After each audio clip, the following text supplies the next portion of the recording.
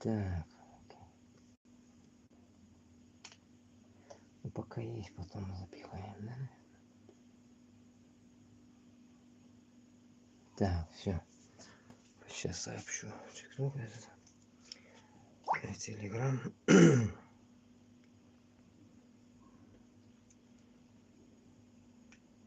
Озгина на 2 ютубах побудем, а потом уже дальше. Так.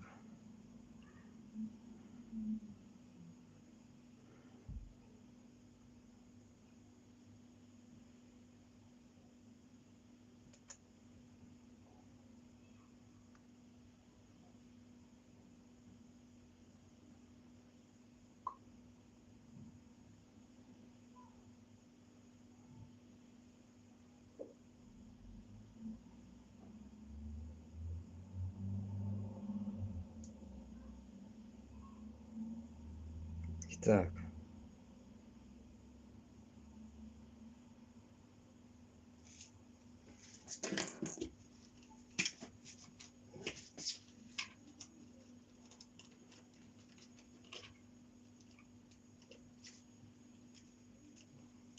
Так, тему эфира. Айтальдинда. Ага. Микрофон надо взять. Сөйләшәбез дигән кебек. Так. Надеюсь, слышно. Прием. Ишетелә. Так, поставим рядом с вами радио, так скажем, точнее колонку. Так, турга кирәк охшый торып. Так, сейчас подготовлюсь. Так, бисмилля. Бер кеше бар, рахмат. Так, бүгін темалар бик күп. Ну, этот, будем читать, само собой, с групп, но новостей полно, короче. Ну, самое интересное, тема именно Зиндан турында. Тема про Зиндан. Тема про тюрьмы, короче. Блин, глючит интернет, блин. Күрше сұрағаны интернет, а онарға берген, вот тебе на тупит, короче, интернет. Итак.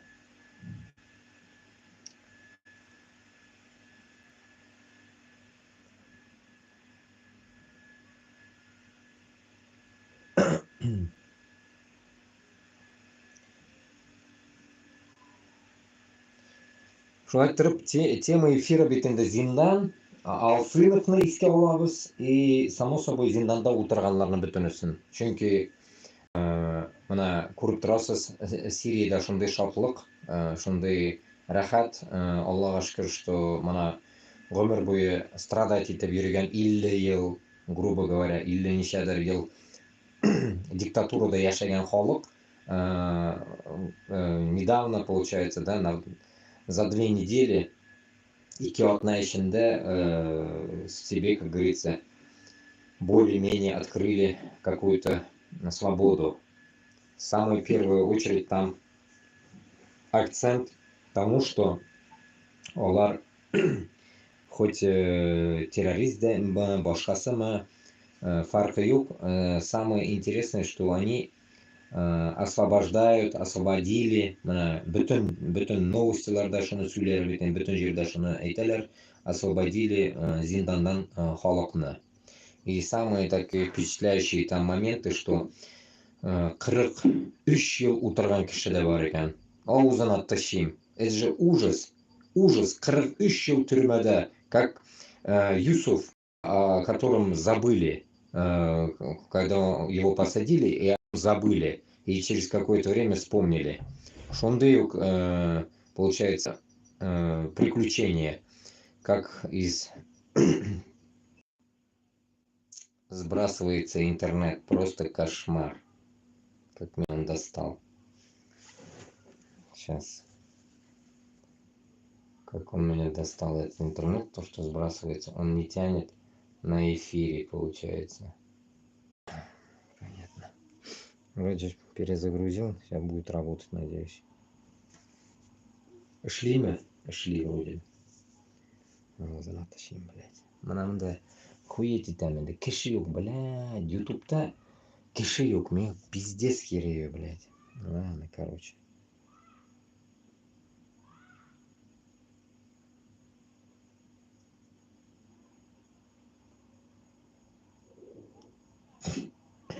Ой, блядь. Bir Кутарбаш, блядь. Кутарбаш bir yazar меня, блядь. Я хуею над такими людьми.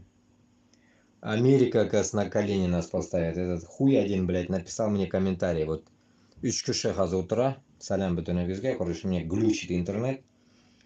Kurshiga berganim интернет, блядь, taratdim, блядь. Sigildi yuzimda интернетом. Не тянет на 3 телефона. Точнее, на 4 телефона, блядь, уже. Ой, блядь. Уёбок один пишет. Анатолий, блядь. Ты что тут смуту разводить? Что тебе именно не нравится? Ты что, хочешь, чтобы Америка всех вместе с тобой на колени поставила? Башкортостан, Татарстан, блядь, я явно нахуй, блядь. После Русни никто не сможет на колени поставить, нахуй. Если, как говорится, мы отвяжемся от Русни, уже, блядь, после Русни уже не будет никого, нахуй. Нас кто-то будет колени ставить на колени. Охуел, блядь. Вот такие вот ебанутые люди, получается, вот с такими комментариями и наводят смуту, как они мне говорят, наводят смуту, блядь. Вот эти уёбки-то и наводят смуту, твари ебучие. Смуту, блядь, навожу, оказывается. Так, ну, тема эфира, как я и говорил, получается, Зиндан,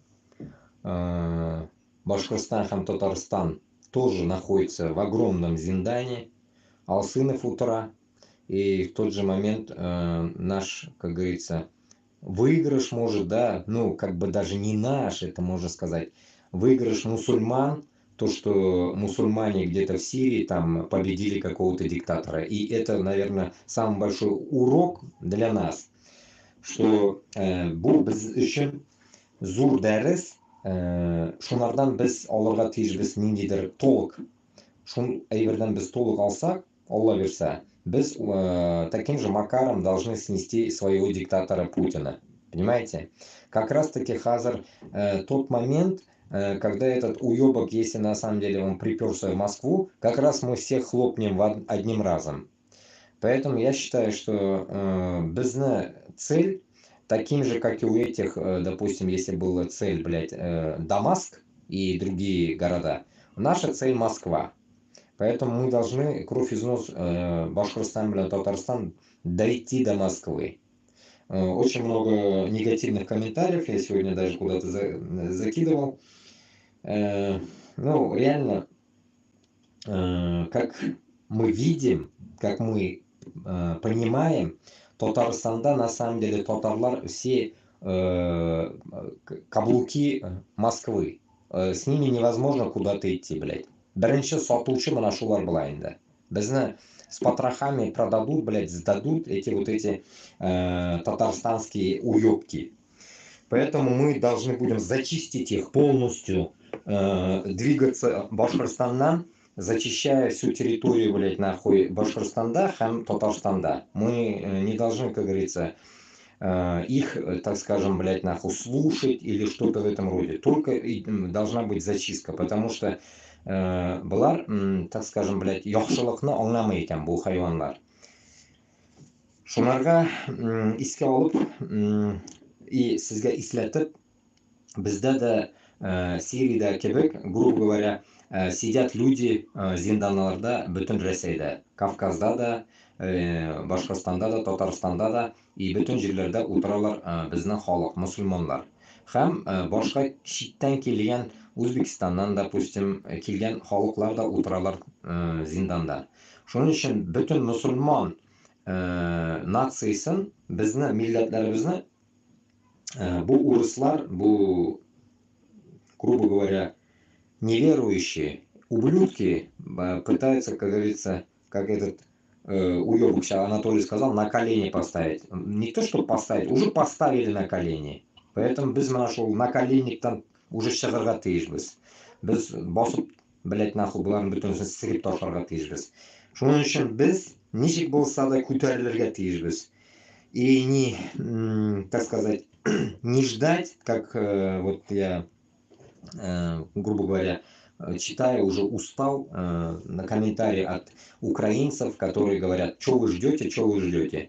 Я считаю, что это огромное унижение, это огромное, блядь, нахуй, унижение, блядь, когда тебе говорят, блядь, украинцы, крестоносцы, что вы ждете нас? Идите в Москву, понимаете? И если человек, как говорится, чистый башкирт, чистый татар, или там, допустим, даже метис была тұрып, сізге айтам, у вас нету своего какого-то чувства, какой-то гордости, опущенности, неопущенности, вот этих у вас нету планок, что ли? Или вам похуй, блядь? Вы чмошники, блядь, или что, я не могу понять. Я считаю, вот то, что происходило до Украины в Сирии, они сколько бились, нихуя не могли. Потом все-таки Аллах Талям им открыл дорогу.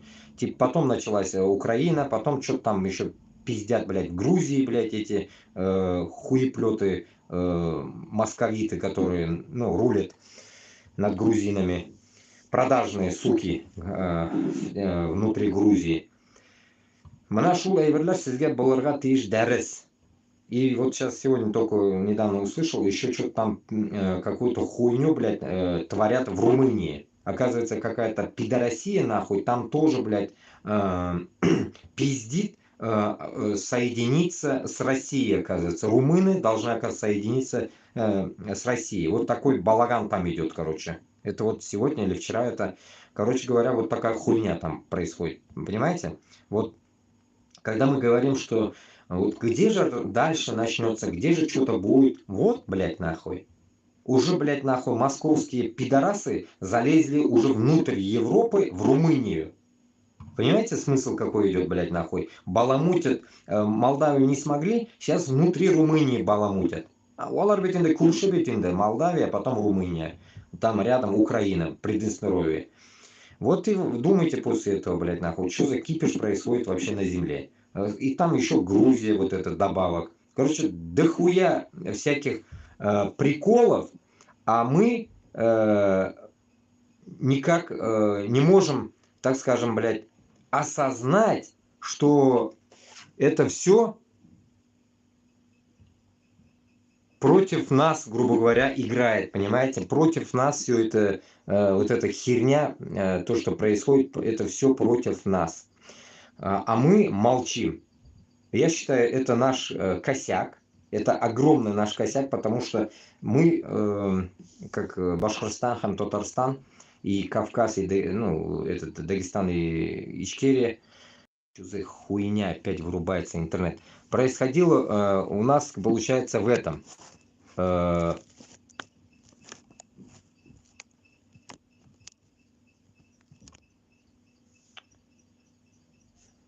Сука, сейчас, секунду. Интернет вырубается. Происходило то, что в Сирии происходит, в Украине что происходит, дают отпор, да, ведь? А в Сирии, получается, сколько годами не могли, как говорится, оторваться от этого Асада, блядь, вот, короче, Асада, засадили Асаду, короче, конкретно, блядь, по самой, блядь, нахуй не хочу. Шунарга, самое главное, причина того, что мы не можем, потому что мы не можем объединиться. Вот наш огромный косяк. А для объединения манкурты и мусульмане, и обычные этнические... Короче, глючит у меня интернет.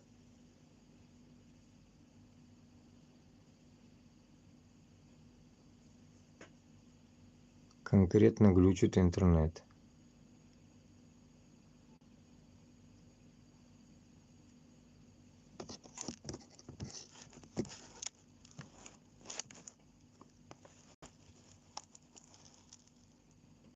Сука, нахуй я ей дал, блядь.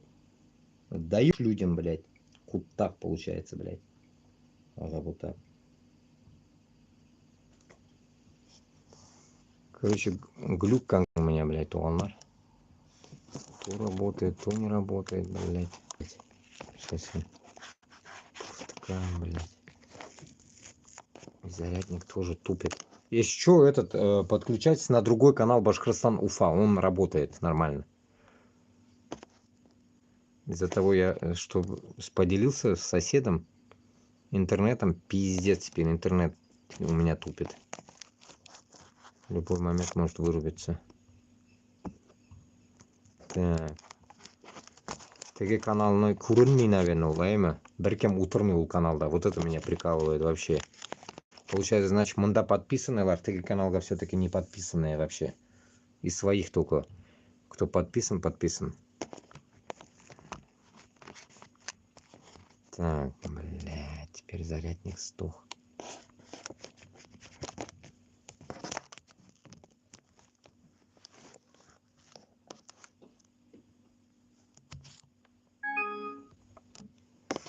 Так, лежать. Лежать. Фу, блядь, все. Вот так не надо трогать. Так, егерма житы киши койдан да кіріп шықты. И вот, блядь, где мой микрофон? И вот, Дусла, о чем я говорил. Вот этот справа, короче, YouTube у меня записывает. Все записывает он. Алхамдулилля, там не тупит вроде пока.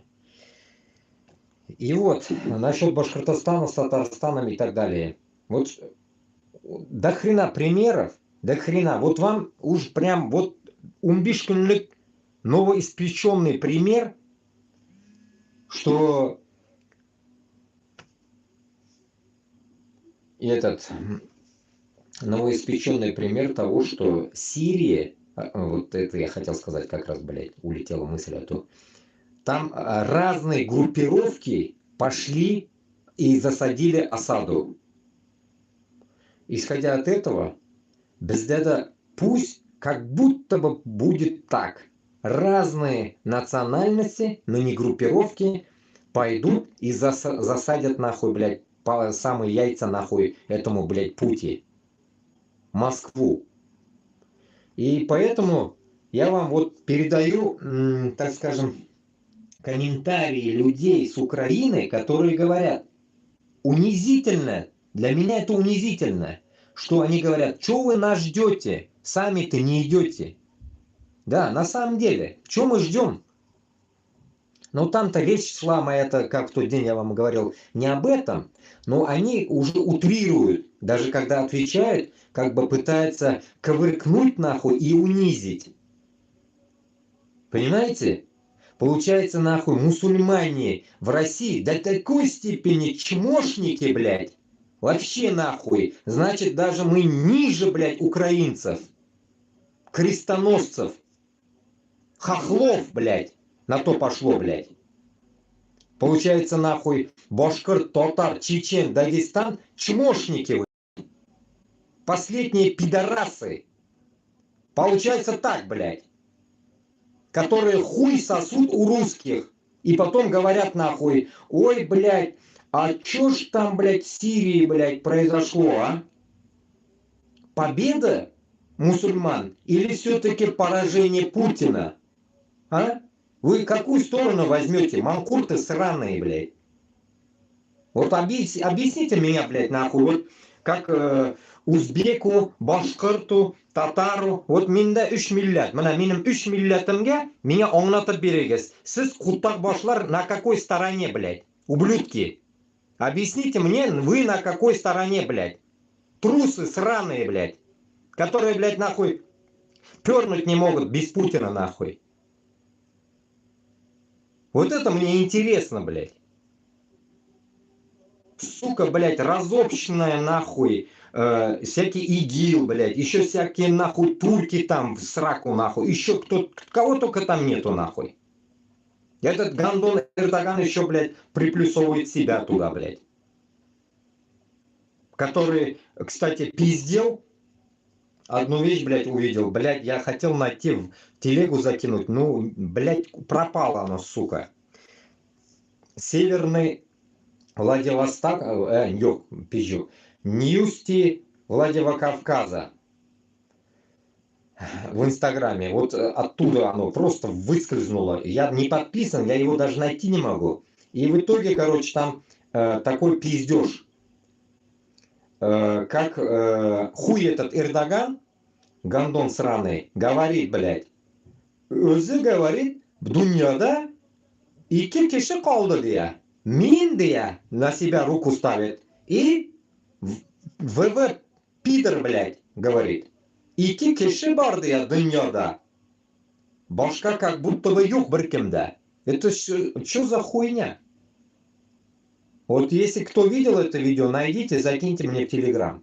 В Инстаграме я увидел. Если я опять увижу его, закину в Телеграм, чтобы потом не говорили, что я пизжу. И этот гандон говорит, и там ниже комментарии читал, блядь.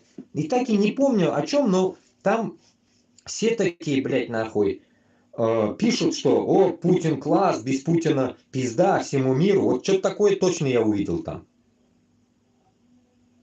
Это получается, блядь, со слов Эрдогана, 22 года, это он несколько лет назад, что ли, говорил, это хуево. Но суть, 22 года, типа, говорит, это я здесь, этот Эрдоган 22 года, оказывается, блядь, сука, на посту, получается. И, наверное, Путин, я не понял, кто 22 года, не помню, блядь. Это резко так произошло, блядь, короткометражка вот в Инстаграме, блядь. Хуже шотса, блядь, в Ютубе. И самое главное, меня взбесило эти слова, блядь, что этот пидорас говорит, что Путин охуенный человек, блядь, вместе с ним. И они типа будут дружить, блядь. И они дружат. Это что за хуйня, блядь? А? Это вопрос этим гандонам Кашаповым, блядь. Татаристы сраные, блядь, из набережных Челнов, блядь. Яршалла, блядь. Ашаклар, блядь. Я же вас лично сам душить буду, гандонов, блядь. Вы, пидорасы, которые нахуй пиздите, блядь, что Татарстан, блядь, через турков хотите, блядь, забрать у Путина. И Эрдоган говорит, блядь, получается, что он и Путин в мире остались. Другие не в счет, получается. Другие не в счет, хуй с ним. А Путин в счет, да? Біздің душман, блядь, Башқұртстан, Татарстанны, һәм башка регионларны душманы. Путин Эрдоганга дус екен. Нихуя себе. Это у меня появляется одна мысль только. Или этот гандон пытается лицемерить, нахуй его лицемерие такое нам нужно, блядь. Вот, это раз. Если это его сраная такая подхалимная игра, это два. Что он чмо, блядь. И 3, по его виду, конкретно уже можно понимать, что он нихуя не будет помогать нахуй регионам России, чтобы они, блядь, нахуй восстали против Путина. Это не то. Это не на того вы ставку поставили, уёбки. Туран, блядь, Хуян, Кутак. Кутак деп өзіңізге тамға қойыңыз, блядь, а не Туран. Вы Кутак башлар деп қойсаңыз была, а не Туран, блядь. Срал я нахуй с высокой колокольни на ваш Туран, блядь. Турана не понимаешь ли. Кутак деп қойсаңыз и маңғайға ябыштырып қойыңыз Кутакны. Хотите бритый Кутак ябыштырыңыз, хотите с волосами. Разницы нету нахуй. Главное, что сіз группа Кутагов, блядь, а не Туранов, блядь. Которые, блядь, нахуй ждут, нахуй, когда насрет, нахуй, этот ебаный Эрдоган, блядь. И когда же он насрет на вас? Шунарга, опять-таки, возвращаясь к Сирии, я хочу сказать, что Башкортостаннан, һәм Татарстаннан я призываю любых мусульман, которые, как говорится, хотят свергнуть Путина, блядь. Встаем, блядь, собираемся и идем против Москвы. Если вы конкретные мусульмане, вы должны меня услышать. Башкаларга кутагамы қойып қойғанмын. Башкалар, которые нахуй себя даже, блядь, нахуй не хотят признать мусульманами, и целуются нахуй в десна, блядь, нахуй с путинистами и с русскими, Как они мне пишут, блядь, нахуй, типа они с узкожопыми, понимаешь ли, на века, блядь. На века, нахуй, ну да. Член, блядь, у вас в жатнице и, блядь, во рту, нахуй. Конечно, нахуй. Поэтому, как говорится, вы на века с ними. Шығарып болмайды, әйме? Кутакны. Шунарға бізде жесткий зачистка была, видишь. Вот эта тактика Сирии, она мне дает еще такой плюс, что мы можем подучиться где-то чем-то. Как кто-то сегодня пропиздошился еще такую тему, то, что вот услышал, я говорю, блядь. Когда я говорю, блядь, от себя, значит, я от себя говорю. А где-то я услышал, я где-то услышал, говорю. И вы можете тоже послушать. И вот этот, блядь, ну, мне он больно не нравится, то, что он, кто он говорил. Я его даже первый раз вижу, блядь. Ну, уебок какой-то. Еврей, наверное. Он говорит, блядь, нахуй, что... как он, блядь, сказал? Мы, говорит, сирийцы, вот эти повстанцы, блядь, увидели, как они зашли в Курск, говорит, блядь, украинцы. И мы также решили, говорит, ебануть. Я говорю, а точнее не я, там ему задают вопрос, откуда ты это знаешь? Ну, мне, говорит, доложили там, внутри. Ну, кто? Ну, не могу сказать, но мне оттуда, внутри, из Сирии это сказали, говорит. Ну, явно кто-то из той басоты, которые там, журналисты, туда-сюда, ну, кто-то там внутри уж слил информацию. Явно человек, который есть везде информаторы, так скажем. Если даже, пусть это пиздеж, какая разница. Но суть, самое тут изюминку надо брать, то, что они посмотрели на украинцев и решили на этот поступок. И потом мне говорят, украинцы типа не помогали там и так далее. Помогали, не помогали, разницы нету здесь уже. А главное, если даже они помогали насчет дронов и так далее, или еще что-то в этом роде, ну, гордитесь, украинцы, гордитесь. Видите, уже второй факт того, что, посмотрев на вас, говорит, как вы вошли в Курск, они решили так же сделать. Значит, получается, мы 500 лет уже не воюем. Вообще даже мы автомат держать не умеем нахуй. Башкортостан на Татарстан. Мы должны, получается, таким же макаром учиться у соседей, как они действуют. Собрать это все в одну кучу, разобрать по полочкам и косяки ихние убрать. Вы только взять хорошие, так скажем, победные действия и идти. Ну, явно пример Пригожина нам не нужен. Значит, нам нужен пример сирийцев. И я не говорю, что мы какие-то сектанты, ваххабиты, ИГИЛ, блядь. Нет. Мы просто народ, который хочет уничтожить Путина. У нас не будет нахуй, как у них, как в Афганистане особенно, там акушеркам, женщинам нельзя это, пиздеть нельзя, блядь, петь нельзя, нахуй, говорить нельзя, больно, блядь, возбуждаются, блядь, афганцы, блядь, от голоса женщин, блядь. И получается, афганцев, которые будут рождаться, их тоже, наверное, мужчины будут принимать, да, роды? Если они даже народы акушерок не хотят учить женщин. Мужчины акушеры, да, будут? Нихуя. Мужчинам можно видеть, да, чужую пизду, блядь. Вот ебанутый народ. Исходя от этого, сейчас будем наблюдать еще второй вариант Сирии. Какой там будет закон? Шариатский или ебанутый? Потому что есть истинно шариатский закон, он будет цивильным, я считаю, цивильным.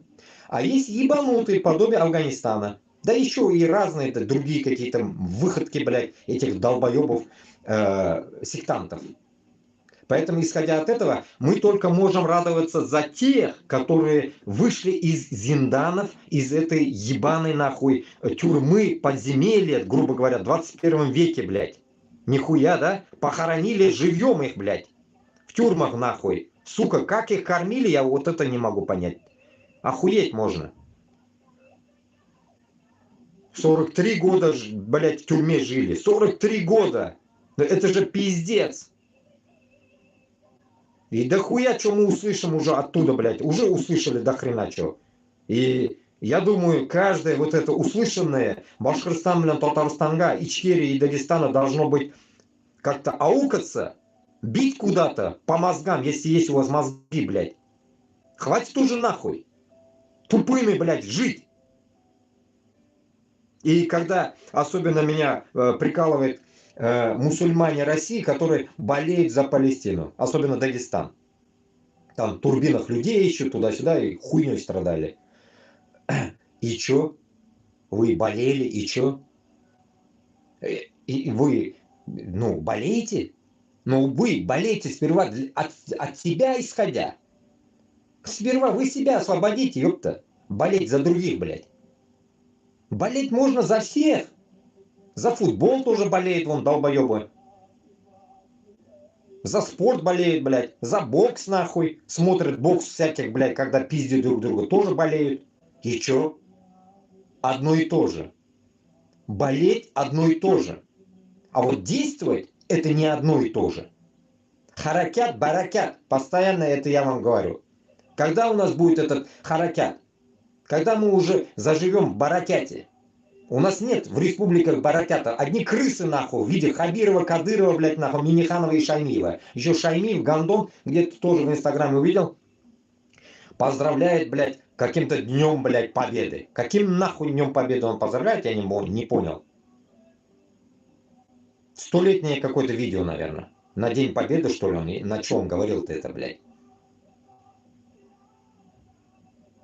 Или, блядь, нахуй, какую-то победу, нахуй, намекает, блядь, Украине. Какая нахуй победа, блядь. Поэтому Шаймиев, Минниханов это дети СССР. Им, как говорится, не рулить нахуй дальше. Хабиров вообще чмо, блядь?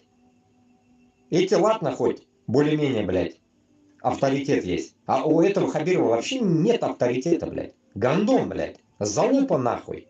Откуда-то вылезла нахуй. Сука, не так ебали его, блядь. Родители, пидораса, вырастили гандона, блядь. Который нахуй находит еще жену откуда-то, блядь, армянку вдобавок. Уебок. Армянский. Родились у него сейчас теперь армяне, да, получается там? Пиздец. Башкирские армяне, я хуею. Один день мне написал один в ТикТоке. Я, говорит, армян, мама башкирка, говорит. Охуел. Мне салам передает. Ну, чувак, наверное, нормальный, не знаю. Но рожа между башкиром и армяном. Охуел я. Первый раз такую смесь вижу. Короче говоря, туганлар, самая первая задача это вытащить бүтін кішілерді зиндандан. Алсынов сидит в той же надежде, как я несколько дней уже наблюдаю то, что происходит в Сирии. Весь интернет заполонился ими. Столько счастья, столько радости, машаллах, что осуществилось, так скажем, действие нашего пророка Мухаммада Пайгамбарымыз, который всегда снимал оковы рабства, всегда действовал, чтобы вытащить рабов из рабства, выкупал, забирал, воевал за них. И все, что только не делал, наверное, в своей жизни, чтобы не было рабов на земле. И мы, мен бит сезгә һәрвакыт шулай әйтәм, тырнагына да, менә кешеләргә бөтен җирләрдә мин исләтеп торам. Без бит аны тырнагына да ярамыйбыз. Мөхәммәд пәйгамбәребезнең тырнагына да ярамыйбыз, блядь. Не то, что там на кусочек волос на голове его. Тырнагына ярамыйбыз. Аягындагы тырнагына без ярамыйбыз. До такой степени мы чмошники. Не то, что грешники, тут грешники второстепенная вещь. Чмошники мы. Вот именно чмошники, которые, блядь, нахуй не могут, блядь, вылезти из своих, блядь, ебаных страстей, блядь, и страха. А страсть наша в чем, знаете? В грязных деньгах. В грязных деньгах, которыми мы сейчас питаемся. Весь Башкортостан с Татарстаном, Дагестан, Ичкерия, которые едут убивать украинцев. И еще радуются, тикток войска ебаные, блядь. Радуются, что они типа там хохлов мочат. Уёбки, вы же, блядь, нахуй, понимаете, что есть бумеранг, блядь. Qaytar dunyo deylar bizda. Qaytar dunyo. Mana shu qaytar dunyo sizga keladi endi. U baribir qaytib keladi u. Qachon bo'lsa-da. Siz shuni просто не можете вдолбить себе свою башку, блядь. Что уничтожение чужих земель, оно приводит к такому же Макару. Вот, допустим, когда мы говорим про монголов, Чингисхана и так далее, но мы точно должны понимать еще одну сторону. Когда Чингисхан, монголы, да, монголы, вот какая из них, не знаю, чингисханская или какая-то, они же тенгри, блядь, вот это ёбаный тенгри, блядь. Это многобожники сраные, блядь. Вот эти сраные многобожники в свое время мочили мусульман, понимаете? Они дошли даже до арабских земель, эти сраные, блядь, монголо-татарская ига, блядь. Понимаете смысл? Они ебашили нахуй всех мусульман. И после этого мы порой иногда говорим, мы Чингисхан, мы монголская, туда-сюда, мы хвастаемся чем-то, хуй поймешь чем, непонятно чем, блядь. Поэтому, намекая на то, что наше прошлое дерьмо, понимая, что наши предки хуйней маялись, и поэтому они были уничтожены. Уничтожены кем? Аллах Та'алям, блядь. Почему? Потому что они посягли на своей волне, блядь, этой ебаной по захвату всей земли, блядь, на мусульман. И нам эту историю не доносят. То там, то сям услышишь, и потом только вникаешь. И одна часть людей говорит, это неправда, другая говорит, правда. Но на самом деле, если они дошли, получается, до арабских мест, до Сирии подавно, то это правда. Это та правда, что монголы мочили мусульман. И в этот момент, получается, значит, Башкортостан с Татарстаном, они тоже были, я не знаю, блядь, нахуй, точнее, ну, явно, наверное, были, я не знаю, ну, какие-то полупокеры, нахуй. Хуй поймешь, мусульмане, не мусульмане, уж гарантии нету, нахуй. Не гарантированно. Тоже, блядь, дикари такие же были, как и монголы. Не говоря там Казахстан, то же самое, Тенгри. Да все. Все полупокеры были, нахуй, ебанутые. Поэтому, исходя от этого, мы должны историю, блядь, нахуй всю со всех сторон разглядев, Башкортостана, Татарстана построить таким образом. Вот сегодня как раз готовил мне свое мнение, так скажем, мысль свою, что когда правление будет строиться Башкортостанда, Татарстанда, наша первая задача это ислам. А потом правительство. Первая задача ислам. Ислам не будет, как говорится, ни под каким действием, ни туда, ни сюда присмыкать. Присмыкать он никому не будет, нахуй. Вот и все. Никакому правительству он не будет присмыкать. Башкортостан, Татарстанда. Только под таким лозунгом мы войдем. Почему? Во-первых, это религия, которая дана Аллах Та'алям, блядь. И там над ним, как вот сейчас, блядь, в этом тагутском, нахуй, московитами, когда мы живем, крестоносцами сраными, блядь, над всеми мечетями рулят тагуты. Эти сраные, блядь, нахуй, узкожопые, блядь. Получается, над законом Аллаха они рулят. А потом мы хотим построить такой Башкортостан с Татарстаном, где также будет правительство рулить над религией. Нихуя, нихуя такого не будет. Такого не будет. Вот, видите, там в Казахстане, Узбекистане, Таджикистане, Кыргызстане рулит правительство над религией. Нет, такого не будет. Нихуя. Ислам сам по себе будет.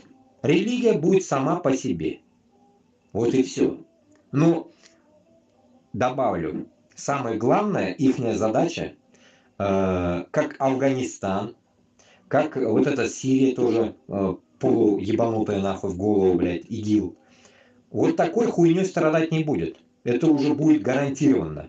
Ислам будет сам по себе, правительство само по себе. Но ислам не будет, как по-узбекски сказать, хаддан ошмейда. Как это по-татарски, я не знаю. Охуевать не будет, короче говоря. Охуевать не будет ислам и правительство в таком же темпе. Получается, будут они идти наравне. И это не означает, что ислам потом будет каким-то радикальным, ебанутым, шовинистическим. Потом там, блядь, все будут нахуй, получается, блядь, создавать какие-то взрывы, блядь, нахуй, атаки, террор, блядь. Не. Вовсе не это.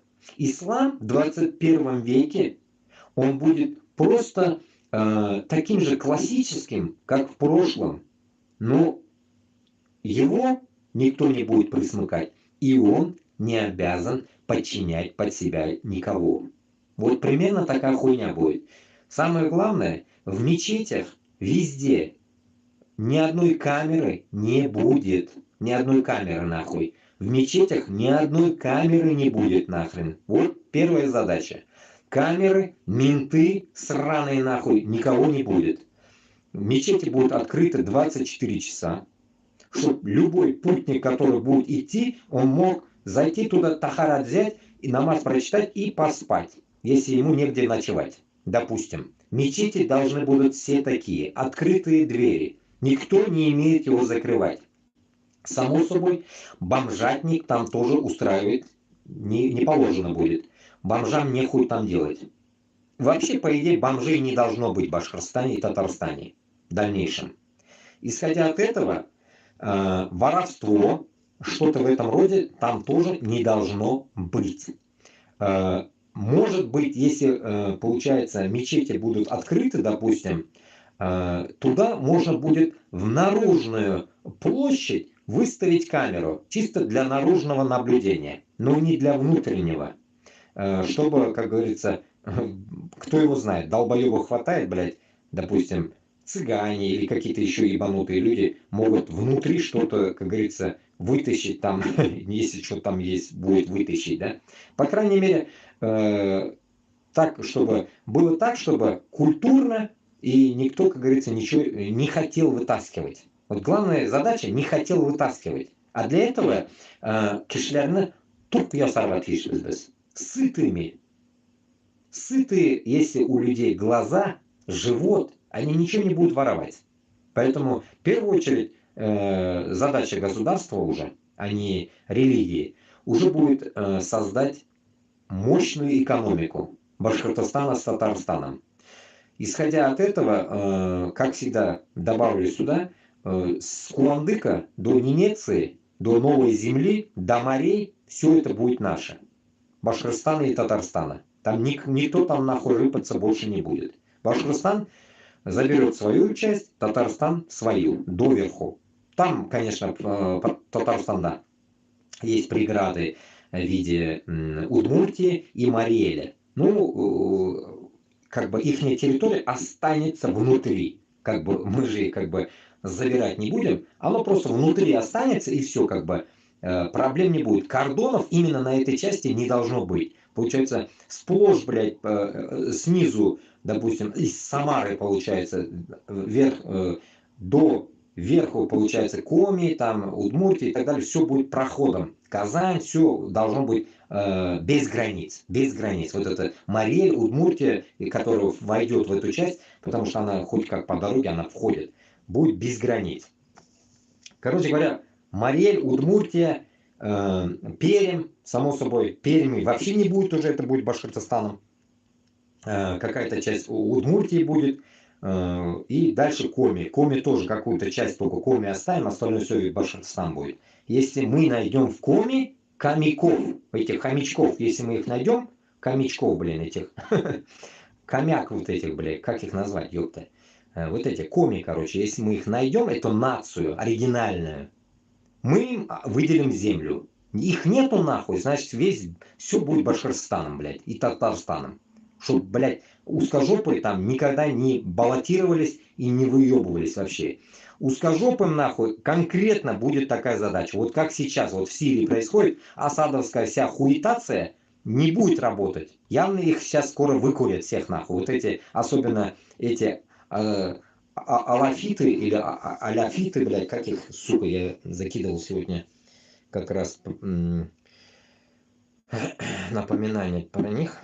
Сейчас правильно, блядь, прочту их мне, блядь, ебаную нацию. Так, алафиты, вот эти алавиты, блядь. Вот эти гондонские алавиты, подобие этого, нахуй, у нас будет, нахуй, воду мутить, это вот узкожопые. Вот Башкортостан и Татарстанда узкожопым жестко будет, как говорится, прижим. Ни в каких, нахуй, верхушках они не будут работать никогда в жизни. Первая задача. Нигде. Нигде, блядь, нахуй.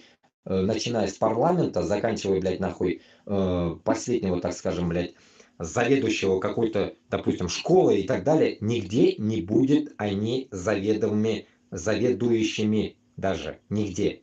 Они могут, если даже захотят, они будут там в низких, где-то обычных работах. Вот и все. Не нравится, пиздует нахуй московиты. Все. Вот такая задача будет. Главное, блядь, прессовать их морально нахуй, так скажем, ну, вспоминая постоянно этого Путлера сраного нахуй. Вот и все. Наша задача будет вот примерно вот так, блядь. Морально уничтожить. Морально. Как они сейчас нас пытаются морально уничтожить так же. Другого варианта нету.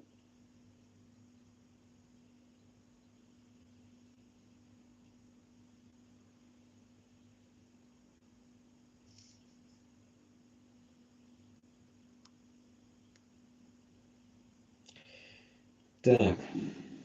Давайте пройдемся этому по Куштау теперь. Что там в Куштау произошло? Вот 130 уже накидали всякой херни.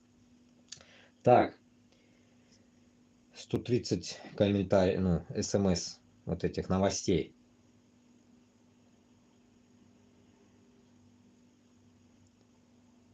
Так. Что тут есть по теме? Ну вот. Вот именно давайте вот как раз Сирия добавим вот как раз эмоциональные кадры освобождения сотен тысяч женщин из печально известной тюрьмы Седная. На кадрах можно видеть, что большая часть из них это девочки подросткового возраста, какую угрозу обществу эти юные создания могли представлять. Да, кстати, вспомнил как раз насчет этого тоже, где-то натыкался в комментариях или что-то читал, как одна девочка в 19 лет ее посадили, и она вышла в 32. То ли она родила кого-то, то ли что. Ей просто, я читаю, охуевал от всего этого. Получается, в 19 ее посадили, и в 32 вышла. Ей вот 32 сейчас получается. Это получается что? Блять, 13 лет сидела, как раз минус 24 и 13. Это в 11 году ее посадили, получается. Если она вот сейчас об этом пишется, где-то в ТикТоке или где-то я прочитал, блядь, или в Инстаграме, блядь. Представляете, да? Вот какой зинданлар Сирида Болган. И в данный момент это все мы видим, весь мир видит об этом. Поэтому, исходя от этого, мусульманам опять напоминаю, если сіз туғанлар, мусульманлар, хазар не соберетесь, не встанете против Москвы, дальше вот то же самое нас ждет. Не то, что там Алсынова там на 4 года посадили, да всех будут сажать. И хрен знает где, блядь. На каторге куда-нибудь отправят, даже мы не знаем где, блядь. Россия это не Сирия. Россия огромная нахуй. 10 Сирии нахуй. В России, блядь, территории. Там хуй ты найдешь кто где.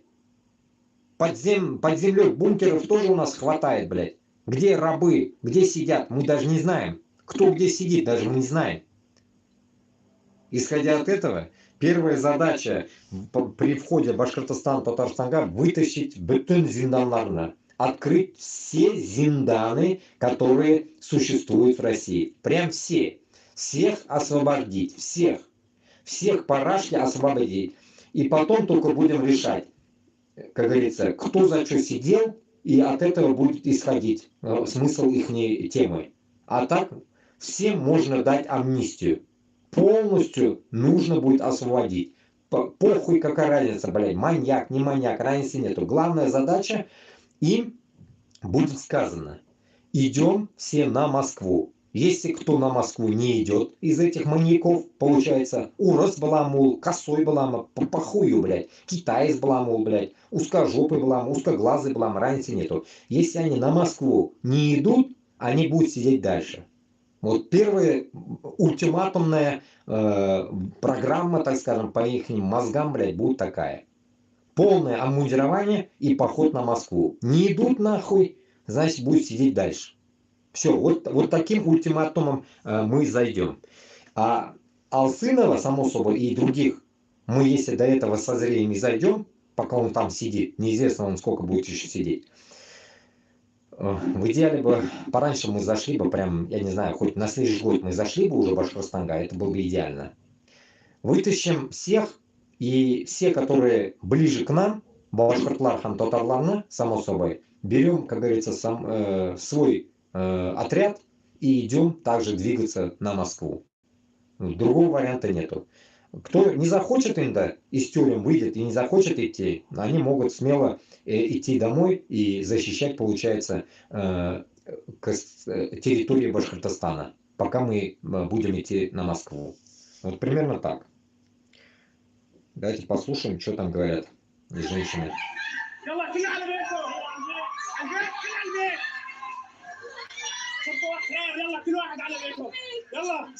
Все хиджабов. Девочки, все хиджабов.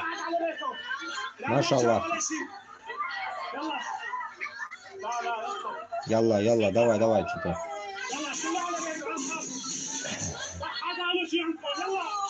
О, мандавит валар. Вообще, воклар, бәләкәйләр вообще. Им, наверное, 10-15 лет. Говорят, еще родили там несколько, все там, многие рожали там. Откуда они беременели, вот это интересно.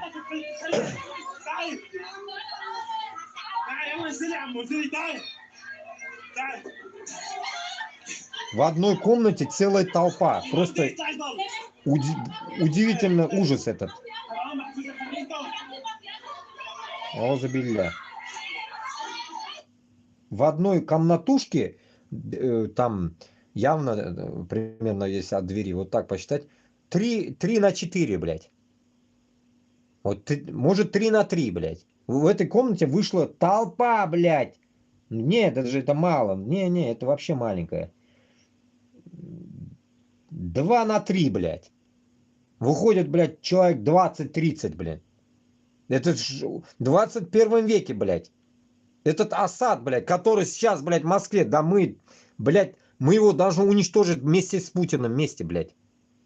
Но первая задача, само собой, как я вам и всем говорил всегда, собрать этих гондонов всех на плацу, так скажем, блядь, нахуй, на Красной, блядь, ебаной площади и разобранном, конечно, блядь, Кремле. И там, получается, надеть им памперсы всем, и Асаду, и Путину, и всем нахуй гондонам. В памперсы, нахуй, Лукашенко пригнать туда, блядь. Имамали Рахмона тоже притащить оттуда. Казахстанского Тукайку, блядь, всех этих гондонов собрать туда.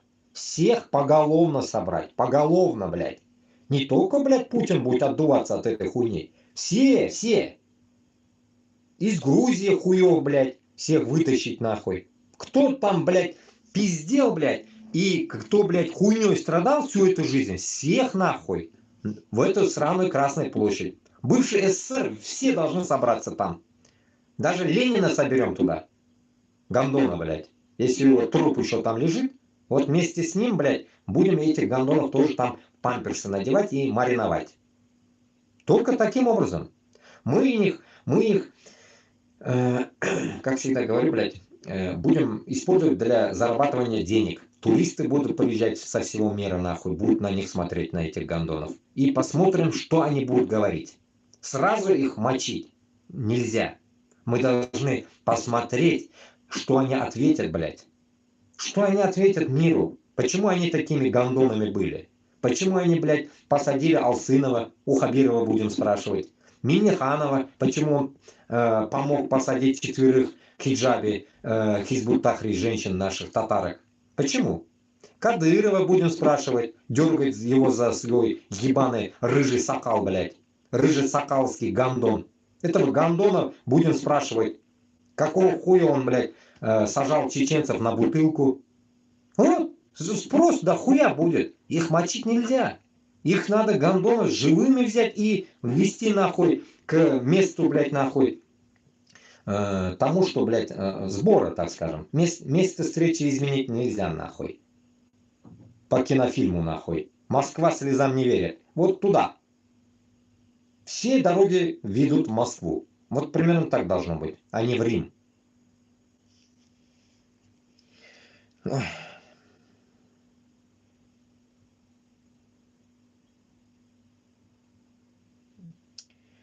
Ну, вся тема, оказывается, про это. Оппозиция в Сирии запретила заставлять женщин носить хиджабы.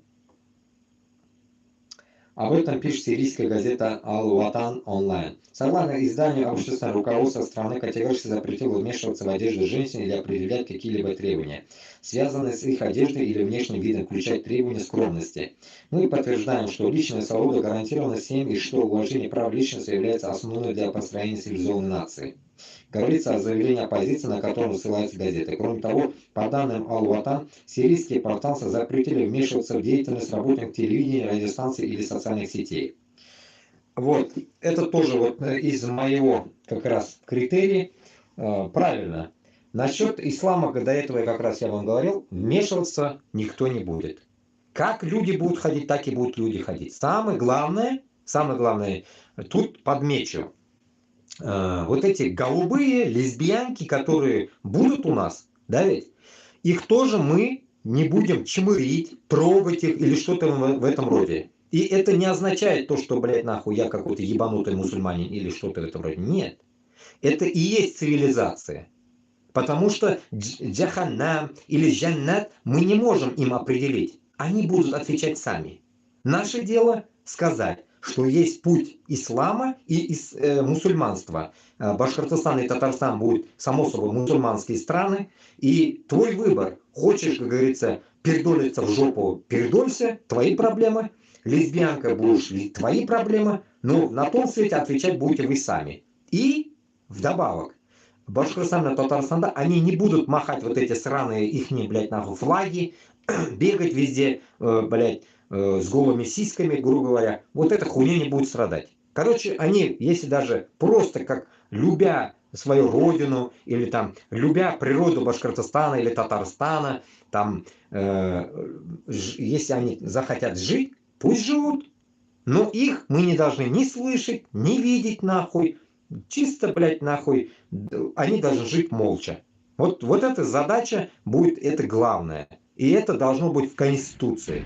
Что, блядь, нахуй, их трогать никто не будет. И они, вдобавок туда же, блядь, дописать, второй пункт, они тоже выебываться нигде не будут. Чтоб их нахуй не слышно было нигде. Если им где-то захочется походить, то там, то сям, они вот приезжают в Европу, Европа для них тоже будет открыта, Америка, и там пусть выебываются с крестоносцами. А у нас крестоносцы не будут. У нас будет бутонжида мусульман, ислам. Все, вот типа такая. И само собой, когда я говорю религия и ислам отдельно, а правительство отдельно, и тут добавлю, ислам будет призывать к себе методами, дозволенными по Корану. Не будут нахуй надавливать, не будут собирать секты какие-то в домах, блядь, или хуйней страдать. Нет. Все мечети будут открыты. Все намазы, все, что они хотят, будут делаться в мечетях, возле мечети. Разницы нету. Главное, учебные центры, медреселяр, везде открыты должны. В каждом городе. Никто не должен ездить, допустим, в Уфу из Баймака, чтобы попасть в медресе. Нет, такого не будет. И в Баймаке будет медресе, в Уфе, в Казани, везде, Белорецкий, хоть где, в любой дыре должно быть маленький болсада медресе. Любой жерде медресе балагатыш. Это обязательно. Медресе это таким же должно будет, допустим, вот сейчас в этом ебаном узком мире медреселер создаются через мечеть, через садака. Вот этого не должно быть вообще. Все мечети построены будут за деньги государства. Медреселер таким же образом, макаром одним, как школы, университеты, институты, училища, колледжи будут строиться государством. Никто никуда не будет расходовать свои личные сбережения. Только вы можете ради Аллаха давать садака, и эта садака, все деньги будут уходить в детские дома, если они еще будут, надеюсь, их не будет в дальнейшем, и так далее. И мы метод, наверное, возьмем именно европейский насчет детских домов. Детские дома мы попытаемся сократить. Всех детей раздать по семьям. По всем аулам, по всем семьям попытаемся раздать детей. Само собой, раздавая этих детей, мы должны будем давать отчет, что эти дети будут обеспечены государством. И это не налагается на чужого родителя. Этот родитель, если, само собой, будет за ним хорошо ухаживать, воспитывать и так далее, это вот первый плюс с их стороны будет. А насчет всего вот этого расхода, расход должен будет проходить через государство. Это не эти подачки Путина, пидораса, когда ребенок рождается там 150 тысяч или 300 тысяч, говорю, потом 500 поднял и так далее. Нет, приманками и хуйней мы как контрабандой заниматься не будем. Какими-то коммерческие действия, игры, блядь, нахуй проводить, как Путин, не будем. Все будет обеспечено государством, само собой. Начиная с садика, заканчивая университета, все будет бесплатно. Все будет бесплатно. Главное у человеку проявлять свое желание учиться. Наша задача будет обучать их и у них просыпать и уятрга желание учиться. Вот, допустим, у меня нет желания учиться. Вот вы меня хоть чё, вы меня купить даже не можете. Я не хочу учиться. А таких, как я, дохуя. Поэтому первая задача – это создать положение бесплатно, в первую очередь, людям это нужно, и желание, чтобы они поступили учиться, привлекать на учебу, чтобы у нас росло поколение умных, таких продвинутых, охуенных людей, а не тупых нахуй, сибирских валенок нахуй. Не нужны нам такие тупые. В данный момент, как говорится, мы уже в этой тупизне живем и родились в этом тупизне, живем в нем, блядь. Вот, примерно так. Мы должны уже выкинуть это нахуй, тупые свои замашки эсерские и так далее. Мы должны учиться, точнее, учить детей бесплатно. В первую очередь. В первую очередь. Так, идем дальше. Фото тут башкортлар. Башкир на полуденной молитве в окрестных Мулдакаева. 1890 год. Башкорт ирләре басып торалар. Калфак башларында күбесендә калфак инде, менә шулай шопан кигәннәр инде, башкортлар да шопан кигәннәр. Үзбәкләр кебек шопан, нәрсәкәй. Билбау булган инде, билбау, шопан, шулай басып торалар, намаз укыйлар, короче говоря, икеме бер мулланы алда басып тора, артта где-то бер 50-60 кеше бар инде. Ике ряд ясаганнар. Наверное, на первом ряду где-то 30 человек, сзади тоже, наверное, не видно. Вот. На траве, деревья. Ну вот, короче, Куштау Байрам деген нәрсекайда можете посмотреть. Ну вот, к себе тоже закину я его. Шумиха. Так, идем дальше. Так, сейчас какие-то колбы. Итак, что тут новое?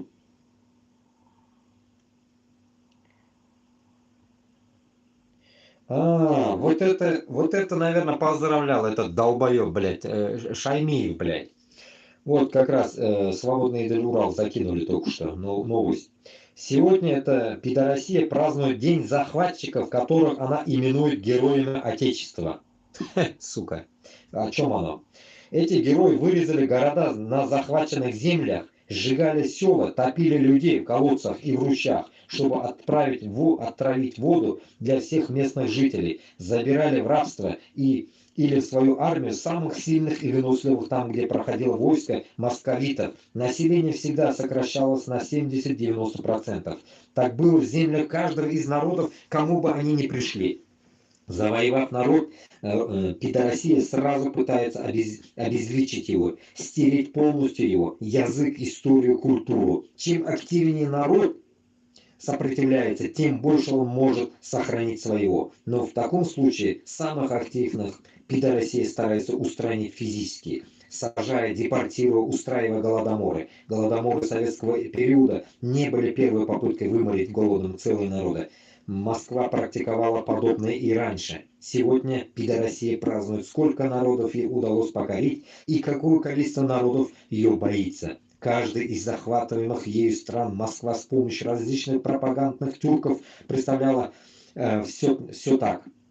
Якобы население еще и благодарило ее за оккупацию и массовые убийства своих людей. Так было с каждым народом, в каждой захватываемой стране. Но прожив всю жизнь в условиях промывки мозгов, трудно увидеть полный ужас оккупации, если навязывают, что все было хорошо и так исторически сложилось. Как это выглядит со стороны, можно посмотреть на узких плакатах для Сирии, где сирийские якобы благодарят узких за то, что те бомбят их страну, сжигают, расчленяют, вешают и убивают кувалдами ее гражданское население, ее повстанцев, защитников. Все то же самое было и у нас. Мы все абсолютно в таком же невольном положении. Сирийцам удалось вырваться обязаны и мы. Каждый народ имеет право на свободу и независимость. Все заявление против нашей свободы – это заявление наших палачей. Прям, блядь, в тему. Вот прям в тему написали и скинули. Прям в тему как раз, о чем я вам и твержу уже 1 час. Туганlar, men kelisham bunim bilan, sizda kelishasizlar deb o'ylayman. Shunlarga men sizga tog'inda aytam, Alloh taolamdangina qo'rqqan kishi ozod bo'lajak.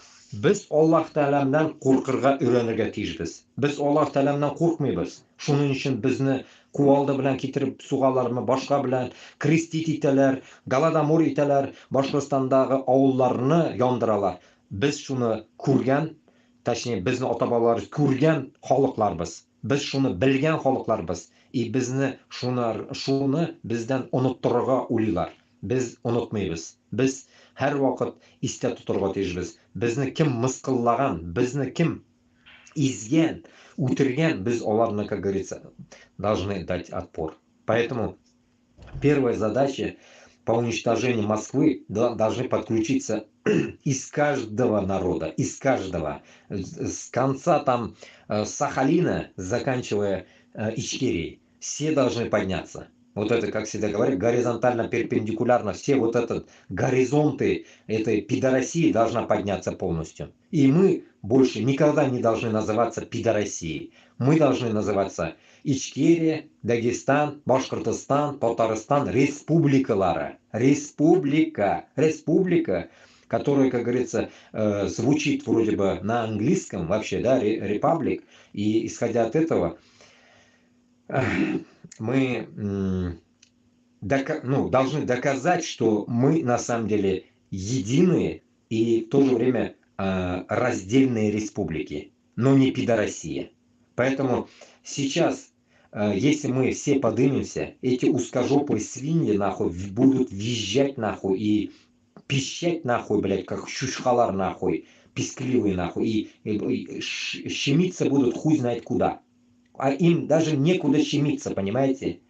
Им, блядь, нахуй, вот если у нас начнется этот кипиш, им щемиться уже некуда будет. Казахстан их не примет в этот момент. Я точно знаю, в этот момент им нехуй, никуда вообще нереально будет щемиться. Поэтому ихняя только один шанс им остается. Я им тоже вот хочу предупредить, у вас только один шанс будет, блядь, Или вы пиздуете в Москву, сложив оружие нахуй, или тихо, молча остаетесь в Башкортостане. Вот вам вот такой только выбор будет даваться. Как сирийцы, как они сейчас вошли и все бегут, и они как бы никого не трогают, наверное, таким образом у нас не будет. Нам придется все равно положить кого-то. Выхода не будет, потому что у нас очень много будет манкуртов. Манкурты, как говорится, первым эшелоном придут на нас. Поэтому мы должны будем уничтожить манкуртов однозначно. Само собой, Миниханова, Кадырова, Хабирова мы оставим на потом, на десерт.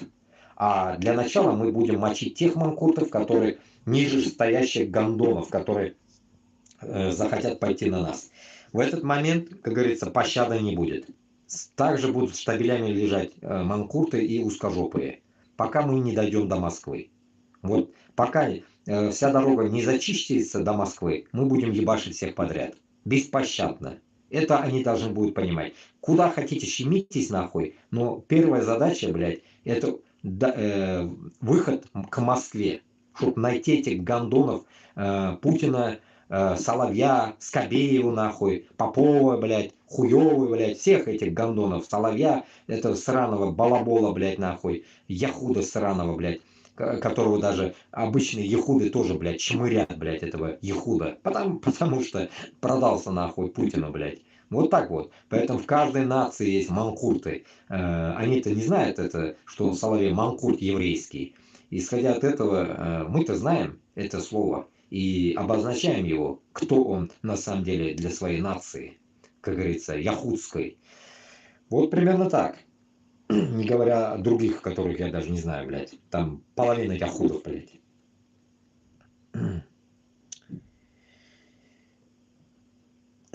Так, идем дальше. Что тут?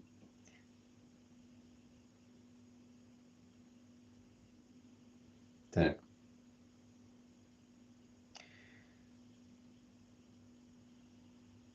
Перейти к сообщению. Давайте зайдем. Что это за хуйня? Минобороны РФ сообщила о бомбардировке позиций ВСУ Курской области. Минобороны РФ сообщила о позиции Курской области. Фронтовой бомбардировщик Су-34 нанес удар авиабомбами по личному составу бронированной и автомобильной военной техники ВСУ в приграничном районе Курской области. Еще она. МО РФ отчитался о бомбардировке Курской области. Удар наносился авиационными бомбами с универсальным модулем планирования и коррекции. Завершился третий год СВО и пятый месяц разгрома ВСУ под Курском. Что-то, блядь, такое я нигде не слышал, то, что, блядь, ебанули по Курску. Это что за нахуй пиздеж, блядь. Давайте-ка до конца почитаем. Удар наносился по разведданным целям авиационными бомбами с универсальным модулем. По данным министерства, после выполнения задания бомбардировщик вернулся на аэродром вылета. Военные также сообщили, что поразило ВПФ дроном минометный расчет подразделения ВСУ Харьковской области. В ходе разведывательного мероприятия военнослужащим группировки войск «Север» был вскрыта замаскированная позиция расчета 120 мм миномета подразделения ВСУ в районе одного из населенных пунктов Харьковской области в зоне проведения СВО, говорится о сообщении. Ну, не знаю, это правда или нет, нахуй, но пока не можем обосновывать это, и нужно будет услышать от украинцев, что это было вообще на самом деле. Пиздеж или правда?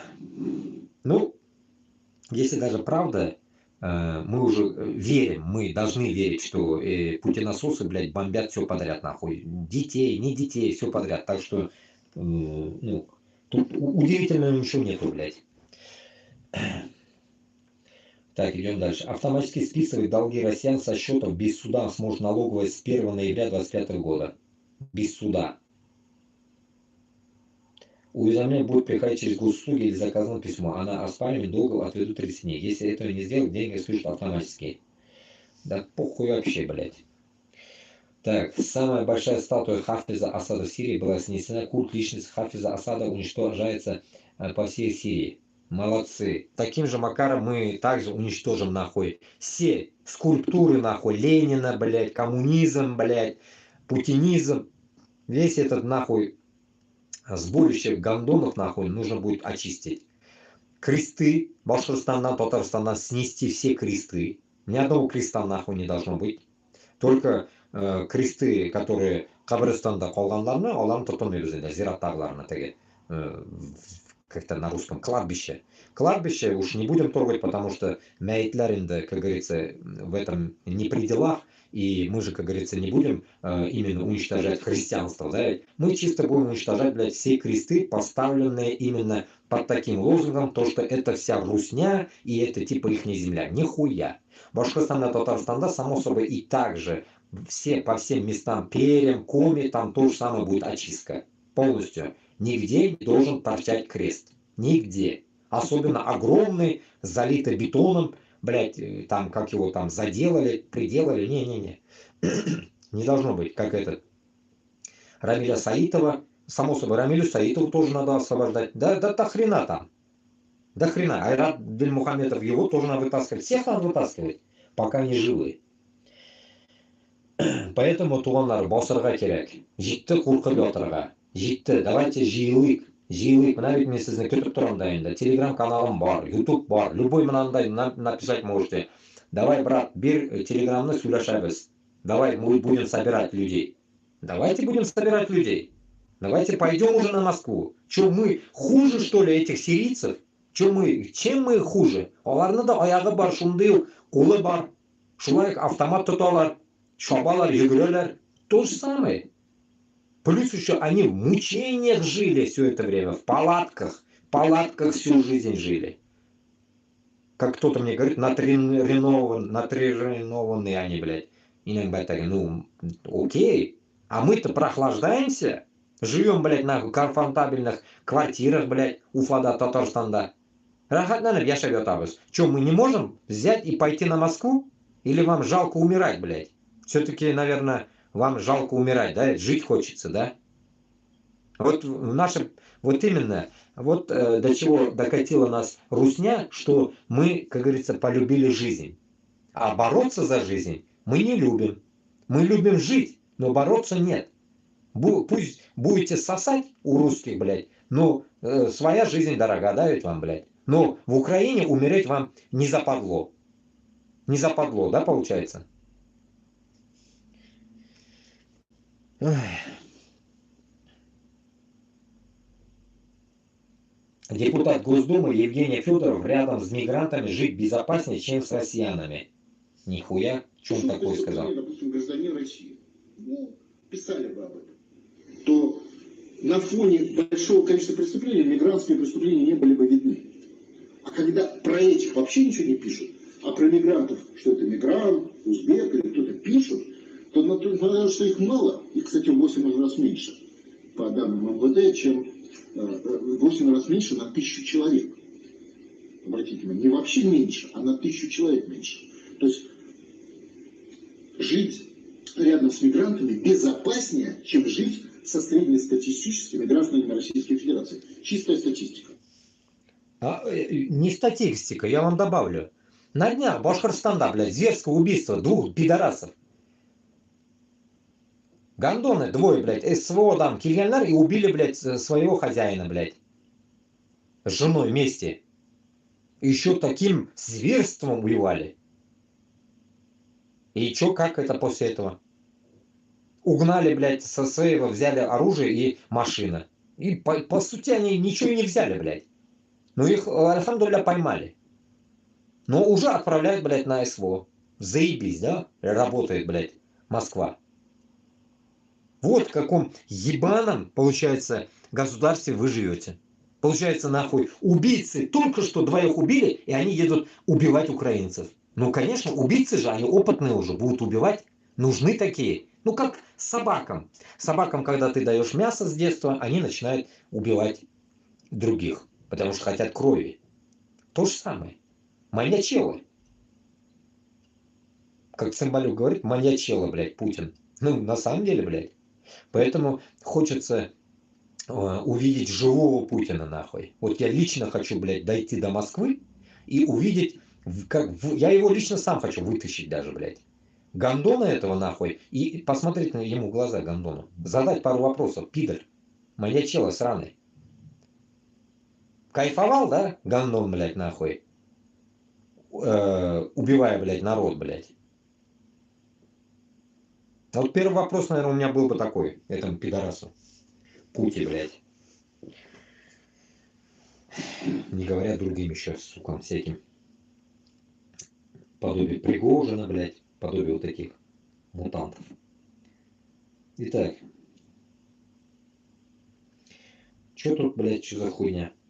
Россияне стали больше ценить право частной собственности. 55% россиян назвали наиболее важным для них право на частную собственность. Когда тот же вопрос задавали 5 лет назад, так говорили 42 опрошенных.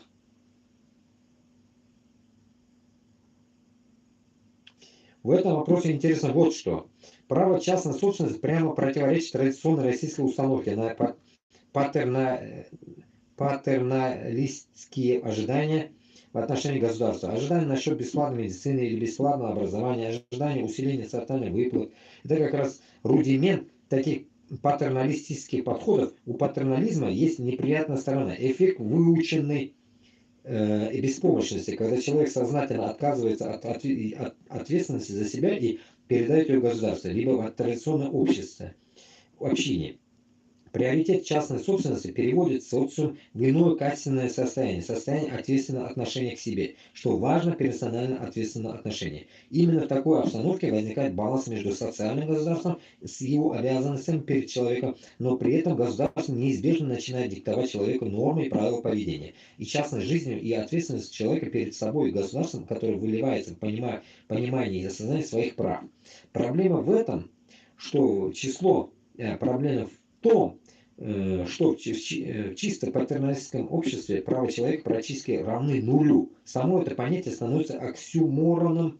Если ты передал государству всю полноту ответственности за себя, то тем самым ты отдаешь и все свои права. В обществе, где человек становится абсолютно автономным от социума и государства, тоже ничего хорошего нет, так как в нем оказываются незащищены слабые, которые не способны самостоятельно обеспечивать и гарантировать свои права. Нормальное общество – это общество баланса между патернализмом со стороны государства и ответственным отношением человека к своей судьбе. И частная собственность создает условия для возникновения такого баланса. Это то, что не сумел или точнее не успел создать Советский Союз. При этом частная собственность и социальное государство не антагонисты. В ряде стран Варшавского договора частная собственность вполне мирно уживалась с социализмом и социальным государством. До сих пор Германия оси жители Восточной Германии ментально не воспринимают общество жесткого индивидуалистического капитализма Западной Германии. В ГДР был создан очень хороший баланс, которого нет в нынешней Германии, и это очень сильно заметно по разнице менталитетов Оси и Весси. Союз просто не успел, и на новую Россию перетекла эта проблема, избыточная из ожиданий людей, на государственную помощь и поддержку. Конечно, то, что сложилось сегодня, нельзя назвать гармоничным обществом, так как государство под руководством извращенцев и мошенников сняло с себя обязательства перед людьми, но при этом жестко ограничило их права вплоть до полного их искоренения. Здесь говорится о балансе попросту нелепо говорить.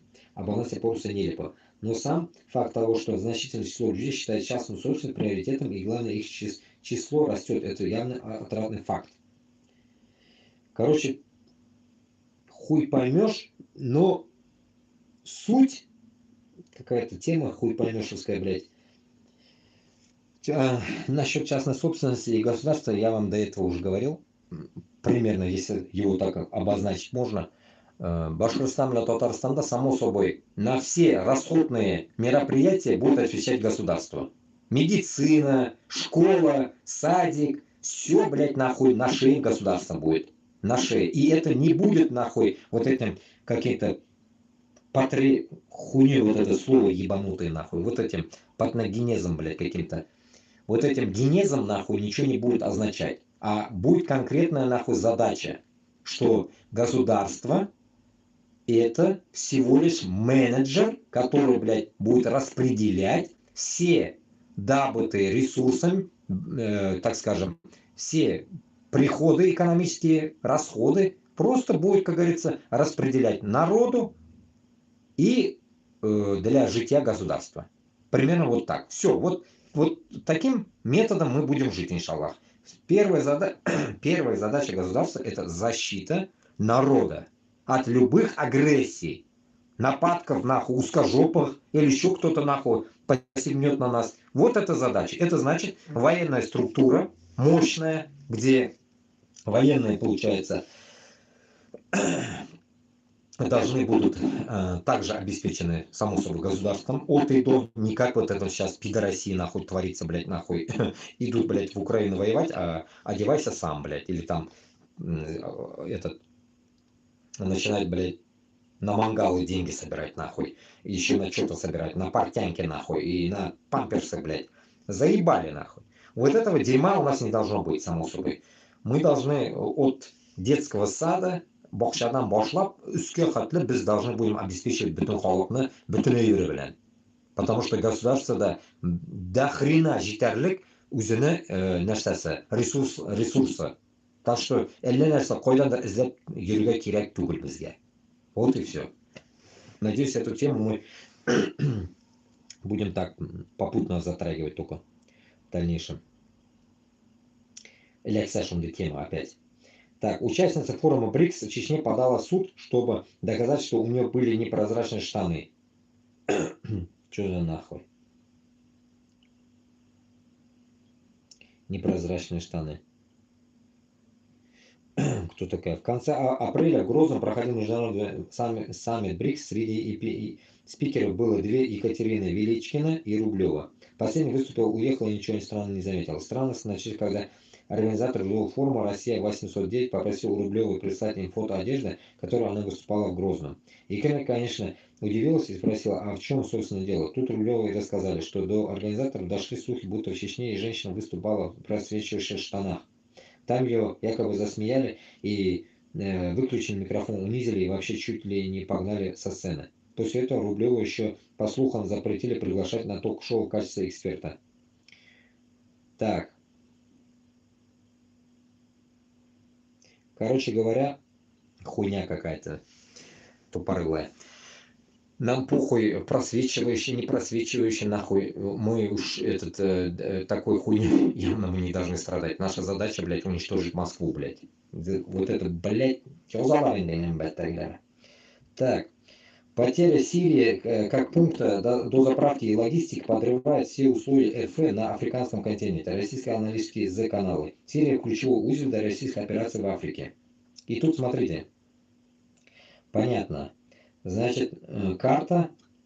Интересно. Хорошо, видно карта. Закинул в телегу себе. Так. Вот как раз, видать, удобно прям сделанная карта, блядь. Охуенная карта у него. Централ Африка Республик, Судан, Чад сверху, да, ведь Нигерия. И тут, бля, Ливия, Туброк. И где это нахуй? Сирия. Хуё, блядь. Египет, Ливия. Вот здесь, что ли? Алжирия. Что-то не могу понять. Где это ёбаная Сирия, блядь, не могу пройти. Туплю или что? Тобрук. Блядь, вот это, наверное, блядь. А, нет, вот Сирия, ёпта. Не на той же стороне она. Вот теперь, давайте, смотрите, объясню карту. Короче, из Москвы до Сирии 2300 километров, оказывается. А чтобы попадать, допустим, до какой-то заправки, получается, до Тобрука. Тобрук, в Тобруке тоже какая-то хуйня у них есть. Либия, блядь. И дальше.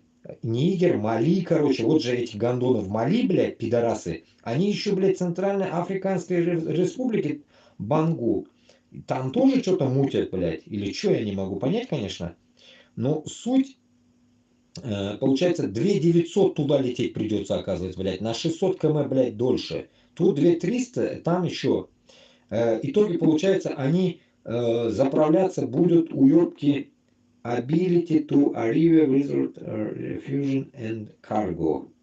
Хуй знает, где тут по дороге.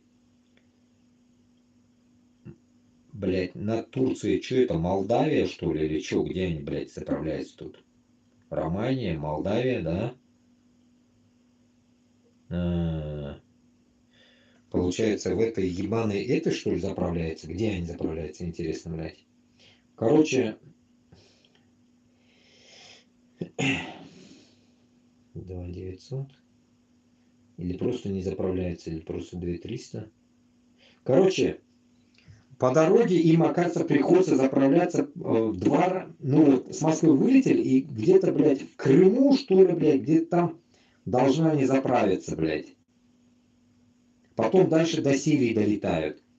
А долетали. Теперь уже хуй они туда не могут долетать. Теперь им нужно долетать до Табрука, в Ливию, короче, в сторону Ливии, блядь. Либия, блядь, какая-то. И дальше уже идти. Ну, короче, создался геморрой. Получается, ну-ка, вот, карго. Карго какой-то, блядь. Потери Сирии как пункта под дозаправки и логистики подрывает все условия РФ на африканском континенте. Российские аналитики. И тут возникает один вопрос. Вот насчет этого поразмышлять хотелось бы. Вот кто же помог сирийцам? Они сами очухались, ждали этого момента? Ну, быть может. Но все равно, кто же им помог? Так скажем, кто же им дал наводку? И у меня такая мысль выходит. Мне кажется, эту наводку, первый вариант, это или Англия дали, Англия дала эту наводку, или Украина дала эту наводку. Вот что-то в этом роде. И последний вариант это Америка.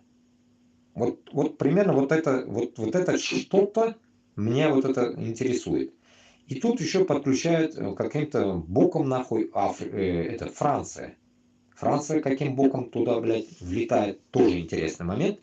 То, что Макрон говорит, как бы обрадовался, то, что они, блядь, ебанули туда-сюда. Вот так говорят по новостям. И поэтому я считаю, что тут получается вот эта езда туда-сюда, езда, блядь, Зеленского, мне кажется, блядь, вот из тех пунктов, которые, блядь, пиздели там, как выиграть Москву, как выебать Москву, он же говорил потом, ой, зачем вы сказали, не надо. Вот один из пунктов, который мы не услышали, это была, наверное, вот эта Сирия. Дернуть Сирию, помочь им и сказать, мы не при делах.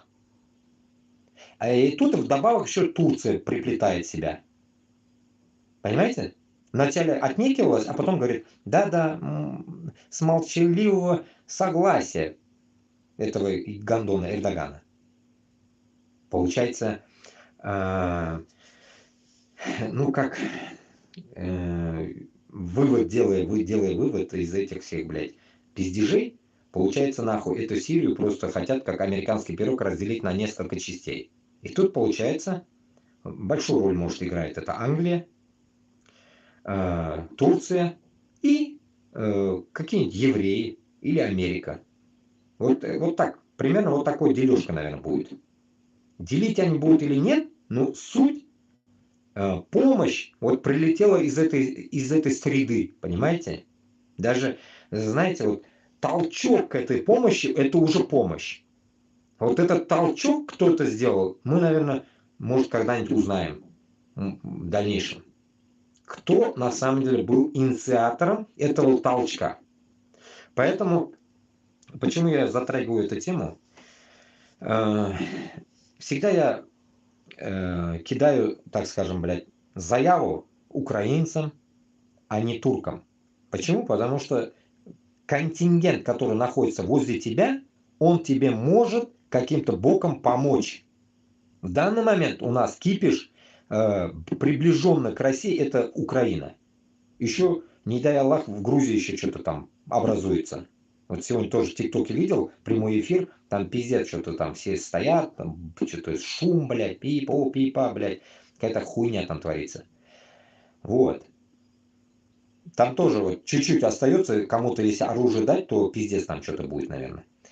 И тут получается Башкортостан, Татарстанга и другим регионам только может быть поводом Украина, потому что уже разожженный костер Украина. И когда украинцы говорят, мы чё, при чем, типа, вы сами давайте действуйте, как бы вот так они говорят, унижая, да, нас, так скажем, которые хотят снести Москву.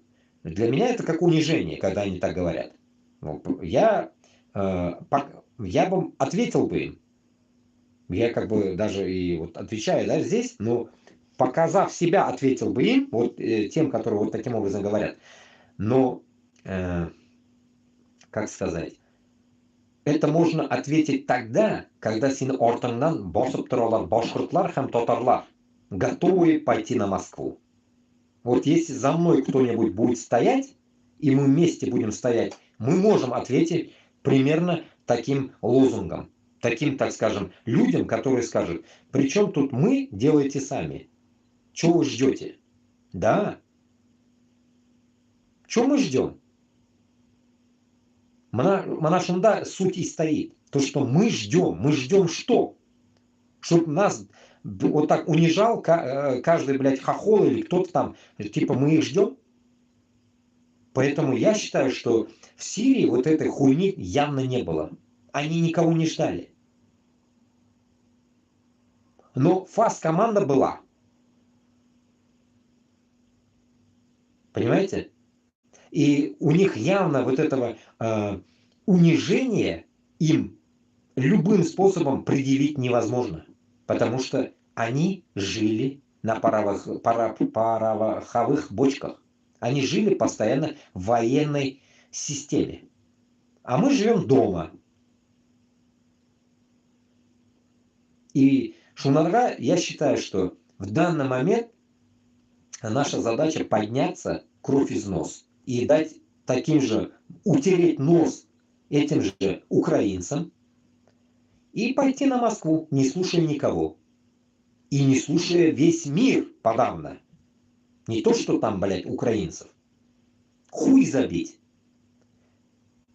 Вот когда я говорю про такаберлик должно быть не на нас действовать, от вас, не на меня.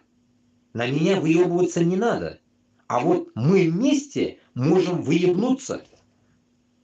Кешеча сөз әйткәндә кутак куерга. Мына бездә әйтәләр кутак куйдым. Мына кутак кую мына шул була ул. Америка, Европага, Турцияга һәм башкаларга, Китайга подавно кутак кую мына шул була. Башкорт белән татар үзе җыелып 30-дан 50-гә хәтле мужиклар, мин әйтәм сезгә. Ишетегез мине. Давайте кутак куеп Мәскәүгә һәм дөньяга. Прямой Мәскәүне барып сигеп кайтыйк әле. Туганлар. Җитте уже, блядь, нахуй, куркып ятырга, мыскылланып, безне говно втаптывай.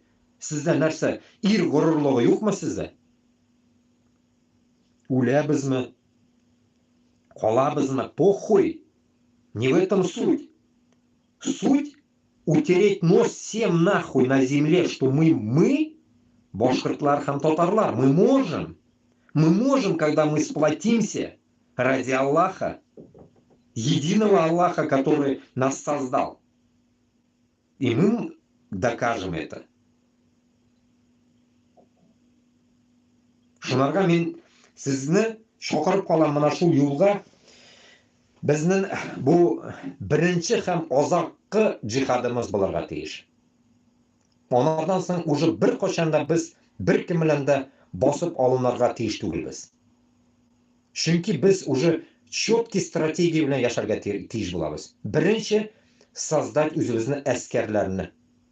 Беренчедән үзебезне корал белән тәэминләргә һәм бөтен Башкортстан белән Татарстанга ачырга корал заводлары.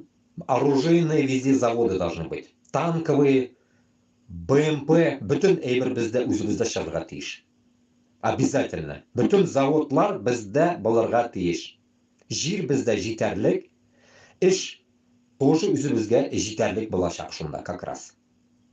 Тимер тисәк чыгарга безнең кулыбыздан килә. Менә минем картатаем тимерче булган. Тимер белән без эшләргә беләбез. Эретәбез дә, шүгибез дә, Qilichda yasab jiberamiz, pishaqda, любой narsa yasarga qo'limdan kelgan. Otni da dog'alagan, tegi podkovы yasagan, problema bo'lmagan вообще. Mastera на все руки. Uylarni da shipillatib qo'yamiz. Og'ochdan. Shularga boshqir bilan totar birlashib, Moskvani hujumin biz narsaki iplarga tegishmiz. Ничек bo'lsa da, кровь из нос. Само собой, когда мы встанем рядом, чуваши тоже не будут смотреть на нас. Станут они тоже. Марийцы станут, удмурты станут. Все регионы мы поднимем обязательно. Все пойдут с нами.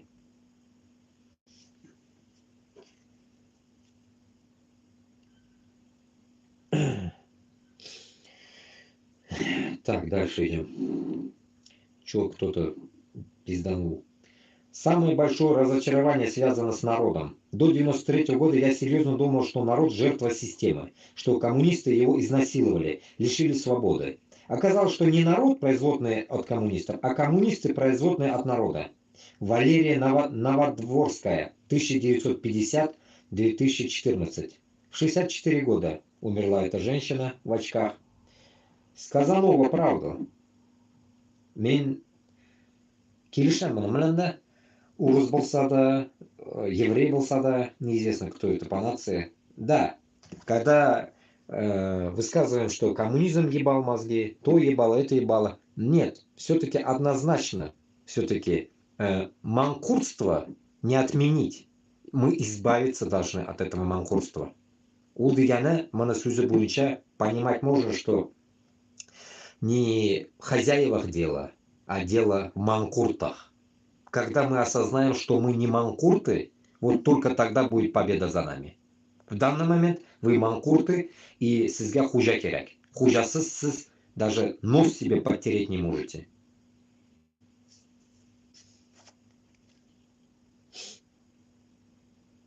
Главная елка страны упала в Румынии. Понятно. Так. Ситуация на границе Турции и Сирии. Большое количество сирийских беженцев, изгнанных из своих домов режимом Асада, возвращаются в свою страну. Да. Кстати, это отличная новость. Альхамдулилля. Аллаха шүкір дейбіз. В первую очередь, ғұмыр бойы 13 жыл, допустим, Рашынды яшәүдә, Турцияда яшәгән беженецлар. Көп беженецны Турция алды, һәм Германия алды. Мин как раз шул вакытта килгән беренче мәртәбә монда Европага 2014 азагы 2015-дә. 2015-тә Норвегиягә килеп тулдылар сирийцлар. Потом Германияга барган, Германияда шулай булды. Даже в Норвегии дошел, вот эти алафиты были, пидорастические алафиты. Половина всех, кто бежал, это были алафиты. Да хуй поймешь, кто бежал, блядь. Ну вот эти алавиты, алафиты, блядь. Сука, как произнести правильно. Ну, шел кутак башларин, да. Видуха их не такая же, блядь, такие же арабы, нахуй. Такие же арабы, просто ебанутые арабы.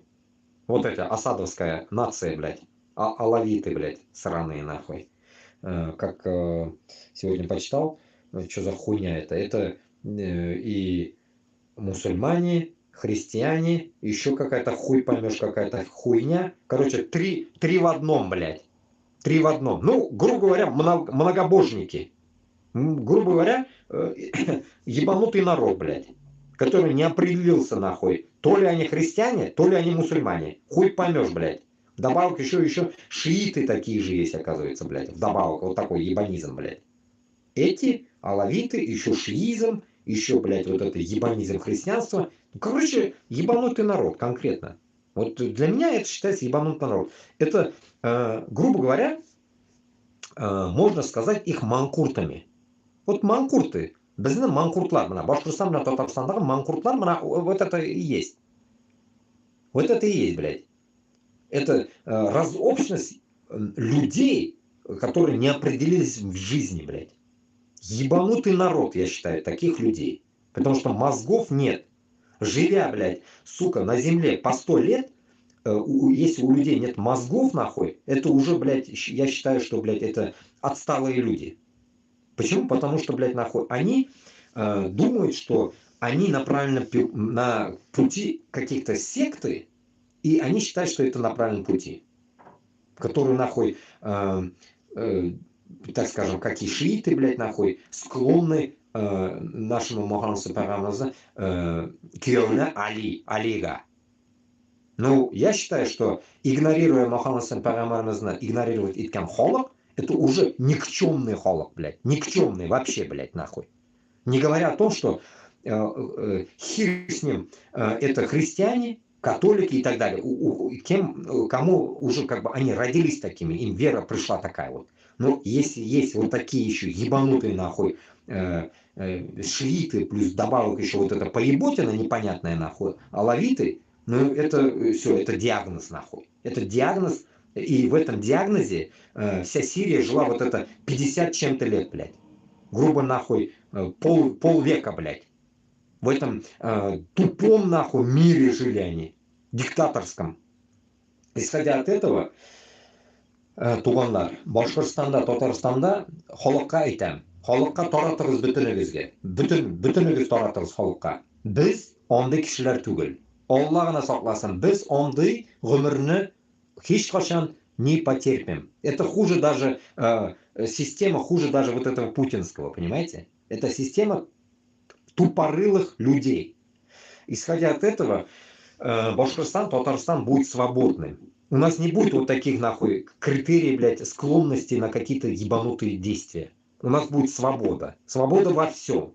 Реально во всем будет свобода. В первую очередь, кеше үтерергә түгел. В этом не будет свободы. Кешене, блядь, шертип та куйырга түгел нахуй. Кеше Аллаһ Тәгалә ясалган дөньяга килгән бәндә. Ул аны тотынырга безне һич нинди дә хакыбыз юк.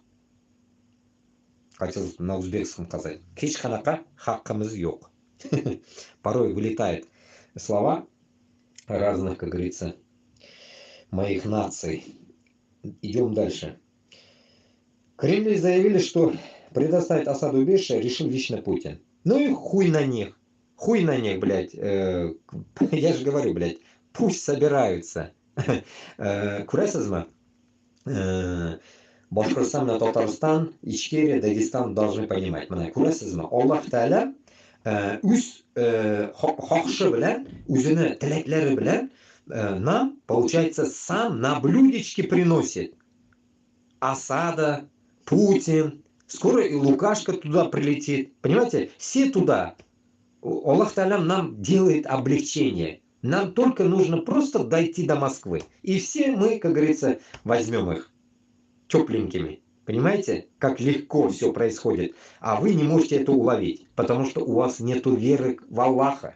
Когда вы поверите в Аллаха и его Писание, Коран и бүтін сүрелеріне и аятларына ышансагыз, Аллаһ Тәгаләнең барлыгына ышансагыз, бүтін эшебез безне алга китәчәк. В первую очередь вера в Аллаха.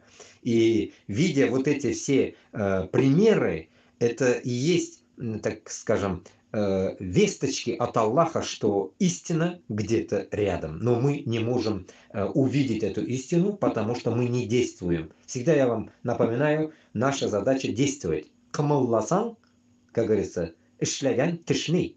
Кымылларга кирәк. А то этот, блядь, утырмастан монда селкенмичә. Так, у Тбилисского парламента украсили новогоднюю елку. Фотографии избитых полицией протестующих, а также флаги Грузии, Украины, ЕС и США. И с новогоднего дерева убрали. Ага. Получается, у людей Новый год, и тут забастовки против невхождения в Русню, блядь. Ну, просто пипец, блядь. Я считаю, Грузии, короче, надо решиться, если уж вы уже дошли до улицы, и если мы, Аллаха Берса, также дойдем Башкортостана до улицы, в первую очередь взять в руки оружие. И все. Грузинам сейчас нужно четко действовать по плану. Взять в руки оружие, расхерачить все правительство и все, поставить своего нормального президента, обновить весь парламент, который будет работать со всем миром, а не с русней, и противоположность включить в Москве. Все, отрезать дела с Москвой раз и навсегда нахуй, раз и навсегда. Уничтожить нахуй визовый режим и так далее. Все убрать нахуй, запрет нахуй в сторону Москвы, блядь. Вот ваша задача. Грузины. Так, идем дальше. Конфликты в уфимской школе. Учитель математики применил удушающий прием к ученику. Вот я же говорю, ебанутые действия вообще. Ой, блядь. В уфимской школе 49 произошел инцидент между учителем математики и учеником. Как совершается конфликт начался из-за неподобающего поведения школьника. В результате педагог применил к ученику удушающий прием, а затем вытолкнул ее из класса. Оставшуюся часть урока ребенок провел в коридоре. Изучение теорем Виета, Безу и Больцано в Ельштрассе в нынешних реалиях не актуально. Ломать слабых, выгонять неугодных, зарабатывать авторитет силы аксиомы для сегодняшнего. Насчет вот этого, давайте тоже эту тему затронем. Короче, Башкортстанда, иншаллах, һәм Татарстанда азат дип сөйлик инде, хәзерге түгел.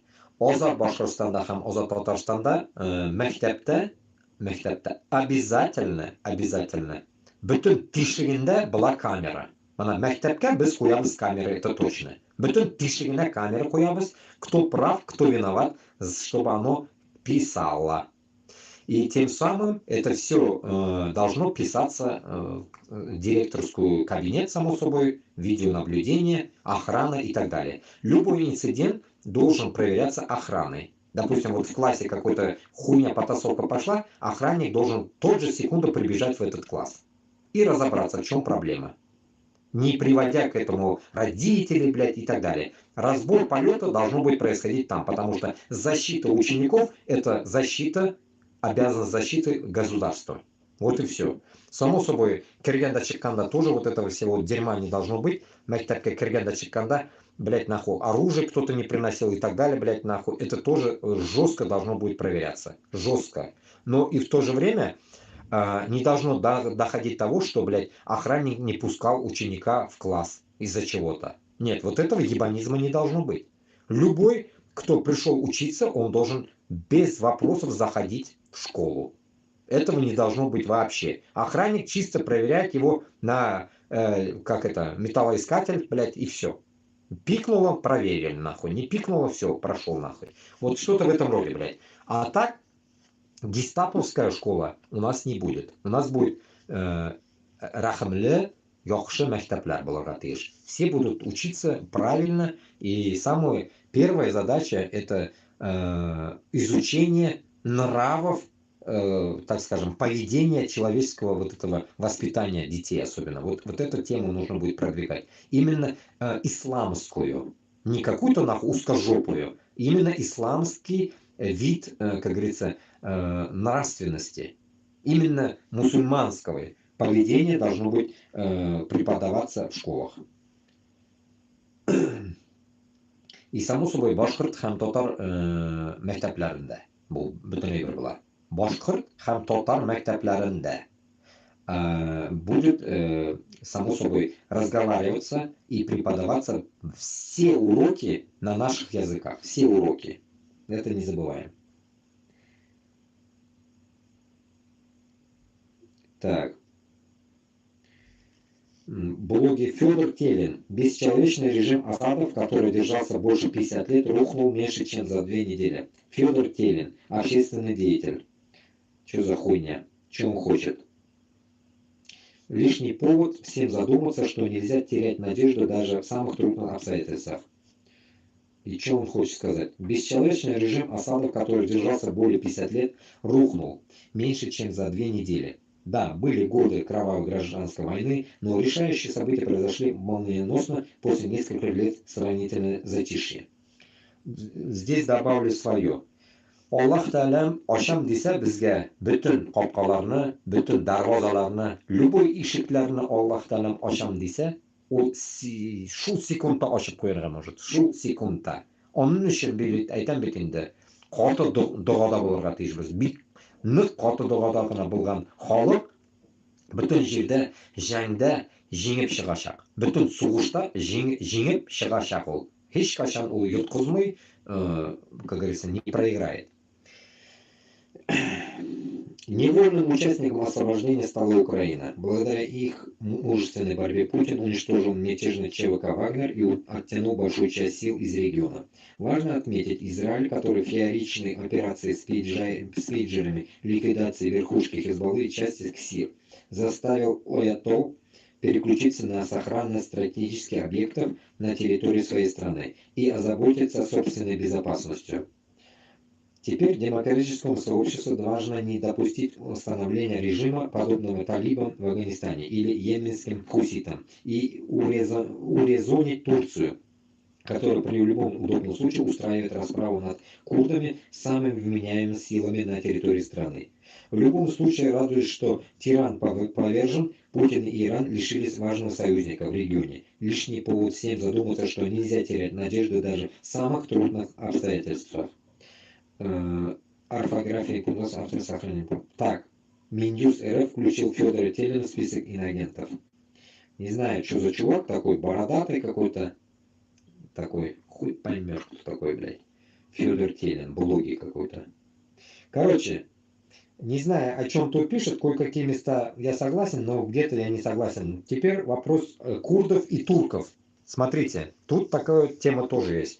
Я больше много не вникал, если кто в курсе, мне в телегу закиньте там какую-нибудь там информацию, почему курды и почему турки. Но по моим знаниям, короче говоря, турки ненавидят курдов, хуй поймешь почему. А курды это как цыгане нахуй, подобие этих евреев, блядь, ходят по пустыне, ищут себе землю, никак не могут найти. И причем тут Турция, вот этот момент я тоже никак не могу вкурить нахуй. То ли эти территории турецкие нахуй, это курдские территории, то ли что, блядь, нахуй, хуй поймешь. Короче, хуй на них. Суть здесь одно. Суть одно, Монахарас. Допустим, Турции, если курды мозги ебали, как Москва, нам сейчас, Башкортостана, Татарстана или Ичкерии или Дагестана, если была бы политика такая, базара нет, можно было бы ненавидеть туркам этих курдов.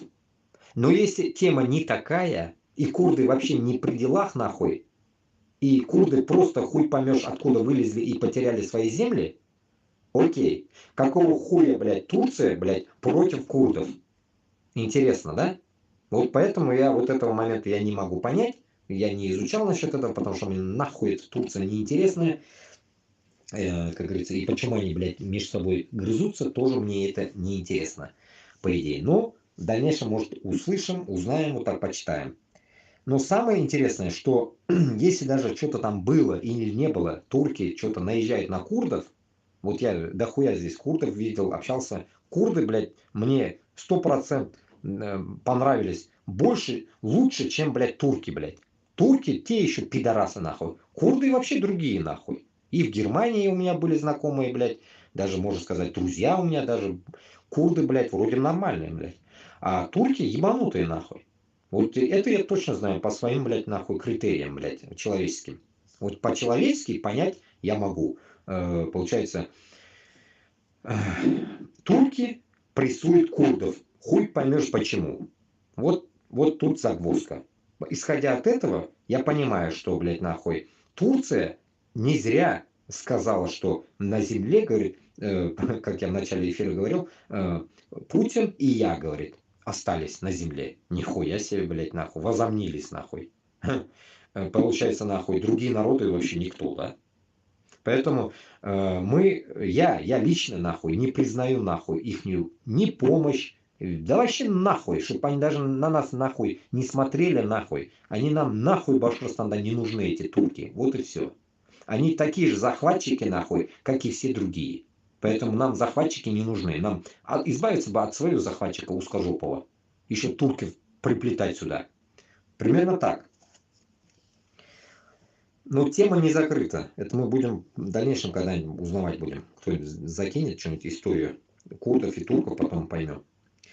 Так, блогер Михаил Полынков рассказал, что российская армия массово записывают пропавших без вести дезертирами и объявляет их самовольно оставшаяся часть Сочи, чтобы занижать уровень потерь и не платить компенсации. Да никакого дна в путинской армии не существует. Все подлости, которые они только могут совершить. Нихуя себе. Ну, Еще большая проблема в частях зачастую без вести пропавшим ставит Сочи.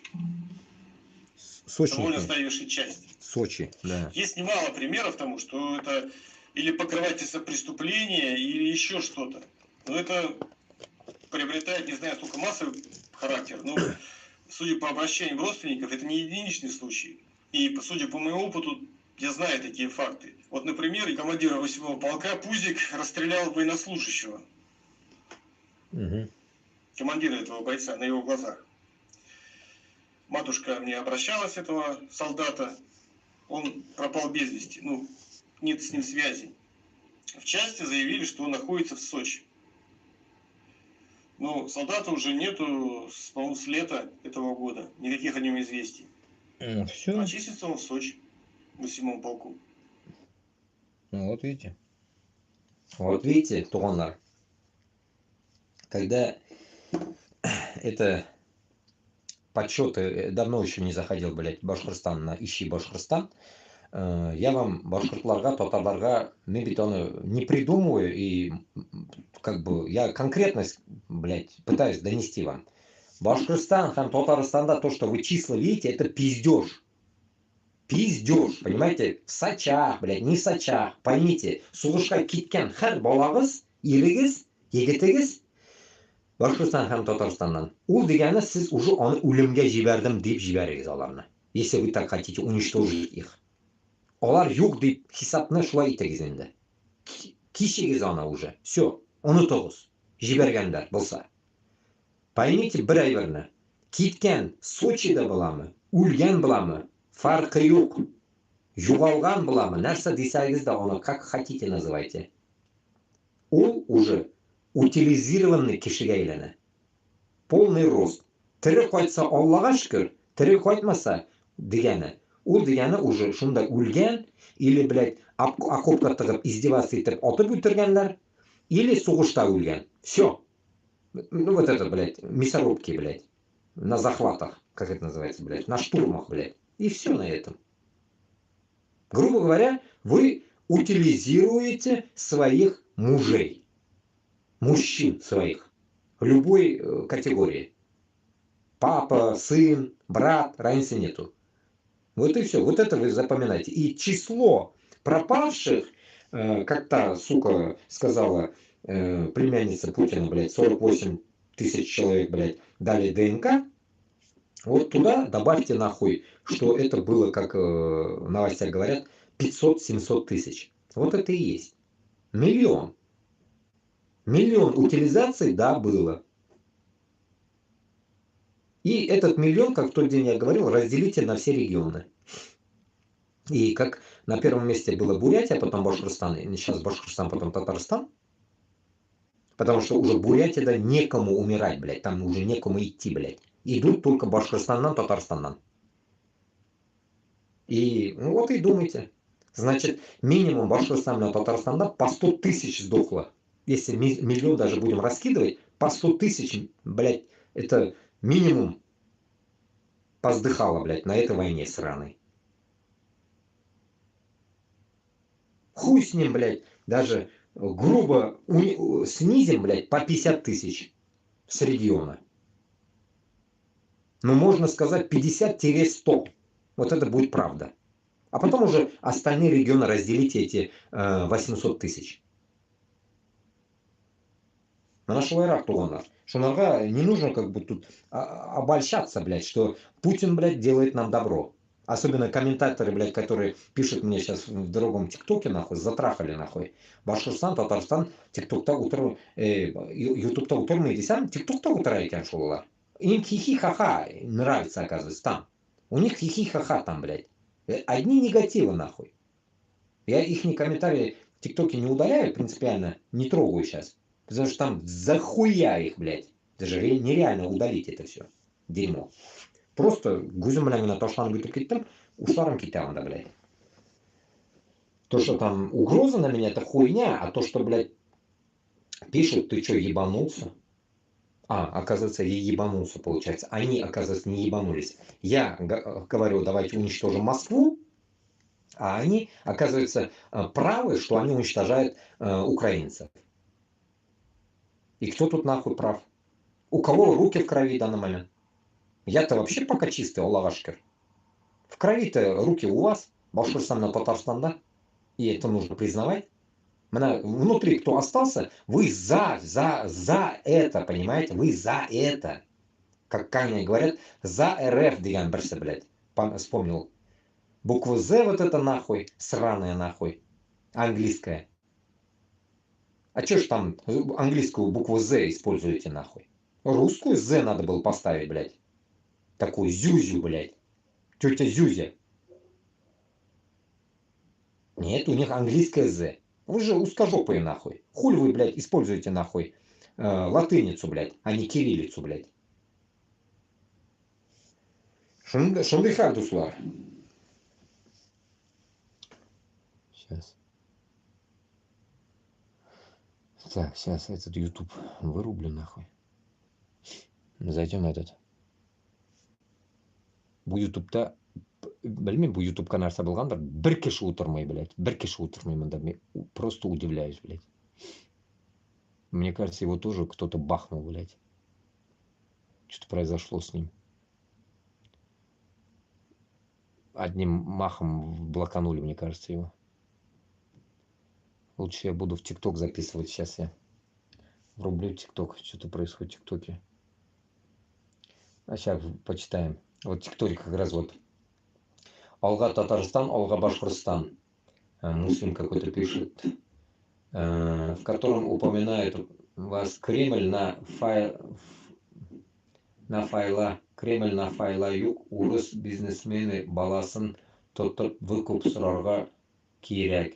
Шуннан подпуль. Кто-то мне комментарий написал какой-то. Урыс бизнесмены баласын тотып выкуп сұрарға керек. Шуннан подпуль.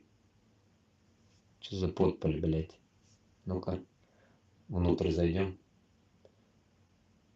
Шуннан подпольный джихад башларға. Мында бір татар яза енді. Кремльна файла юқ, урыс бизнесмені баласын тотып выкуп сұрарға керек. Шуннан подпольный джихад башларға. Так, окей, лайк поставим. Ну, этот метод больно этот. Ну, мимынымен келішмей, потому что бізге кіші баласы құлтаққа да керекмей. Это как бы мелочь, понимаете? Для меня это мелочь. Первая задача біздің полный рост Москвы бараға. Первая задача. А вот эти подпольные действия, это не, так скажем, уже не наш уровень. Подпольные действия делать, это уже опоздали мы. Его можно было бы делать 10-20 лет назад. Как вот Путин начал мозга ебать. Как он Айнеганский, как у него крыша чуть-чуть поехала, уже в этот момент надо было делать такие дела. А сейчас уже поздно. Сейчас надо просто ебашить. Сейчас нужно полный рост нахуй, ебашить Москву и все. Больше ничего. Так. Красным отмечена Россия с населением 145 миллионов. Зеленым Бангладеш с населением 165 миллионов. Угадайте, кому из них вечно мало земли?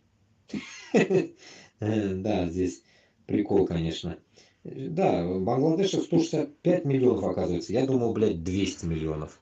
165 миллионов в Бангладеше, да. Они бедные на улице живут, блядь, бомжатник там. Бір достым бар анда, Даккада яшей. Ай, блядь, сука. Так, идем дальше. Что тут? Рахматов и Бадрановым решили перещеголять друг друга побрякушками. Кто из них более верный русскому оккупанту Манкурт, получивший награды от московского хозяина?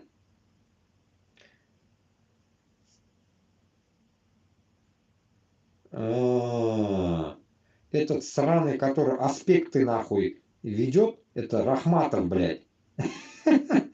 Ой, блядь. У Рахматова тоже медаль, оказывается, есть, блядь. Ёпта, я же вам говорил, нахуй. Вот нахуя, вот это аспекты, блядь, это, сука, как это, Райля, или как это, сука, это, блядь, Рахимова вот это, Рафиса, или, бля, Райля, Рауфа, блядь, Рауфа Рахимова, блядь, сука, истинно, он там, блядь. Это все дерьмо. Как я вам постоянно говорю, блядь, это Фарида Курбангалиева то же самое. Этот Кутабаш с колечком, блядь, құлағында. Мурзагулов тот же такой же Кутабаш. Бізге керек ме ондайлар, нахуй? Бізге урыс белән какое-то движение ясаганнар бізге керегі юк. Блядь, вот как раз то и нашли мне. Он, значит, уебок, это недавно говорил, блядь. Когда он это говорил, блядь? Да, прям тут 18 этих негативов, блядь. Во-во-во, сейчас я закину. Он недавно, значит, это говорил, уебок. Мана, сон дақиқа, түріклер, гандонар. Сон дақиқа, жұмхур басқаны Erdoğan genklerle buluştu. Önümüzdeki 2-3 ay çok önemli. Блять, он когда говорил, Аралик 8-08-24, Аралик. Какой месяц, хуй поймешь. Короче, Эрдоган заявил, что в мире остались только два лидера, он и Путин. Вот вам доказательства, которые я вам сегодня говорил. Вот, этот гандон говорит, он себя вот так рукой делает, и Путин. Вот это как раз это фото. Вот в телегу зайдете ко мне, посмотрите, или там Куштай Байрам Парагас. Как раз, значит, это новое, блядь, то, что в Инстаграме афишируется, это все новое, значит, нихуя, блядь, будем знать. И вот и думайте после этого, туганлар. Татаристы эти, ебаные, Кашаповы, блядь, нахуй, эти два долбоеба брата, блядь, сука, Рафис, блядь, Нафис, блядь. Долбоебы, блядь, старые, блядь, каблуки, нахуй. СССРские долбоебы решили, нахуй, связать себя, нахуй, с этим пидорасом Эрдоганом, блядь, который в десна целуется с Путиным. Вы о какой свободе вы думаете, придурки, нахуй? Вы какую свободу хотите дать молодежи, нахуй? Поэтому Башкортостан не пойдет этим путем. Башкортостан только будет действовать сам в одиночку. В одиночку. Нам нахуй не нужен этот, сука, Эрдоган, блядь, чтобы, блядь, уничтожать Путина. Это вообще ни в пизду, ни в армию, блядь. Такие действия нам не нужны. Мана, этот уебок на весь мир говорит, дуньода қалғанмын екен мин и Путин. Башкалар вообще юг, значит, ни Европа, ни Америка, их нету. А мы, значит, вообще не люди. Понимаете? Понимаете, такими действиями, с такими политиками нам не нахуй, детей не крестить нахуй. Нам Алла сакласын андайлар белән нахуй. Бір жерге утырып тышырга да түгел монда Эрдоган белән. Я же вам говорю, блядь, пиздализы, как турки, вы нигде других не найдете, блядь. Вот они натуральные пиздализы. Поэтому Башкортостан обязательно будет идти сам по своему пути. Нам не нужен нахуй ни Туран, ни Хуян, блядь. Я же до этого говорил, блядь. Куртак деп томға қойылыз өзіңізге. Группа Куртаков, блядь. Не Туран будет у вас, а Куртак башлар жиылышы буласыз. Біз құрылтай дейләбіз. Жиын, сіз Куртак башлар жиыны деп өзіңізге томға қойылыз. Печать басарыз бүтін жерге. Кто с Эрдоганом, тот пидорас. Вот таким лозунгом будете жить всю жизнь. Я вам сказал. И мен шундай кешімін, блядь, айтканымда Аллаға шүкір тұрғанмын и до конца буду стоять. Хоть, блядь, нахуй, каким-то боком, нахуй, там приплетут, нахуй, Эрдогана. Вот как сейчас, блядь, приплетают его в Сирии, типа он помог, блядь. Мне нахуй не нужна будет его уж такая помощь. Нахуй. Я ебал такое государство, которое, нахуй, припадет, нахуй, к ногам Эрдогана. Я ебал такое государство. Поэтому Башкортостан и Татарстан никак не должен припасть к этому, нахуй, движению, к которому ведут нас эти пидорасы Кашаповы. Еще другие, которые орут Туран. Хуян, блядь, не сізге айттым, блядь. Сіз Куртак башлар группасы буласыз. Sizga aytildi уже. Туран degan so'zni unutib qo'y. Или хотя бы мне высказывайте, что вы кутакбашлар. Давайте мы будем так говорить. Без кутакбашлар группасынан хотим, чтобы ты тоже к нам пришел, да? Примерно. Yok, рахмет. Кутакбашлар группасына Башкортостан кирмәячәк бер кашанда. Надеюсь, ответил. Грубо, но справедливо. Сосать, как говорится, мы уже заебались у Путина, а не собираемся у Эрдогана сосать. Сосите вы сами, вот кутакбашлар, вот сосите. Так, что тут пишут? У нас для вас долгожданная хорошая новость. Комитет Башкирского национального движения за оружие открыл свой офис в Вильнюсе под названием Башкорт-Йорто. Отсюда мы будем вести свою деятельность. Здесь мы будем организовывать прием гостей, делегаций, политиков. В своей работе мы будем стараться сближать башкир за рубежом, а также объяснять всю ущербность колониальной зависимости нашей республики Башкортостан от Москвы. Здесь будут проходить культурные башкирские вечера, образовательные курсы и многие другие интересные события. Ну, bir kim kommentariy yozmagan, men yozib ko'raman. Ну, alhamdulillah deb qo'ymayman. Oshig'ash bek yaxshi. Так.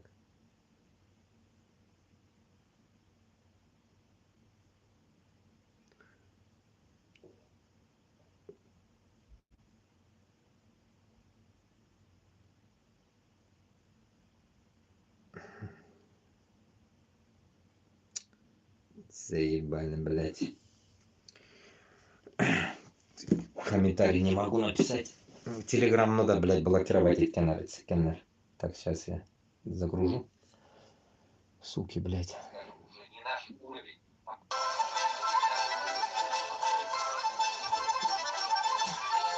Так.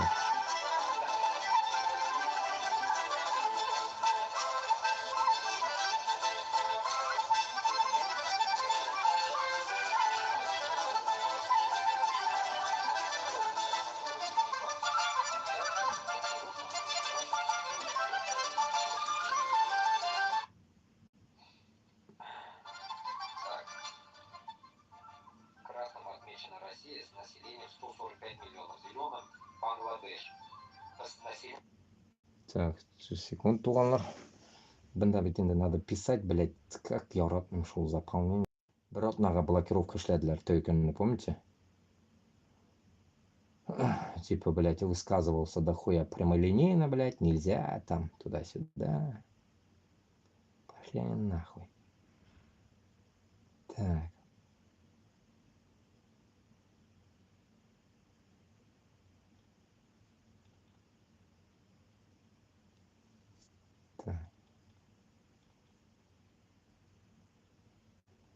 Киши күнде мында утра, надо каждый день что-то закидывать. Так, ну, Корыбзали видеосон давайте В Вильнюсе посмотрим. открылся офис Комитета Башкирского национального движения «За рубежом». Теперь здесь будет центр публичной деятельности башкирского движения. В офисе будут проводиться пресс-конференции, тематические выставки, посвященные репрессиям и политическим узникам в Башкортостане. Здесь также будут проходить лекции, презентации, прием журналистов, дискуссии. В офисе будет работать публичная библиотека. Подчеркнем, что офис будет функционировать и как официальная приемная. Сюда могут обращаться политические беженцы-башкиры, чтобы получить необходимые консультации и присоединиться к движению за независимость Башкортостана. Руслан Габасов утраенді мында. Ну, молодец, тәбриклейм. Нәрсеке Алсынов, Рамиля Саитова, Айрат Дилмухаметовны фотолары зур иттереп, нәрсеке картиналар қойганлар һәм Башкортстан теге баймакта булган историялар аларда тора, Салават Юлаев басып тора. Еще кимдер анда шулай. Короче говоря, бик матур. Ну, типа квартирма икән бу шундый, квартирма, өймө, непонятно инде. Ну, әйбәт инде, әйбәт эшләнгән. Наверное, бу теге өй, наверное. Что-то на первом этаже, короче. Башкирский дом. Башкорт-Йорто, короче. Ну, кем барала, барыгыз, мына мин бит әле бара алмыйм бер кая да. Шулай, бик әйбәт булган Вильнюста, короче. Бекайбат. Закину сейчас себе в Телеграм тоже. Котлуем. Хоть что-то уже есть. Хоть какой-то шаг уже Башкортостан еще бар. Мин бик шатман. Мандай хаге. Так. Что тут дальше? Так, в сельской школе Кузбасса пошли на рекорд. Там одновременно открыли один спарт в честь героев СВО, которые неудачно подзаработали в Украине. Пиздец. Точно, блядь. Зеленые парты, и там это хуеплеты, парта героя, блядь. Вот. Вот до чего докатились. Без балалар уже на партах нарисованных этих героев будут они читать, получается, и всегда в них будет смотреть этот сраный солдат, блядь. Охуеть, да? Вот жизнь, блядь. Просто поражает, блядь. Тупизм, блядь.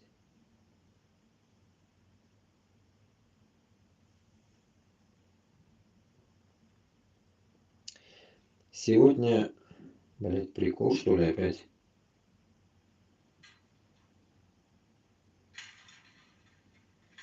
Этот, блядь, Тайфун Курутаевич.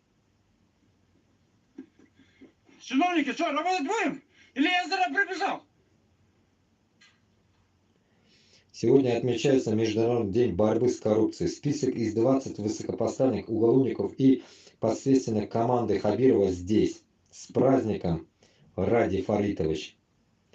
Ташак, блядь. Это такой прикол, что ли, или что, блядь? Так. Секунду.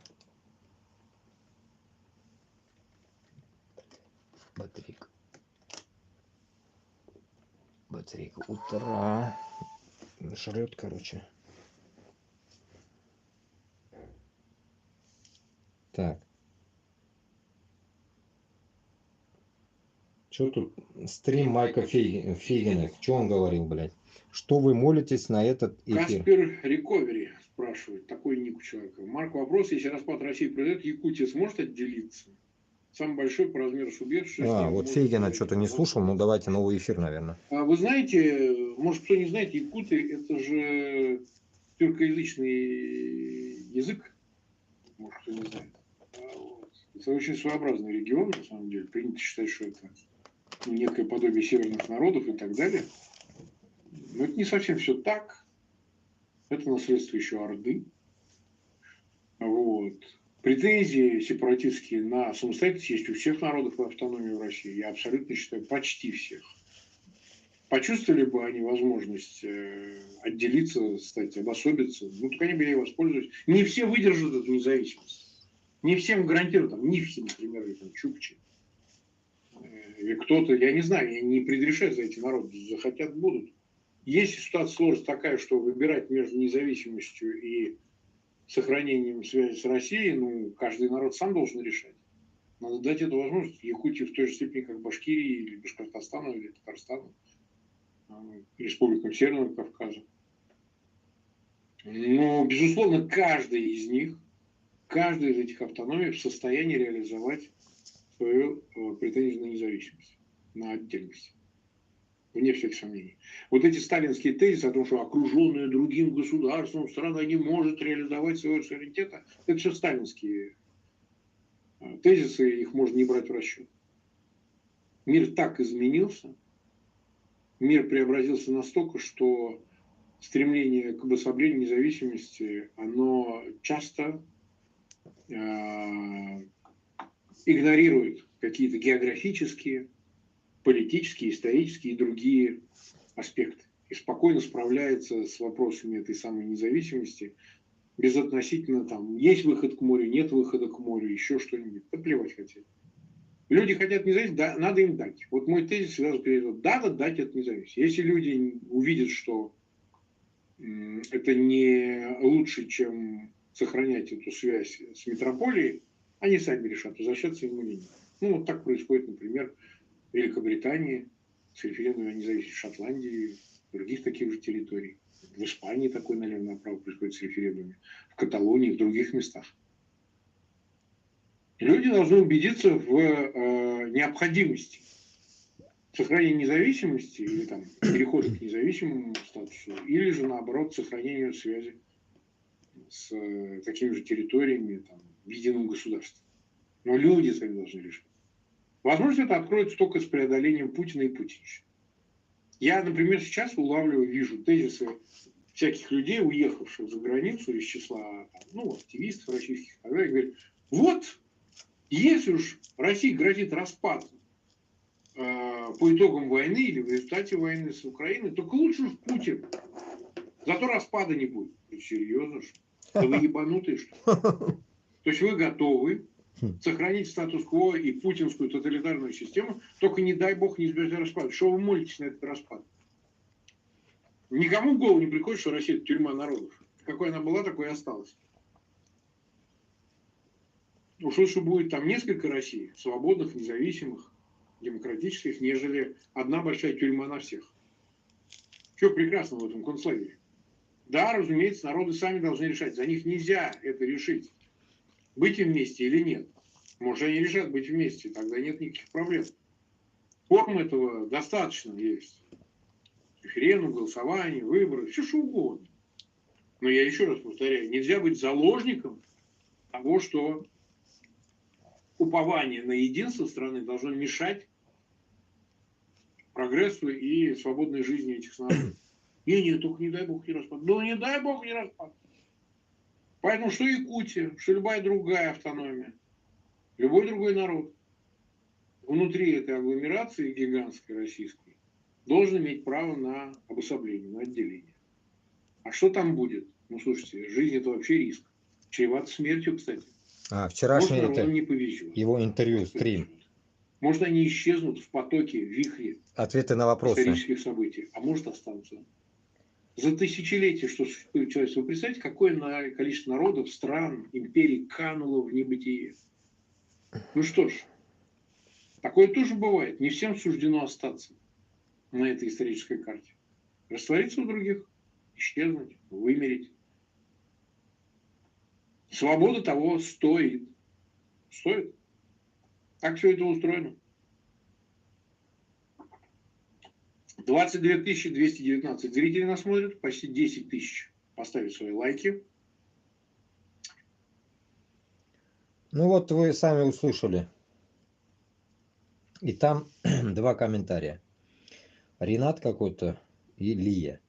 Еще недавно он мнил себя имперца, называя себя русским, хотя сам татар и еврей.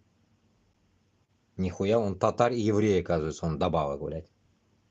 Что-то я не могу понять, нахуй. Он же себя евреем считает всегда. Упорно все российский назвал русским. Либо он эволюционировал, либо играет на свою публику. Я могу ответить. Сейчас запишу. Порой я его первый раз, когда начал смотреть, я смотреть, мне показался он, блядь, странным, блядь, евреем, блядь. Нихуя думаю, блядь, что за хуйня? О чем он говорит, блядь?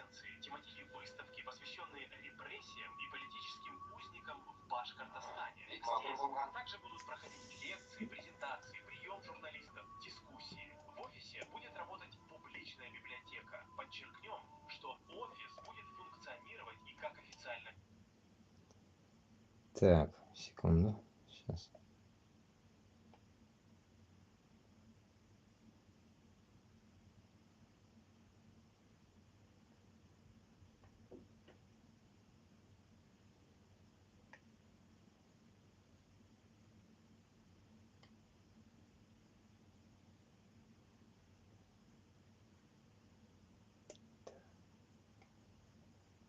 Это просто надо заполнить. Блин, тупит интернет.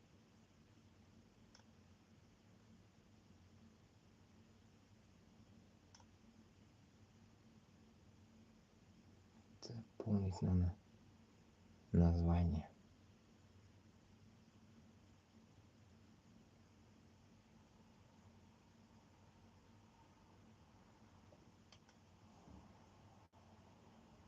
Так. уже 11 человек посмотрело тот первый стрим. Кусок. Он минутный.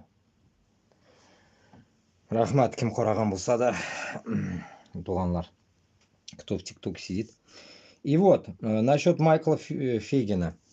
Я его когда узнал, когда познакомился с Иршад Хаби. Вот Иршад Хаби сказал, я пойду к его встрече в Нью-Йорке. Он сходил туда, потом это тоже видели, как он выступал туда-сюда.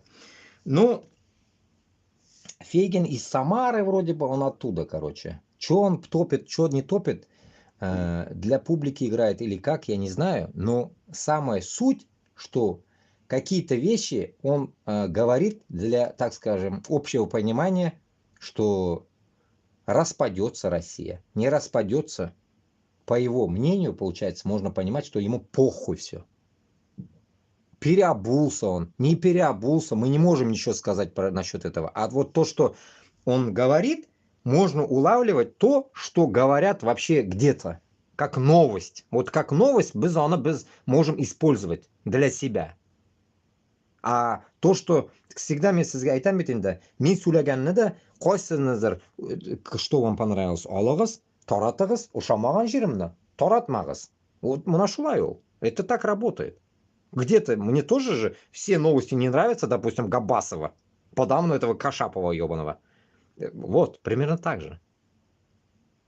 Поэтому я говорю, какие-то места нужно разговаривать. А Габасов, получается, он как бы не хочет разговаривать. И как бы открывая вот этот дом Башкорт-Юрто, это класс, это круто. Но до этого в каких-то эфирах тоже я вам высказывал. Әңгәмә, бір-біріміз белән сөйләшү, бір-біріміз белән ничектер мөнәсәбәт тоту иң мөһим нәрсә ул. Иң кирәкле нәрсә ул. Чөнки без бір-біріміз белән сөйләшмәсәк, Габбас оннан кыйкырып утыра, мин моннан кыйкырып утырам. Бу эш түгел, блядь. Былай утырырга кычкырып, дурак кебек, блядь. Әтәчләр кебек. Иртән әтәчләр кукареку дия, примерно без шулай. Мин төнне, ул иртән, шулай, короче. Это не дело, блядь. Вот это и есть, блядь, несовместимость друг друга, блядь. Обособленность. Вот как бы мы от друг друга далеки. Мы не можем сплотить народы. Не то, что себя. Башкортстан белән Татарстан бергә йөрергә тиеш ул. А улар нихуя бергә йөрмиләр. Потому что с Кашаповым он тоже как бы не в делах был. Как я понимал, когда говорил, я поднимал его вопрос там. Эти сами по себе, те сами по себе. Вот так вот. Поэтому мы должны собрать такой народ, шумный народ, который не будет сам по себе. Нам не нужны вот эти Кашаповы нахуй, которые хуй поймешь чем-то хотят заниматься вместе с Турцией. Нам не нужны такие, блядь. Туранисты, блядь, ебланисты. Нам нужны конкретные националисты, которые конкретно против Москвы. Башкортстан, һәм Татарстан эченнән чыккан группировка нам нужно создать. Новую группу, которая конкретно возьмет в руки оружие. Не те, которые сидят, балаболят. Я в этом числе не числюсь, так что на меня, как говорится, бочку катить не надо. Я жду тех людей, которые пойдут со мной на Москву. Мин Элля Кочан готов. Мне вспомнил как раз кто-то в ТикТоке задавал вопрос. Ты готов сам? Написал кто-то мне. Я готов, я ему написал. Но нету, не с кем мне идти. Мне с кем идти-то, блядь?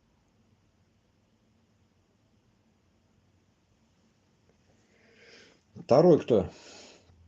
Лия пишет. Неважно, какой человек нации, главное понимать всю ситуацию. Ну, вот так ответили. Ну, я, блядь, здесь я в блоке сейчас, мне надо с другой телеги писать сюда. Нахуй, ладно, не буду заходить. Ну, так, словесно отвечу, bu ikisine de, короче, bu efendilerге отвечу, что в первую очередь, вот, допустим, пример приведу, телеканал «Дождь». Много до хера я что смотрел вначале, не понимал. Ходорковского смотрел в свое время. Потом понял, нахуй он нам не нужен, ебан, блядь. Когда он сказал, когда он мне перестал ненужным. Когда он сказал, блядь, что он участвовал, точнее, и про него или сказали, блядь, что он, Гондон, участвовал, блядь, при ЮКОСе своем сраном, пополнял, блядь, деньгами Ельцина, который бомбил Грозный. Все, после этого мне уже неинтересно он стал. Все, я удалил со своих ютубов ихние, блядь, вот если прилетает что-то от него, все, я не рекомендую деп тығып ташлаймаларны, блядь, чтобы көрмеймін нахуй. Өзімні ютуб каналыңа кіргенде мен көрем только меня кереклісін генә. Кстати, один YouTube канал на днях у меня заблокировали, я вам говорил. Вот там был он основной, у меня было все классно там. Теперь сейчас на втором вот этом YouTube пытаюсь тоже собрать эту категорию, что я смотрел. И вот, исходя от этого, вот есть у нас тоже, мне не нравится, допустим, «Дождь», смотрю. Более-менее сейчас теперь привык смотреть «Настоящее время». Вот это какое-то «Настоящее время». Предполагаю, что там это не узкожопые как-то работают, или украинцы это, я не могу понять. С Америки выступают, или с Англии они вылазят. Наверное, с Америки. Вот что-то такое. Или с Англии, я не знаю, откуда они вылазят в настоящее время. И суть, вот, и оларны да қарим, и должно қарим, и сравниваю. Вам тоже так же нужно научиться сравнивать. Смотреть свое вот это пропагандонское телевизор, хватит уже. Смотрите нас. Выбирайте, кто что говорит. И каждого прослушивайте по отдельности. Допустим, один день одного послушали, один день Габасова, один день меня, там еще кого-то. И оттуда уже делаете вердикт для себя. Вы на какой волне. И где мы косячим, где кто-то перебарщивает или что. Все это, вот это оценивать надо. Потому что мин постоянно айтам. Мин халық біләнмін. Мин халық үшін күрәшәм. Только халық белән генә без үзебезне Башкортстан белән Татарстанны җиңеп ала алабыз. Меня бер кем кирәкми, Төркия дә кирәкми, американец да кирәкми, Украина да кирәге юк меня, по идее. Когда говорят, что вы не можете без Украины, мы можем без Украины. Мне просто нужно огласка поднять вас, чтобы вы услышали. Поэтому я хочу использовать эту траекторию Украины. Мне нужно именно поднять там во власти эту шумиху, чтобы эта власть, как говорится, позвала меня на переговоры. Вот это мне интересна самая тема. А украинцы этого не могут понять. Начинают маскалларгамина издеваться своими комментариями. Я, окей, ТикТок, я говорю, не удаляю нахуй. ТикТок не трогай, потому что он такой, он, по идее, он передатчик быстрый. Поэтому я его не трогаю. Чтобы, блядь, тоже не ебанули, не заблокировали. А YouTube-то больше фильтрую. Весь, кто пишет, что пишет, фильтрация жесткая идет. Вот, шунды халь. Шунарга туганлар. Первая задача моя, это собрать народ. Вот как я в тот день уже выступал, говорил насчет того, что в Сирии сколько человек это было, сколько человек шло, это вот сколько группировок. Я теперь предполагаю, численность, я не могу сказать, если там говорится, что курдистанские, это турецкая хуйня, потом ИГИЛ, потом вот это сама, вот это суннитские джихадисты. В итоге 3 группы, если там есть, значит минимум, блядь, там шло 50 тысяч человек. Понимаете смысл? Минимум. Это мы в дальнейшем узнаем, Алла верса. 50 мең, значит, давайте 50 мең кеше җыябыз, значит, безгә дә 50 мең кеше кирәк икән. 50 мең кеше безгә җитәшәк Москваны сыгып ташларга. Значит, мин көтәм 30-дан 50-гә хәтле 50 мең кеше Башкортстан белән Татарстаннан чыгарга тиеш читкә. Чтобы мы таким же наплывом зашли внутрь. Вооруженные уже. Очистили Башкортостан, пошли на Татарстан и дальше действовать уже, освобождая тюрьмы и идти прямо на прорыв, блядь, Чувашия, Нижний Новгород и Москва. Все, Рязань и Москва. Вот только таким методом мы можем заебенить полностью Москву, полный отказырга можем, с штабелями нахуй, ложить всех. Неугодных нахуй ложим, угодных там 50-50 оставляем нахуй в тюрьму запихать по дороге сразу. Чтобы не выебывались, потом разберемся. Вот самая задача наша, понимаете? По-другому нам никак. И Фейгин тут как раз таки говорит правду, что нужно подниматься. Кому не хочется, блядь, нахуй из России вернуться домой? Вы мне ответьте. Любому хочется вернуться домой. Любому. Любой хочет идти домой. Любой, блядь. Не буду битти. Любой киши туганлар барасы килә нәрсәкәгә.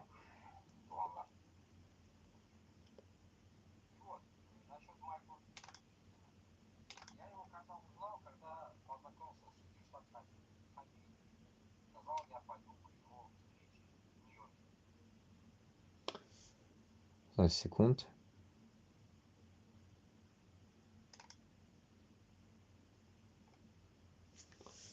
Блять. Так.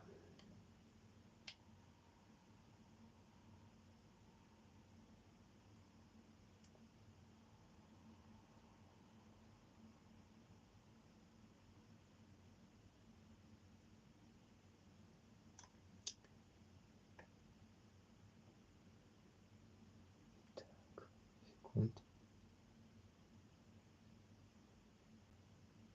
Загружать надо постоянно.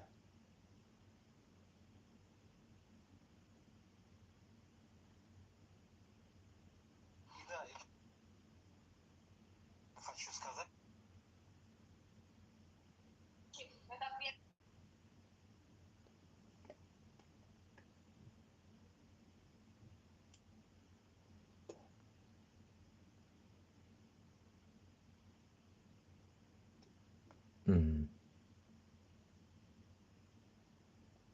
Тяжело грузится таки.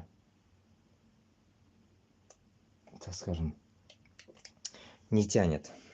Шонарга, слушая кого-то, Фейгина или еще кого-то,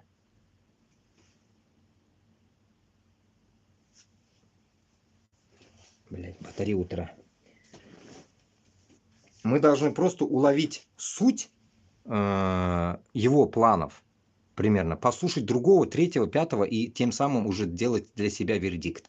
Она именно бұл касается Башкортостана мен Татарстан ішінде отырған мужикларға. Хатынларға даже это не говорю, я не предъявляю им даже. Это не их дело. Это наше дело лично. Вот кемлер үзіні дәулеттің құлға алырға, если хотите, получается, все в наших руках, получается. Все, вот. Наша задача, вот это значит, взять в руки, получается, Москву, освободить за свою независимость. Вот это наша задача. А другое, как говорится, это уже второстепенные вещи в дальнейшем.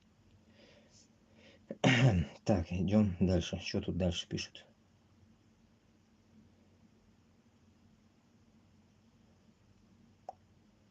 Так, какая хрень тут.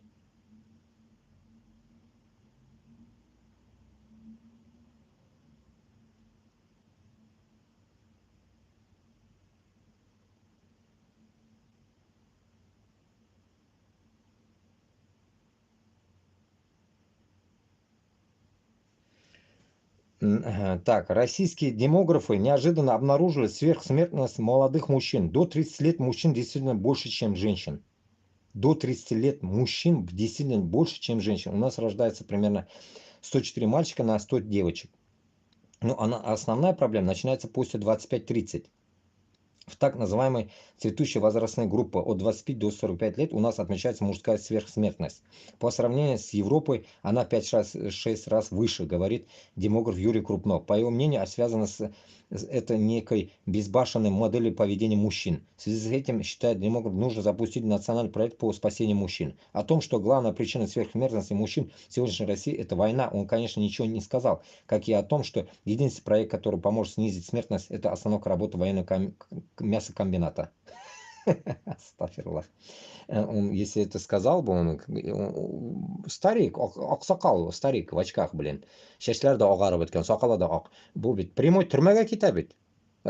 Урыс патакса, бу Путин кутак баш бит инде ул. Бабайларны да утыртырга уялмый да инде ул. Он же маньяк, блядь. Маньяку похуй кого сажать, блядь. Женщина, блядь, тот раз, помните, говорил, 58 или 68 лет, учительница, врач, блядь, пошла тоже. Просто за донос, блядь. Вот этот терапевт, блядь, в больничке, блядь. Пиздец, сидит она, бедная. 58 лет вроде бы, блядь. 68 или 58, блядь. Все, утра нахуй.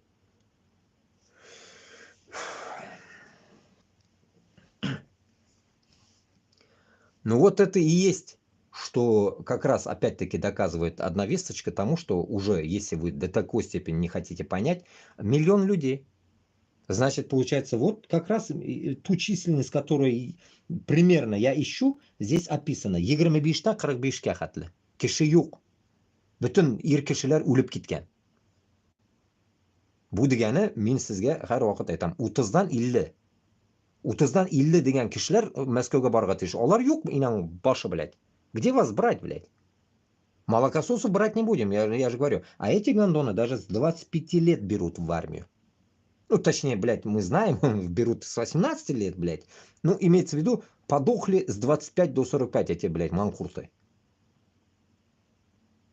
Шулардан соң безгә нәрсә монда?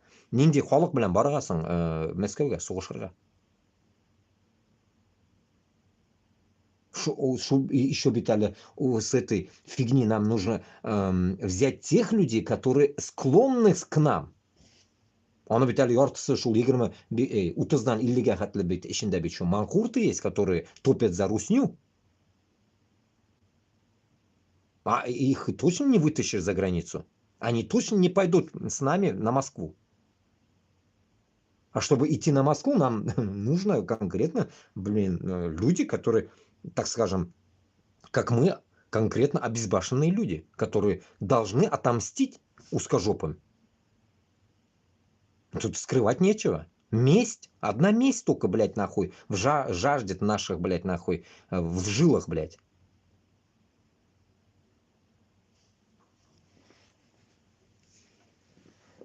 А месть? За что? Узкожопые должны тоже понимать, за что. За то, что, блядь, нахуй, вы превзошли, блядь, нахуй. Уже все, как говорится, свои рамки приличия. Вы же, нахуй, блядь, не Пушкины те, блядь, которые друг друга стреляли, нахуй, по яйцам, нахуй. За девушку, блядь. Вы уже не те, блядь, нахуй, а вы маньяки конкретные, нахуй. Которые, блядь, за копейку, нахуй, удавятся, нахуй, готовы убить всех, блядь. Не то, что там кусок земли, блядь, нахуй. А просто, нахуй, воруя, нахуй, унитазы, блядь, с Украины, блядь. Вот до чего, блядь, докатившийся народ, блядь.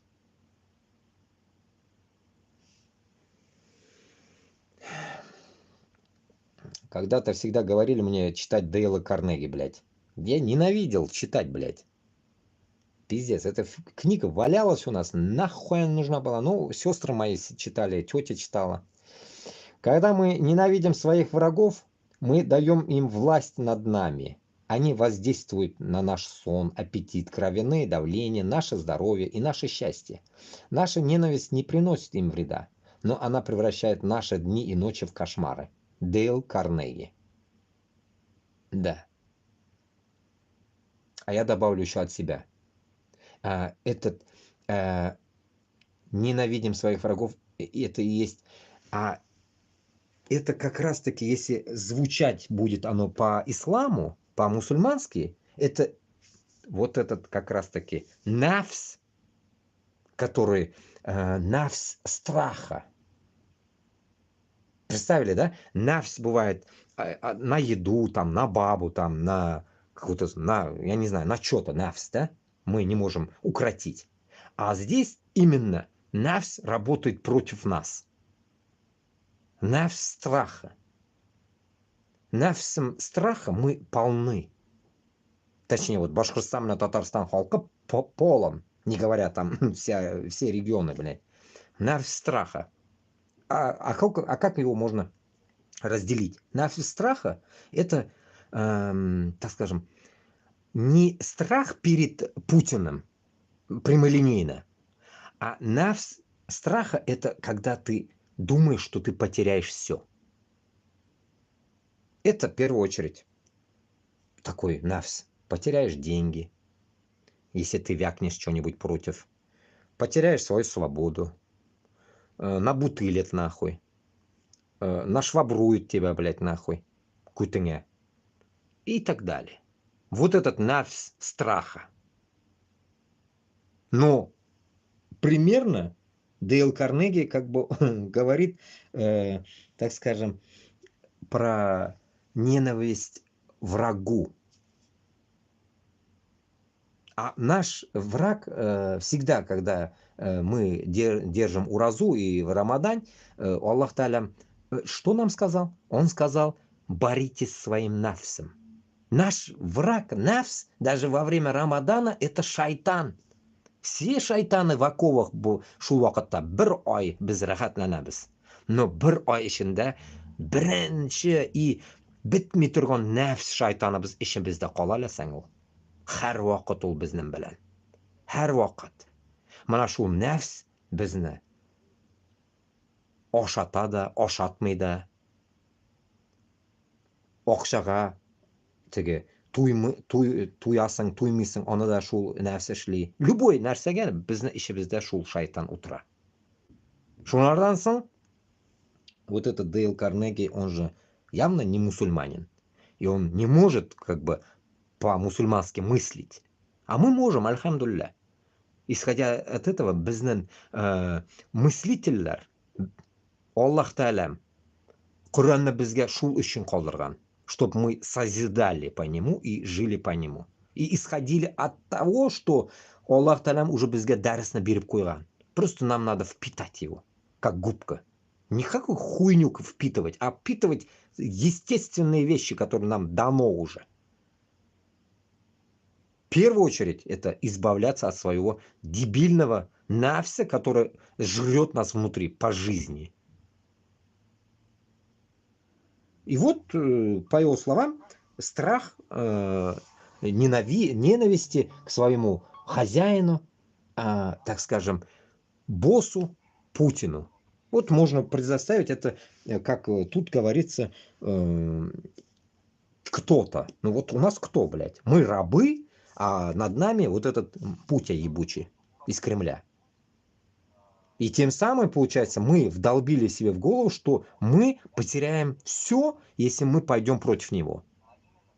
Нет, вы поймите, бля, что вы потеряете только свою жизнь вдруг, если пуля прилетит. Если это суждено Аллах Та'аля прилетать, оно прилетит. Если оно не суждено прилетать, ул килеп килмей. Китеп барган пуля даже сине маңгайына, ул тимәскә может сиңа. Аллаһ Та'алам сине жаныңны шул вакытта алам димәсә. Шуны гына аңларга кирәк, туганлар. Менә без шуны гына аңламаган өчен без йоткызган теге, как это по-татарча, уткырган вакыттабыз. Проигрышный вариант у нас. Проигрыш в том, что мы, получается, в страхе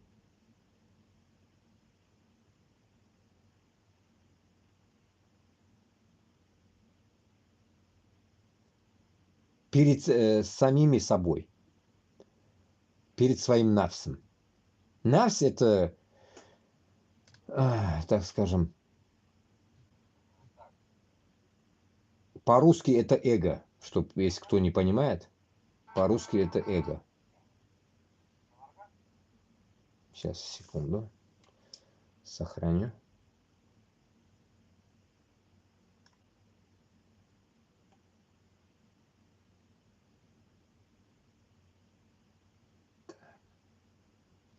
Так, уже икенчене дә беренчене 21 кеше караган, икенчене 6 кеше, өченчене уже 2 кеше караган.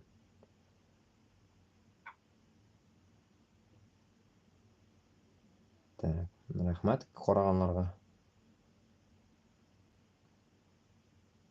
Главное, монда беләсезме, распространение идет как вам молниеносно. Мощное распространение идет. Мен шунарга гына мен монда гружу, чтобы оно шло, главное, внутрь Башкортостана. Больше мне ничего не нужно. Главное, халыкны уятырга. Аллаһ Та'аламны юлында баса торган, мен Аллаһ Та'аламның юлында мен басам, Башкортстаным һәм Татарстаным өчен мен көрәшәм дигән халык безгә кирәк. Шундый хәл, дуслар. Шунарга давайте бирешмәйбез, без тырышабыз барыбер, будем делать дела. Так. Итак, тут Уфа военный пишет. Иначе достанется повстанцам и туркам. The-блогеры пишут, что российским базам в Сирии поручено уничтожить тяжелую бронетехнику. Пиздец. Көрәсезме? Узкожопыйларга, так скажем, блядь, ни себе, ни людям. Собака на сене. Даже свои, блядь, вещи хотят уничтожить там. Которые созданы на наши деньги регионов. Горы в Латакии не спасли базы и порт россиян от прорыва сирийских повстанцев. И теперь вся техника оказалась в их тылу. Новейшая РЛС-48 Я-6К1 подлет К1 уже попала в руки повстанцев. РЛС-подлет – одно из основных средств обнаружения быстрых низколетящих целей вроде ракет Шторм Shadow и Нептун, а также выдавать целеуказания на ЗРК типа С-400 и С-300. Есть большая вероятность попадания такой системы в руки США. Ее последующее изучение грозит крайне приятными последствиями для россиян. Могут быть раскрыты все секреты того, как построена противовоздушная оборона РФ. А если россияне не успеют вывести все корабли в море из базы в Тартусе, то повстанцам и туркам могут достаться еще и носители ракет «Калибр» и «Циркон». Рахат, мен шотман, мана шундай әйберләр меня ошый. Вот то, что поражение Русни с любой стороны, везде мне это нравится. Это охуенная вещь. Но добавлю, конечно, от себя кое-что. Тут, что достанется, не достанется. Мана, туганнар, мана біләсізме нәрсекей? Бізге хазыр шундай движение керек. Мана именно почему я хочу вот, так сказать, не знаю, с какими-то действиями, вот, высказываниями, гнатуголь, вот такие моменты нужно подключаться. Вот как с этим подключаться, да? Ведь, допустим, бізге нужно такой центр, вот, допустим, она башқұрт юрты ашылған екен. Но с ними у меня нет связи. Если у кого есть связи, передайте ему, что нужно нам вот именно ловить момент и разговаривать вот с такими людьми, которые делают дела. В каком понимании? Допустим, Сирия спала, что-то творилось, да, и бах, тут вот такое оружие, обнаружение чего-то там, еще что-то там осталось от этой Русни, да, ведь получается. И тут получается, это уже ихний трофей, этих людей, повстанцев, грубо говоря, да, ведь. Вот с ними можно было бы перетрещать, если было бы у нас такой, люди вот эти. Понимаете, мен шундай кешеләрне эзлим, и шундай дәрәҗәгә без чыгарга тиешбез. Башкортстанның, Татарстанның халкыннан без шундай отряд җыярга тиешбез, которые смогут разговаривать с другими. Найти к этому, само собой, переводчиков найдем, то все, чтобы мы могли с ними переговаривать о наших общих делах. Какие дела? Мы могли бы, допустим, перепиздеть в данный момент сейчас с Сирией, вот этой, которым повстанцами, с их главой, полностью взятой вот этой техникой, по идее, допустим, сказать, чтобы вот эти вещи, чтобы не уничтожали, оставили все себе, и на портах все корабли тоже оставить, не отдавать узкожопым, понимаете? Вот какие цели мы должны делать. А потом уже эти же вещи вместе с ними использовать против России. Понимаете смысл какой? Нахуя уничтожать, блядь, целые построенные техники этих узкожопых, если можно их, блядь, перенаправить этим гондоном бумерангом? Onun için, блядь, бізге мана подобие, блядь, не вот этих ебаных Кашаповых, которые пиздят через Турцию. Нам не нужны такие люди. Нам нужны прямолинейные люди. Допустим, вот Габбасов башқұрт юртын ашқан. Примерно, значит, шул башқұрт юртыннан шығырға тиіс шул қияғас. Допустим, мына Башқұртстан халқы требует там переговорить с этими, с повстанцами в Сирии, съездить даже туда, перетрещать, чтобы они способствовали таким методом мусульманам Башкортостана и Татарстана в вспомогательном образе забрать все корабли узкожопых, присвоите нахуй их, даже дарим мы вам это все. Это все наше, по идее, блядь. Если на то пошло, это все наше. То, что из России, это все наше общее, блядь. Это не узкожопых, это из наших регионов вышедшие бабки, блядь. Все это нахуй сказать им, блядь. Так-то, так-то. Короче, нам нужна помощь. Тоже так же развалить нахуй Путина. вот эти вещи все отберите нахуй, не отдавайте. Продайте хоть кому нахуй. Вдобавок еще информацию сдайте, продайте тоже информацию. Американцам хоть кому нахуй продавайте, блядь. Оставьте себе эту информацию, если на то пошло. Главное, эти приборы даже можно было бы ебануть с этих кораблей нахуй, приплыв поближе нахуй, допустим, к Мурманску или еще куда-нибудь. Ебануть можно было бы Москву с кораблей, понимаете? Вот такие цели нужно нам преследовать, а не сидеть, трындеть нахуй Габасову, Кашапову, пиздеть, блядь, где-то там, блядь, в Ютубе нахуй и хуйней маяться. Вот такие дела нужно делать, блядь. А для этого нужно, блядь, выйти и говорить об этом. С кем-то надо связаться. Вот у нас такое место должно быть связи, блядь, чтобы мы могли туда позвонить, сюда позвонить, договориться, там хвосты найти, тут хвосты найти. Вот так. Вот же, блядь, нахуй, вот этот Руслан Айсин разговаривал с этим Фарухом оттуда, с журналистом. Допустим, вот такого же переводчика, он и арабский знает, этот Фарух. Узбек он или таджик, я не знаю. Вот он знает арабский, он подведет тем вышестоящим, переговорить, скажут, безопасный проход, окей. Я поехал бы даже туда. Мне похуй, я мог бы туда поехать. Поехать туда, договориться с ними конкретно, что почем, короче, мы ваш метод, как говорится, приветствуем, и давайте вот эти дела, короче, вы нам сейчас поможете ебануть нахуй Москву. А потом, само собой, с ними договор нести, так же, как и Украине я это предлагаю. Это вести такие действия, чтобы, блядь, нахуй, переговорить с этими мусульманами, тут с хохлами, переговорить про всю вот эту тему, нахуй, общим методом помочь нам ебануть Москву. Вот только такой способ, понимаете? Почему? Потому что оружие нам нужно. Оружие мы из пизды возьмем, что ли? Для захода-то нам надо оружие. А потом уже, когда мы зайдем, само собой, полно. И в Башкортостане, и в Татарстане мы найдем, иншаллах, оружие. Там не проблема. Вот для захода нам надо все равно что-то. Так скажем, с фейерверком надо зайти нам, понимаете? И поэтому я, наверное, не то, что, наверное, точно я это сделал бы нахуй. Если меня, шунды, пусковой аппаратлар дали бы, блядь, сказали бы, давай пользуйся, куда хочешь ебануть, я бы ебанул бы по Москве сразу, блядь, автоматом нахуй. Даже не раздумываясь нахуй.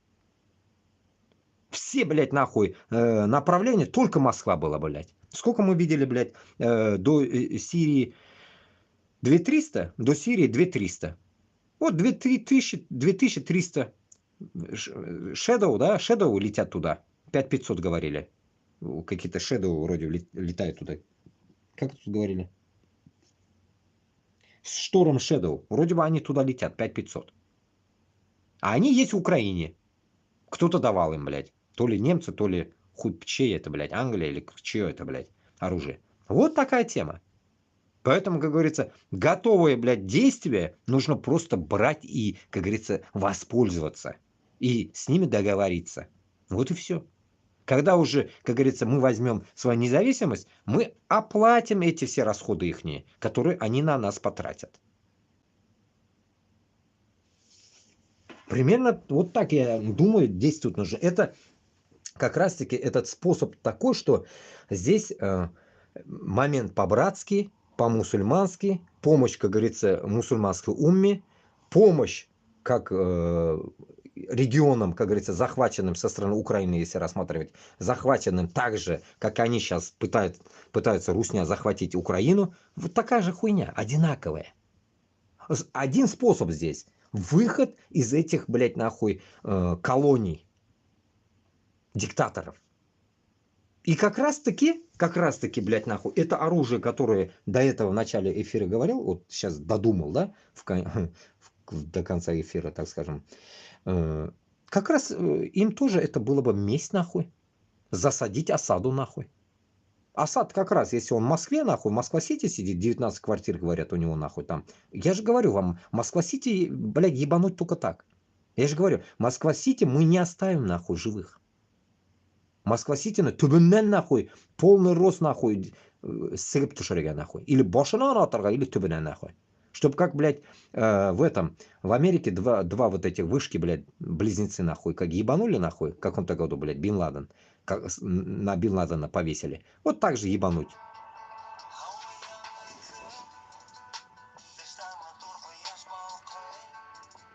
Так, секунду. Заебало. Тут музыка включается в ТикТоке постоянно.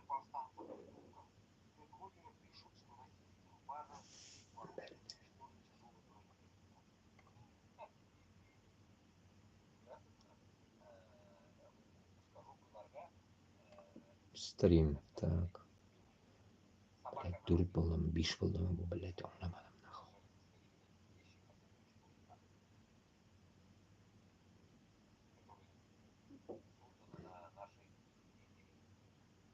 Так. Секунду.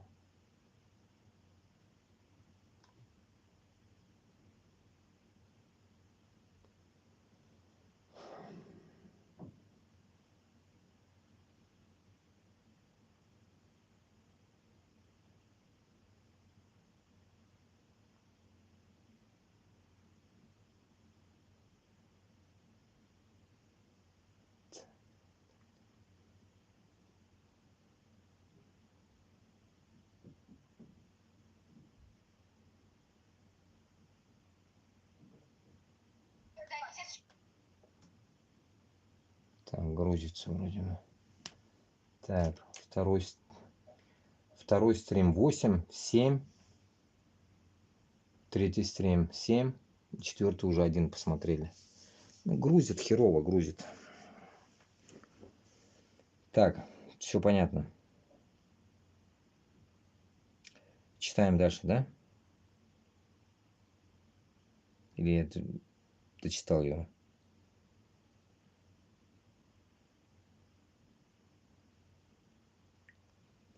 Подлет одной из основных средств обнаружения быстрых низколетающих целей вроде. Ага. И есть большая вероятность попадания такой системы в руки США. Ага, мы поняли. А если Россия не успеет вывести все корабли в море из базы в Тартусе, то повстанцам у турков могут достаться еще носители ракет «Калибр» и «Циркон». Обязательно, само собой, нужно оставить это все. Вот я бы оставил бы. Пизду. Ничего не надо отдавать. Так. Россия обратилась к Турции с просьбой о поддержке для безопасного вывода своих войск из Сирии, сообщает Clash Report, ссылаясь на российские источники. Еще один ятаган в спину, кто-то пишет.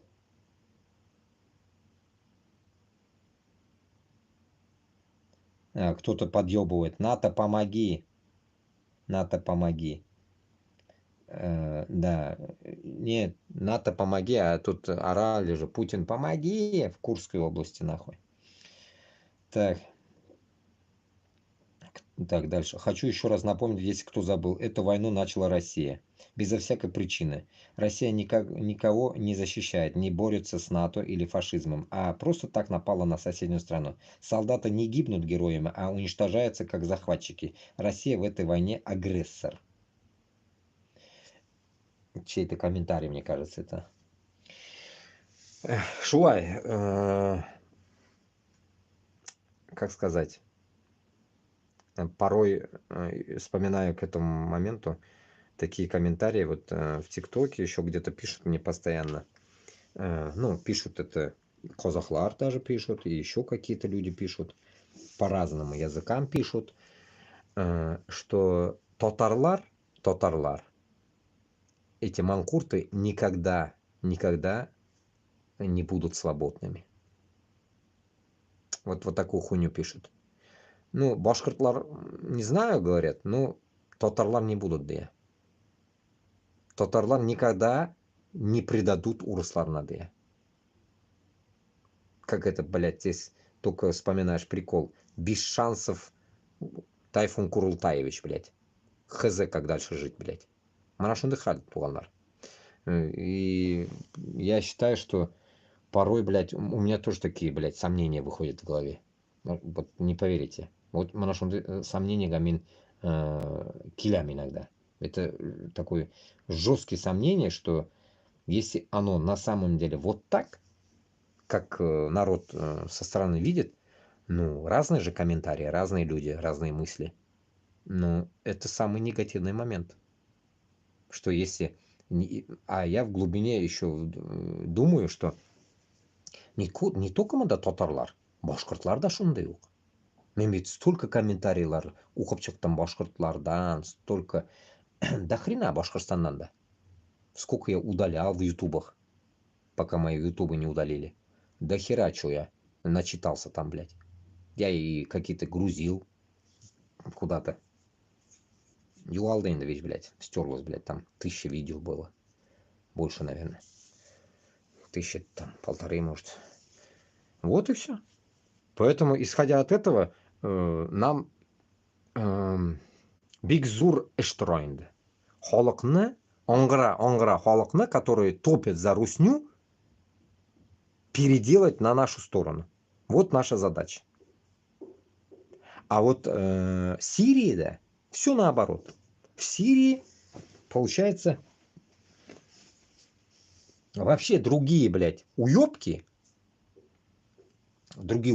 получается, выгнали нормальный народ, получается.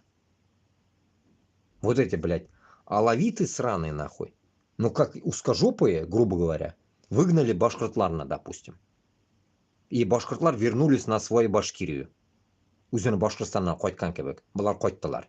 Понимаете, нельзя это сравнивать вот сходу, блядь, напрямую вот таким образом. Невозможно это сравнить. Онда миллетлер дохуя хуй поймешь нинди. И главенствовали вот такие подобия осада узкожопые. Как Москвада. И bütün араплар, плюс еще вот эти всякие ИГИЛ, туда-сюда, короче, где половина еще из Азии, все там, узбеки, таджики, казахи, может, кыргызы, вот эти, мусульмане, братья. И вот эта вся басута, и там бардак, да, так скажем, были, так скажем, вынуждены уехать из своих городов. Несогласные. Это то же самое, как мы, только мы вообще за границей, а они там, внутри Сирии, никуда они не уезжали. Там они, потому что они на штыках там воевали, они там. У них все есть воевать. А все это что? Это люди. А бізде юк біркімді. Руслан Габбасов белән без икәү Кашаповны бергә кочаклап бабайны, әйдә бабай бергә бар. Өчебез бара алмыйбыз. Как Вицин, Маргунов, Никулин, троем, блядь. Помогите, блядь. Вот так мы не можем троем идти. Шунарга бит инде сколько мы долбим, чтобы народ очнулся. Вот этот именно народ, заканчивая свою мысль, именно вот этот народ у нас манкуртский. Наоборот, против нас, блядь. А в Сирии наоборот. Весь народ нормально изгнали, эти алавиты сраные. Как путинососы подобие. Вот вам перевожу на ваш язык, блин. Допустим, путинососы и это алавиты. В Москве сидят. И они выгнали весь Башкортостан с Татарстаном, Чечню и Дагестан со своих земель. И мы находимся сейчас где-то там в ебенях, там, в Сахалине. И вот мы должны вернуться на свои земли. Мына нинди мында эштра. Только чуть-чуть ролят другие тут. И сценарии другие чуть-чуть. В Сирии, получается, выгнаны исконные люди. Хуй поймешь с кем, блядь. А у нас никто никого не выгонял.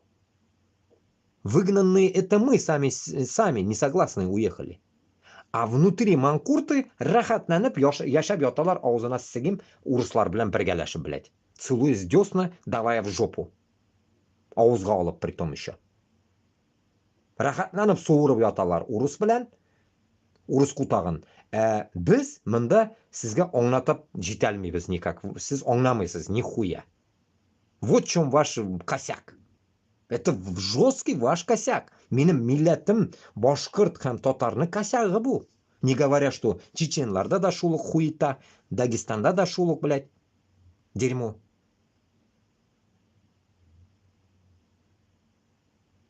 Вот наш огроменный минус, и это, я не знаю, это нельзя его назвать плюсом, нельзя его сказать, вообще ничем нельзя его сравнить, блядь. Жесткий тупизм.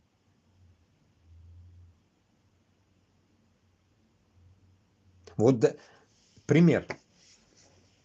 Пример Чечни то же самое. Получается, нахуй, Ельцин хотел полностью уничтожить Чечню, чтобы они не рыпались. Вот побоище в Чечне в свое время, Ичкерию, да, хотели сделать. Этот копия вот осады, только местами поменятые люди.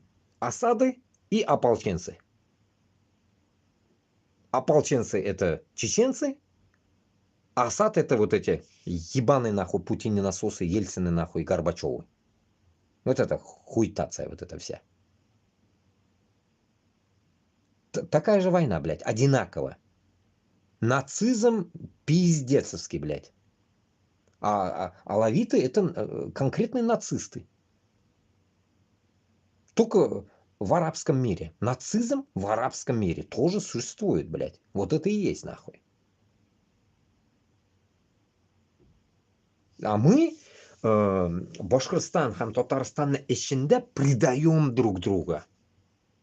Вот какая низость у нас. Они смеяться будут над нами, блядь. Вот эти, грубо говоря, мусульмане, наши братья-мусульмане, хоть и они ИГИЛ там, похуй, хоть кто они там, блядь, похуй, блядь. Главное, у них есть цель. А мы бесцельные. Потому что мы не можем побороть свой народ. Сказать, туганлар, күзегезне ачыгыз. Урыслар безне дошман.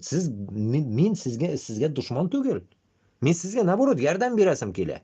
Чтоб сездә пенсиягыз әйбәт булсын, акчагыз әйбәт булсын, нищетадан чыгырга. Бүтән яктан бездә әйбәт була дип мин сезгә пытаюсь донести это. Независимость дегенде, мустақил дегенде, халык деген исем чыга анда уже. Халыкка деген нәрсә чыга ул. Халык өчен дигәне ул.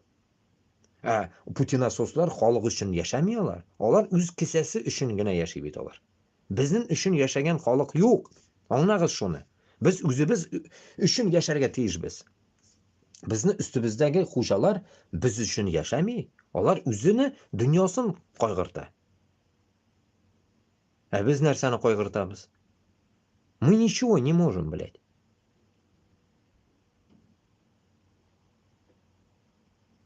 Нищета вот это до такой степени у нас породила манкурство, сынып киткән уже сөяккә хәтле. Безнең манкуртлыгыбыз, что мы не можем даже рыпнуться, блядь.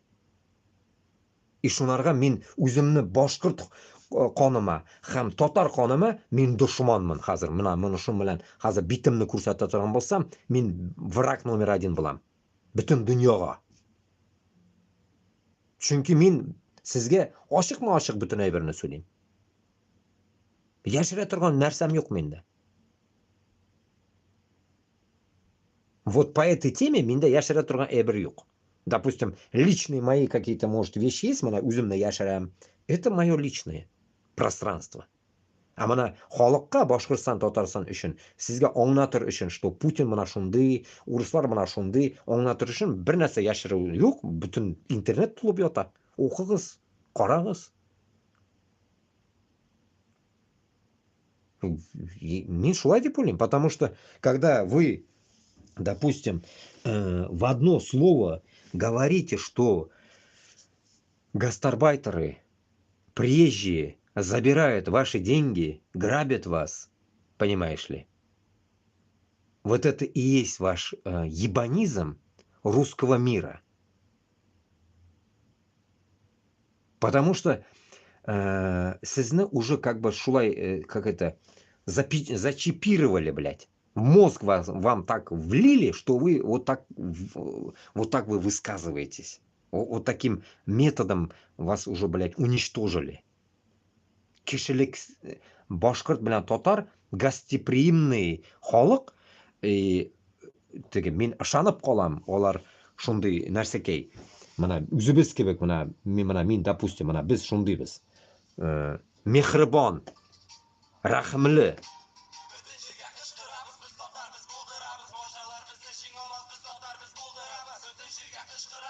Блять, липнет.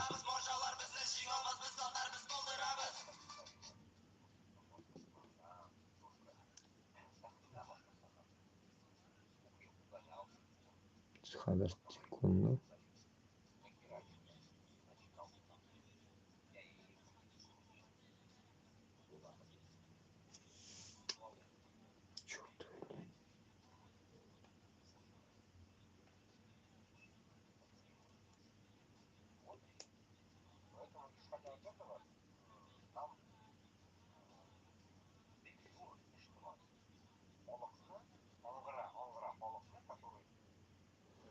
Шунарга дуслар, безгә ничек булса да моны эшкә таратырга кирәк, җиткезергә кирәк бөтен әйберне. Габбасовны анау ачылган нәрсәсен дә бөтен халыкка таратырга кирәк. Что Европадагы йөргән башкорт татарлар осознали свою идентичность. Кто они, что они вообще. Потому что күреп торам, что күп кеше монда килделәр, они не понимают, как говорится, где есть, где что. Вот как раз, кстати, сегодня вот я где-то говорил, не говорил,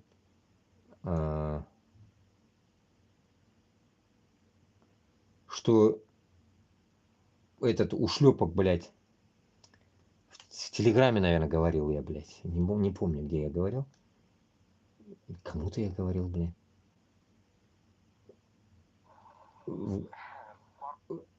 Этот. Сейчас пока пусть грузит. Манау. Яшкин Кут, блядь. Яшин, блядь. Ходит в Голландии. В каком-то лагере для беженцев. И русскоговорящих там дохуя, оказывается. И вот они жалуются ему, как политику, что им не дают там работать, выхода не дают, короче.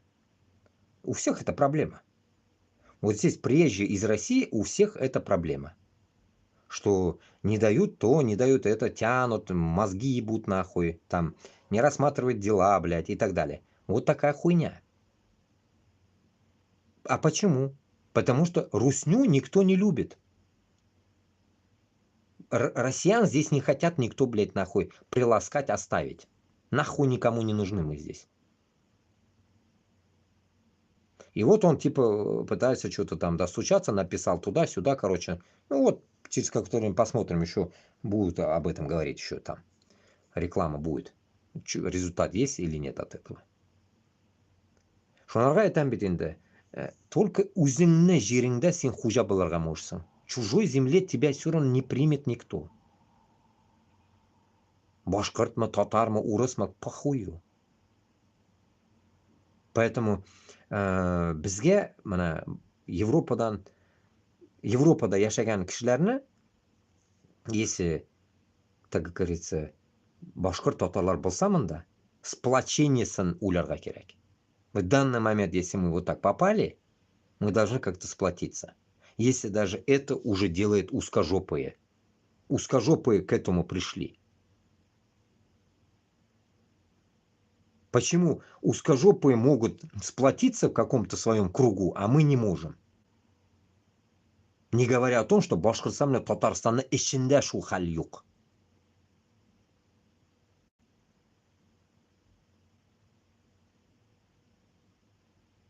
Мана шундый хәл, дуслар. Шунарга мин уйлыйм,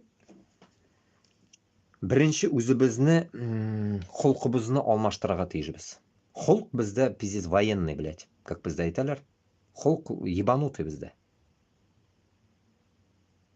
Кирәкмәгән җирдә бездә тәкәбберлек, кирәкмәгән җирдә бездә въебистость. Кирәкмәгән җирдә на друг друга. Поэтому мы, ну как сказать, блядь, в полной жопе.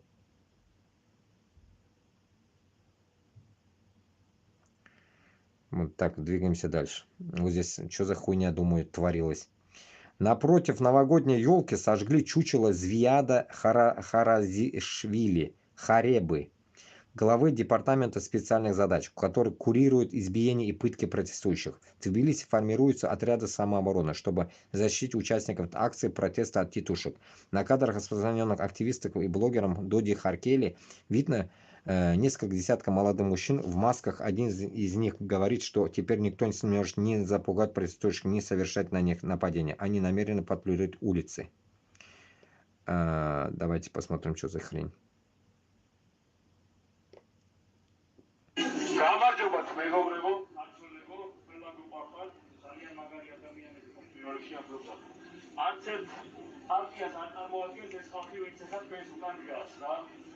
ეს არიან ადამიანები, რომლებიც იმათ საქმეს, რის აიცავს საკუთარ ხალხს. ეს არიან ბიჭები, რომელიც ქუჩა-ქუჩა ივლიან, დადგებიან. Поражаюсь, блядь, мне сейчас на WhatsApp, вот сейчас пишут при вас, вот я скажу прям эфирга, пишет, я не знаю, зачем он мне пишет, вот опять написал, вот Анталидан Фаритовый вот этот пишет. Вот реально заебал. Почему он мне пишет? Они, главное, меня заблокировали, блядь, они мне пишут. Вот он что мне написал, блядь? Ассаламу алейкум. Фото там Украины и Татарстана стоит. Блядь, я не знаю, как это вам показать даже. Ассаламу алейкум. Мин Азатлык радиосы оештырган бәйгедә катнашам. Татарлар арасында минем өчен тавыш җыюны сорыйм. Фәрит Зәкиев. Бөтен татар иҗтимагый үзәге рәисе. Вот он мне сейчас написал. Вот нахуя он мне пишет, я не знаю. Вот я сижу вот на прямом эфире, у вас и в ТикТоке, да, ну вот пока ТикТок вырублен, мына Фәрит Закиев постоянно меня яза. Бүгін иртен да язган, нәрсә язгандыр, удалил. Потом қарим икенче WhatsApp-ым, онда да язган. Я не могу понять, что ему не сказали, что ли, он, что меня сука Аида Абдурахманова вычеркнула нахуй, Кашапов тоже вычеркнул, а он мне пишет. Что-то я не могу понять нахуй. Нахуя мне писать, если они меня блоканули со своего WhatsApp? Они же хотели заставить меня, чтобы я извинялся перед турками нахуй и перед азерами. Я ебал в рот нахуй, икисен да нахуй. Шу ике миллятны ненавижу мен нахуй. Битләренә нахуй айтам кирәк булса. Кутакка кирәкми торган халык, блядь. Берсе базарные бабы, нахуй, азера, туйдырдылар, нахуй, Россияда, блядь. Затрахали все рынки, нахуй. Вот их выгнать нужно, нахуй, Россиядан, блядь, Башкортостандан, Татарстандан. Чтоб их духу, нахуй, не было. Башкортостан, Татарстанда. Шииты ебаные, нахуй. А турков, нахуй, вместе с ними, нахуй. Поэтому Башкортостанда, блядь, я...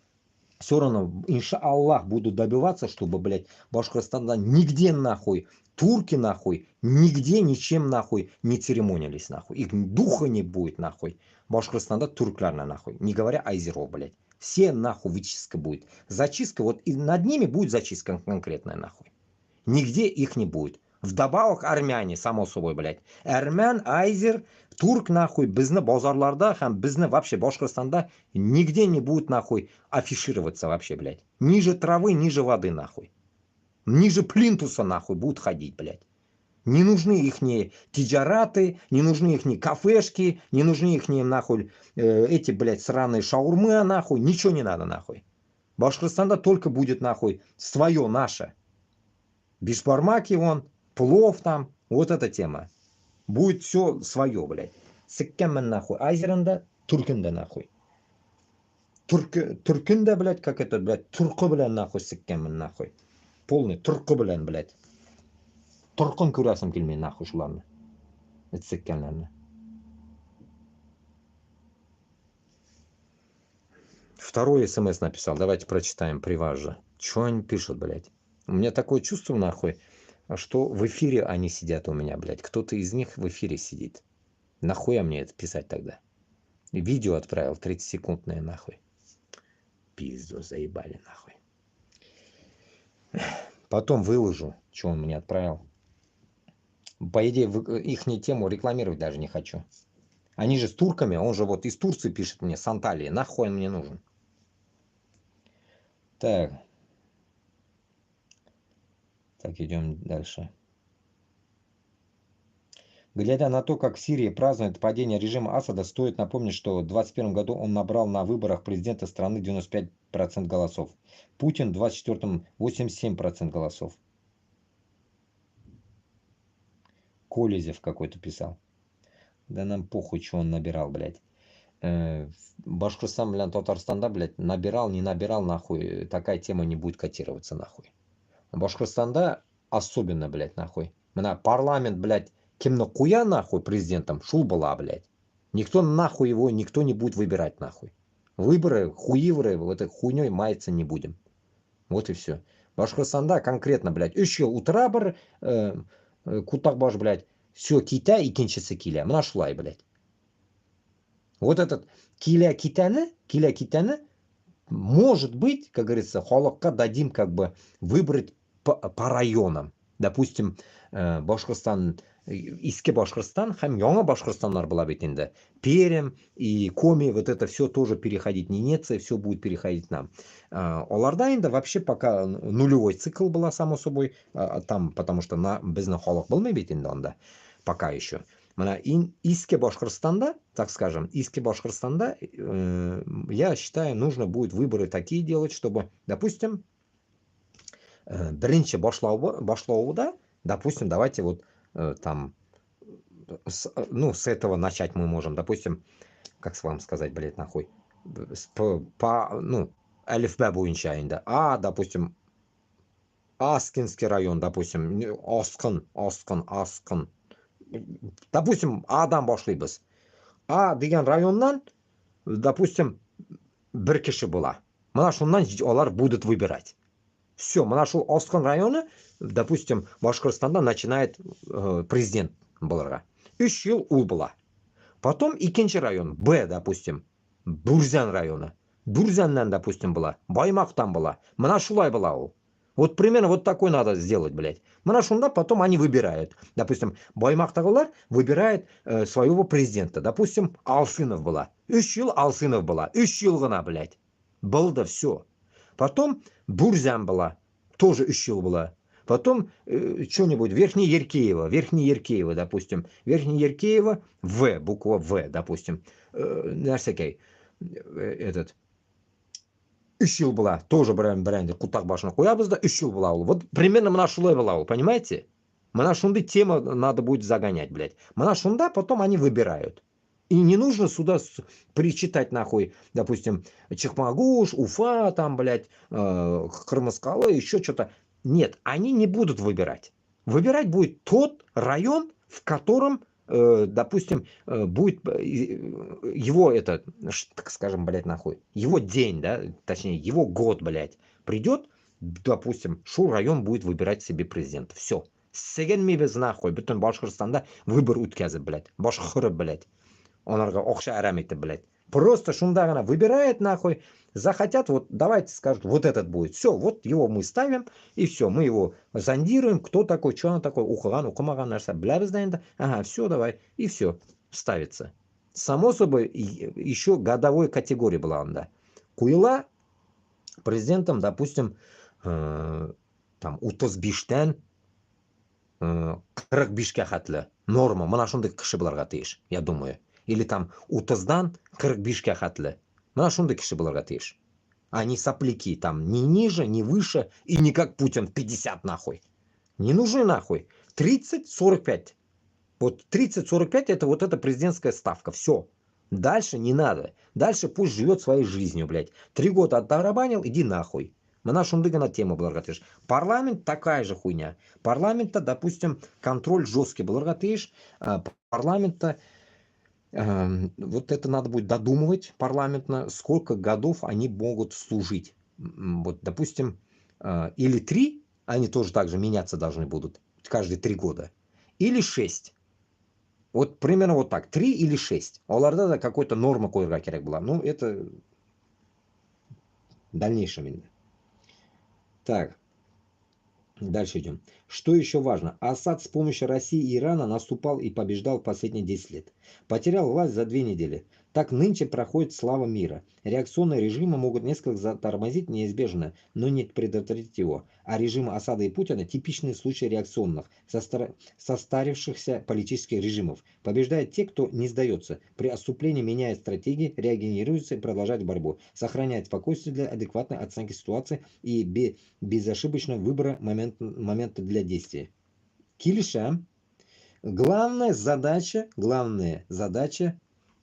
возвращаясь к своему словарному запасу, харакат баракат. Bular har vaqt harakat qilgan, Alloh taologa tavakkal qilgan, shuni uchun Alloh taolo ularga barakat bergan. Sabr bo'lganlar. Sabr bo'lsak, bizda shulay bo'lamiz. Onun uchun данный момент bizda sabrlik uchun уже vaqt qolmadi. Вот этот момент, вот этот кусочек критерия нам не подходит. Bizda уже sabrlik yo'q. Мы, как говорится, 500 лет в рабстве. Они, допустим, 50 лет, а мы 500 лет в рабстве. Можете понять, да ведь? Башкортостан и Татарстан 500 жил рабства, да. И их сравнивать с 50-летним рабством мы не можем. 50 лет тоже дохуя, блядь. Как если вспоминать того человека, который сидел 43 года в тюрьме, ёб твою мать называется это.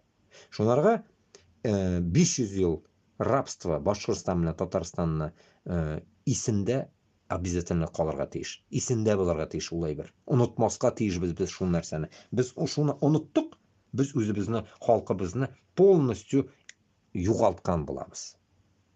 Әле пока без шуны ислибез икән, Аллага шөкер үзебезнең телебезне беләбез, татар, башкорт телләрен беләбез, үзбәк телен беләбез. Менә шундый дәрәҗәдә пока без держимся. Но бездән соң балаларыбыз уже кутакны да белмәйләр.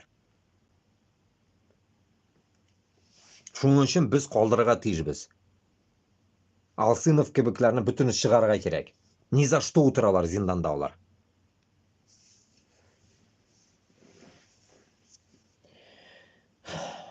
Так. Все, РИА Новости уже пишет не террористы, и даже не боевики, а вооруженная оппозиция. Напоминает французские газеты 1815 года. Но им потребовалось несколько дней, чтобы пройти в заголовках эволюцию от корсиканского чудовища до его императорского величества. А тут достаточно было несколько часов. Ну да, это Киселев сраный, блядь. Тот же день или утром, я не знаю, блядь, говорил, типа, блядь, нахуй, террористы, боевики напали, а потом хуякс, нахуй, переключился, говорят, блядь, уебок, нахуй, на то, что, блядь, это, типа, нужно с ними, можно разговаривать туда-сюда, такого хрень, блядь, нес этот Кисель, блядь. Кисель, блядь, один день увидел, нахуй, блядь, такой старый стал, блядь, я его, когда помню, он молодой был, сука, нахуй, квартает, как ташак, блядь. Шулай, короче, значит, пиздец, я как давно не смотрю, блядь, у Руслана Телеком, нахуй. Я, значит, больно давно смотрел, оказывается. Так, Собянин, что тут пиздит? У нас в сельской местности проживает сегодня лишних 15 миллионов человек, которые для производства сельскохозяйственной продукции с учетом новых технологий производительности в селе, по большому счету, не нужны. Они, это либо чиновники, либо социальные работники, либо еще кто-то. А как связаны чиновники и социальные работники с новыми технологиями производства сельскохозяйственной продукции? Если говорится, что социальные работники в деревне лишние, то это значит, что и социальная инфраструктура там лишняя, а следовательно и люди, которых замещают новыми технологиями. Сама деревня становится лишней, и ей дело не ограничивается. То же самое можно сказать о провинциальных небольших городах. К сожалению, там реально хорошей занятости, качественных рабочих мест все меньше и меньше. То есть к лишним 15 миллионам на селе прибавляются и жители небольших провинциальных городов. Так сколько же в общей сложности лишних людей в России насчитал Собянин? Этот вопрос Собянин уточнил в конце своего выступления. Сначала он путается с процентами, но потом говорит конкретную цифру. Вот еще вот мы в самом начале говорили по поводу там трудовых ресурсов, о том, что 15% излишнего населения в наших деревнях, 15% не могут себе толком найти работу в малых городах, 30 миллионов. 30 миллионов лишних людей в деревнях и небольших городах, которым Собянин выносит окончательный вердикт. Спасению не подлежат. Мы что делаем? Мы начинаем эту сельскую местность спасать. Мы начинаем спасать эти небольшие города. мы начинаем идти против естественных трендов, которые происходят во всем мире. Так называемые объективные обстоятельства, они же попытка встроиться в мировые тренды, сделали 30 миллионов граждан России, живущих в деревнях и небольших городах, лишними. И спасать деревни и небольшие города, а следовательно и живущих там людей, не надо.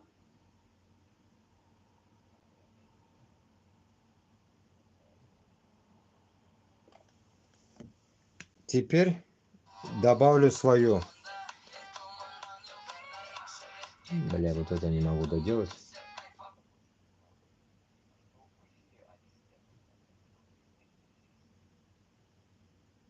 Так, сейчас секунду. Блядь, кушханый маузан оттащим, блядь. Все надо заново. Мен сізге аулар турында бір сөйлеген емен уже до этого. Про аулы я вам добавлю как раз, и хорошую тему они подогнали сейчас. Хорошо прослушали.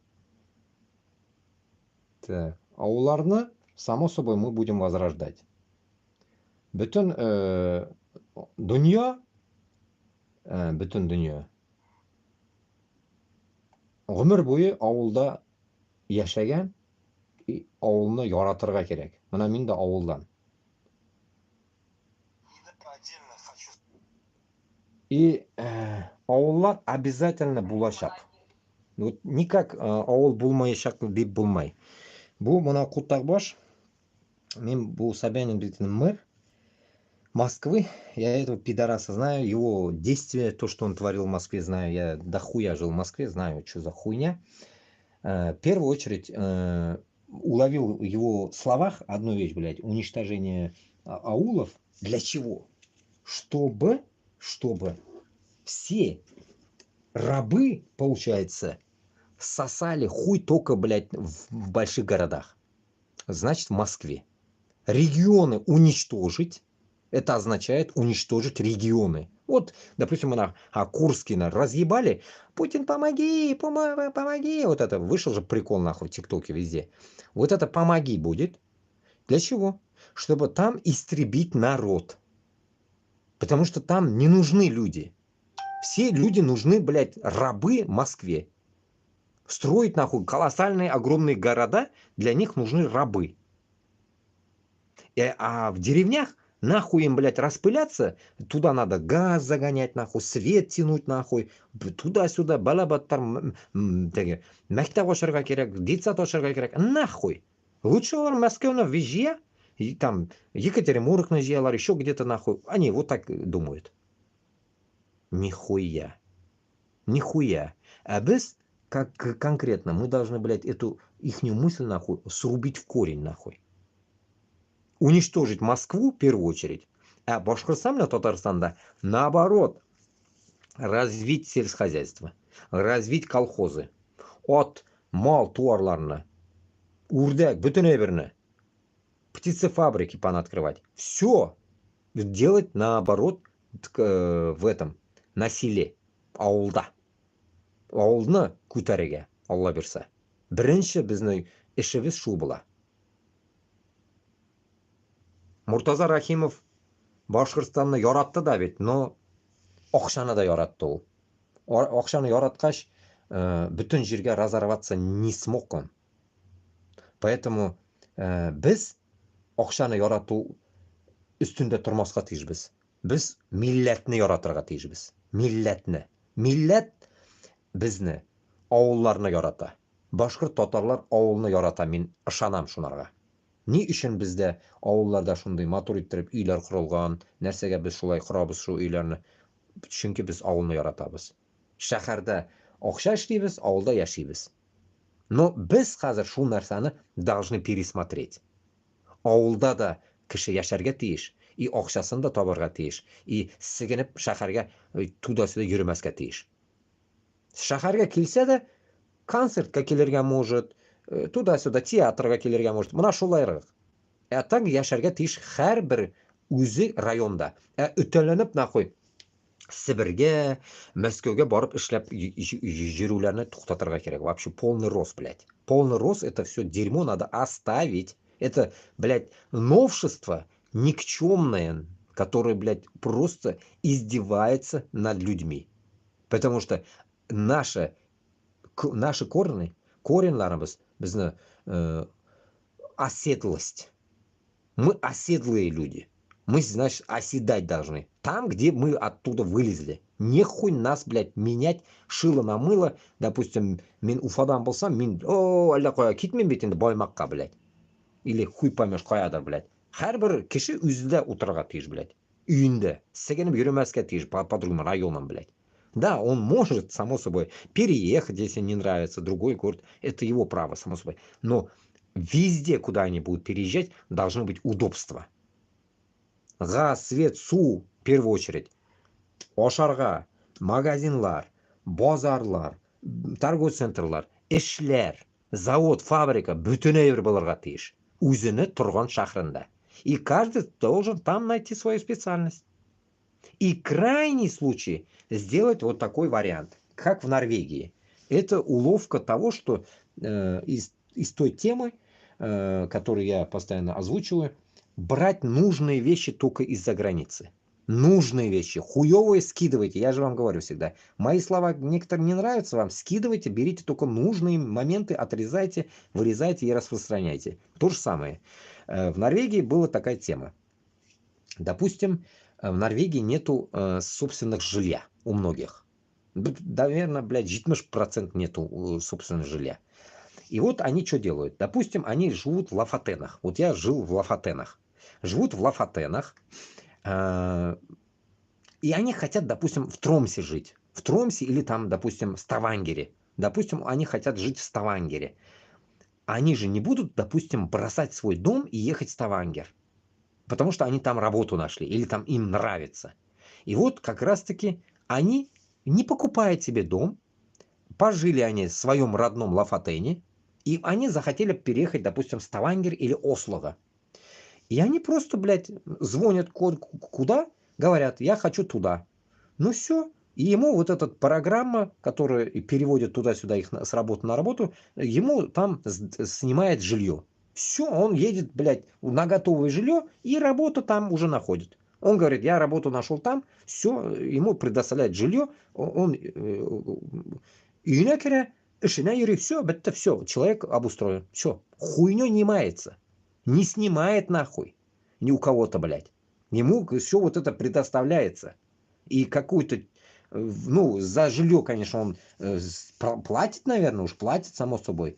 А вот хуйней не мается, грубо говоря, блядь. Чтобы переехать ему проблем нет, головной боли нету. И все происходит внутри Норвегии.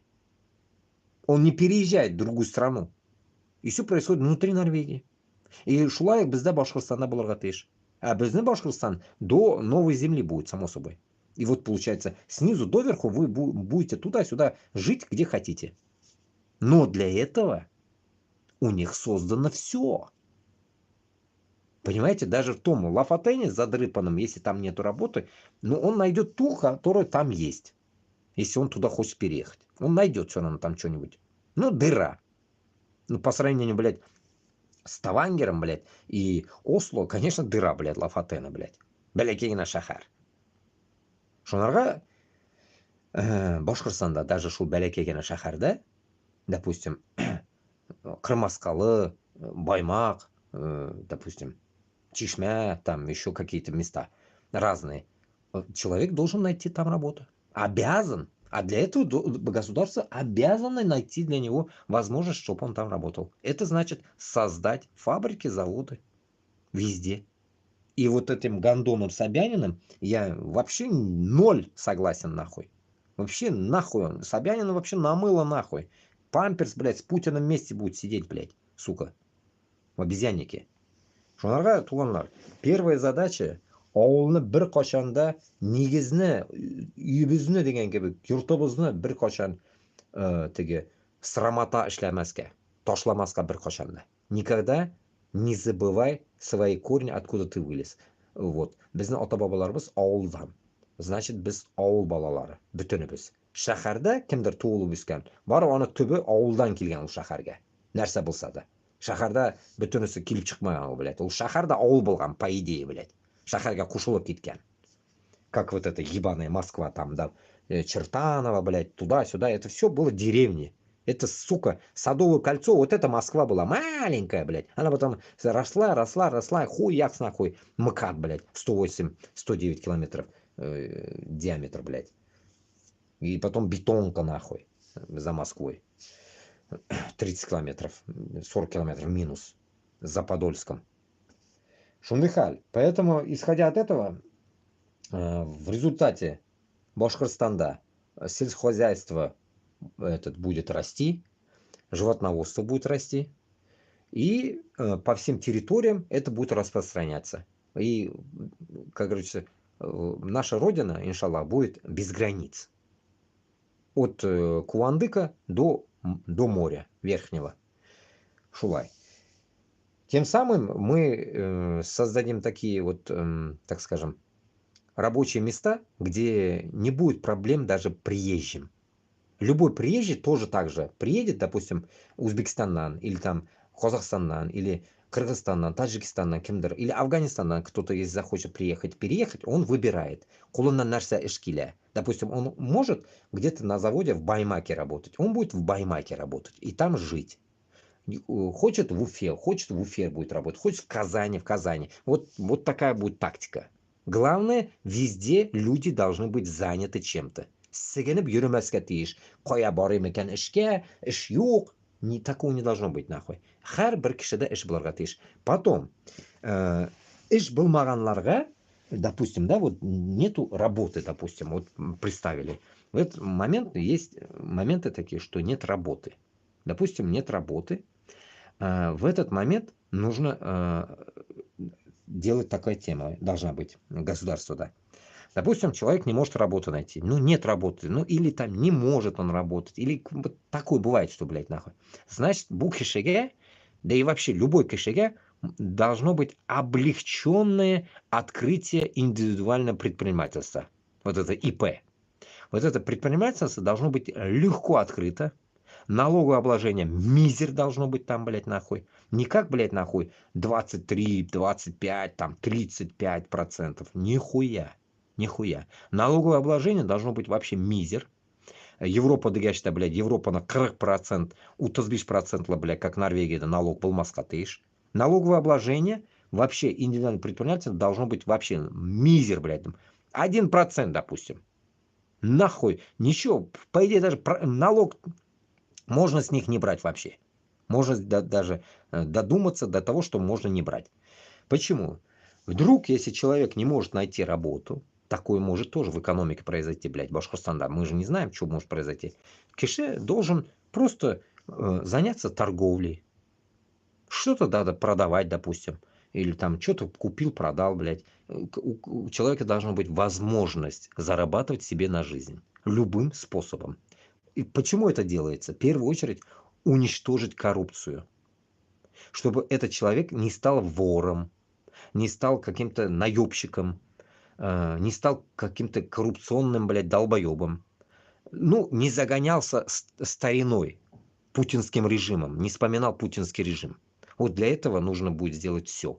Но если и там они перешагнут, но должны мы конкретно на них найти управу, само собой, статья должна быть, что если они, и это уже рахмат демеса, что наргада, иди нахуй таким людям. Сразу засунуть нахуй там на 3, там на 5 лет нахуй, допустим, да? Вот если они ебаться будут хуйней какой-то, блядь, там, МММ создавать, блядь, мын сагерга нахуй, там, какие-то по кредитам пиздеть, воровать и так далее. Вот это хуйня. И плюс, вспомнил насчет кредитов, вот эти деньги даром, быстрые деньги, вот это все закрыть нахуй. Ничего не должно быть вот это. Как шаурма, нахуй вот это распространялось, да, XXL, вот эти бананы, хуяны, игровые автоматы, ничего не должно быть. Вот насчет этого здесь жестко ислам должен работать. Вот эту волю дадим религиозникам. Они должны жестко это закрывать. Вот это точно, это будет по-мусульмански, и вот этого дерьма не должно быть. Никакие нахуй автоматы, бананы, клубнички, вот этого не должно быть никакого, блядь, нахуй. Вот и все. Вот эти, вдруг нахуй где-то, блядь, в подвале найдутся, все, пиздаем нахуй. Все, кастрирование нахуй на 100 лет нахуй.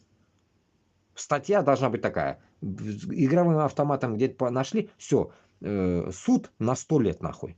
Все. 100 жылға оны қомарға, блядь. До смерти нахуй. Беспощадно болырға тиіш насчет этого, блядь. Вот эта тема не должна вообще разрабатываться. Вообще в голове у людей не должно быть коррупционные методы. Народ должен очиститься от прошлого. Все. Мы подохнем, и когда уже новые после нас дети пойдут, они родятся уже в хороших условиях, иншаллах. Они не будут даже знать, что раньше были коррупции. В историях только будут читать, что так нельзя было делать.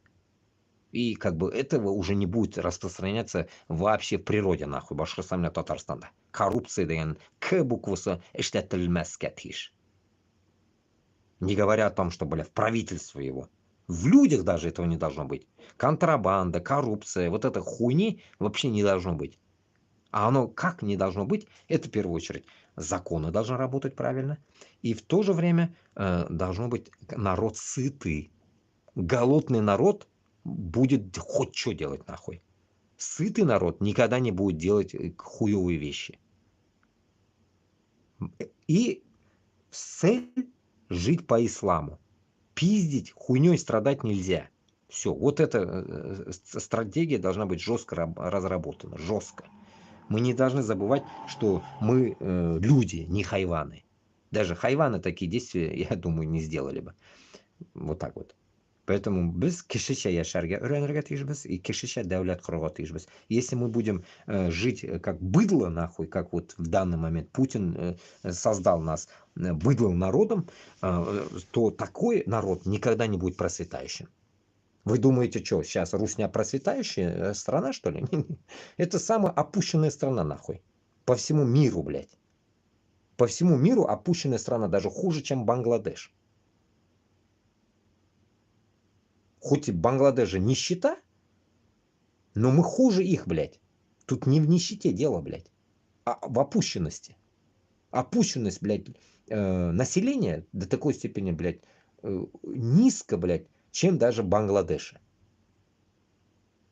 Потому что мы вроде бы и не голодные, и как бы обутые, одетые, но опущенные. Вот в чем разница. А Бангладеш-то нищета, и то они как-то живут. У них опущенности или что-то в этом роде, у них нету такого. У них просто вот конкретная нищета, экономическая пизда им, блядь. Там. Экономика разъебанная там. А безде бүтін вроде в порядке, но мы быдлый народ.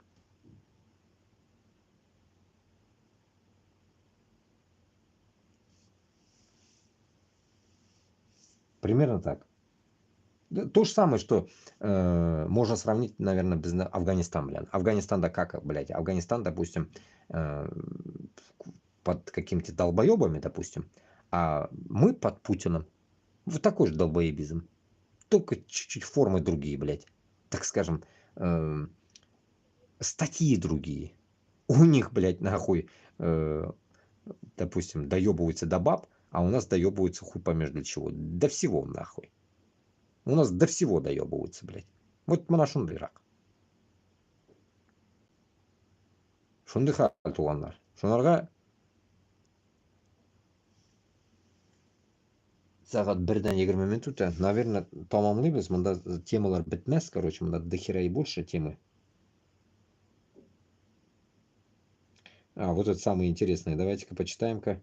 Ну вот опять, сука, это башню Москва-Сити. Вот им башню Москва-Сити дохуя. Око есть, и это, битина, помню, битина. Или они сейчас здание. Вот этот полный кусочек земли, это сраный нахуй. Возле Садового кольца, блядь. Возле, ну, Садовое кольцо, у тебя битина на кранан. Кольцо, или нет, пизжу, не Садовое кольцо, третье кольцо проходит возле него, блядь. Все разъебать нахуй надо.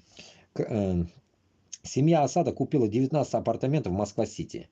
Как оказалось, Асад подготовился к побегу в Москву еще 5 лет назад. Родственники президента Сирии Башара Асада в разные годы купили не менее 19 апартаментов в жилых комплексах на территории Москва-Сити. 18 из них комплексы город-столиц. Еще один башня Федерации. Об этом сообщает газета Finance Times со ссылкой на документы, полученные антикоррупционной неправительственной организацией Global Witness. Недвижимость оценивается в 40 миллион Сити, писал ФС. 40 миллион. Сити, город-столица, вот это. 40 миллион Москва-Сити, наверное. 40 миллион. Ну да. Я помню, там эти уёбки одни были, короче. Кого-то сын, нахуй. Какого-то хуя, блядь, сын. Сдавал, блядь, свои апартаменты.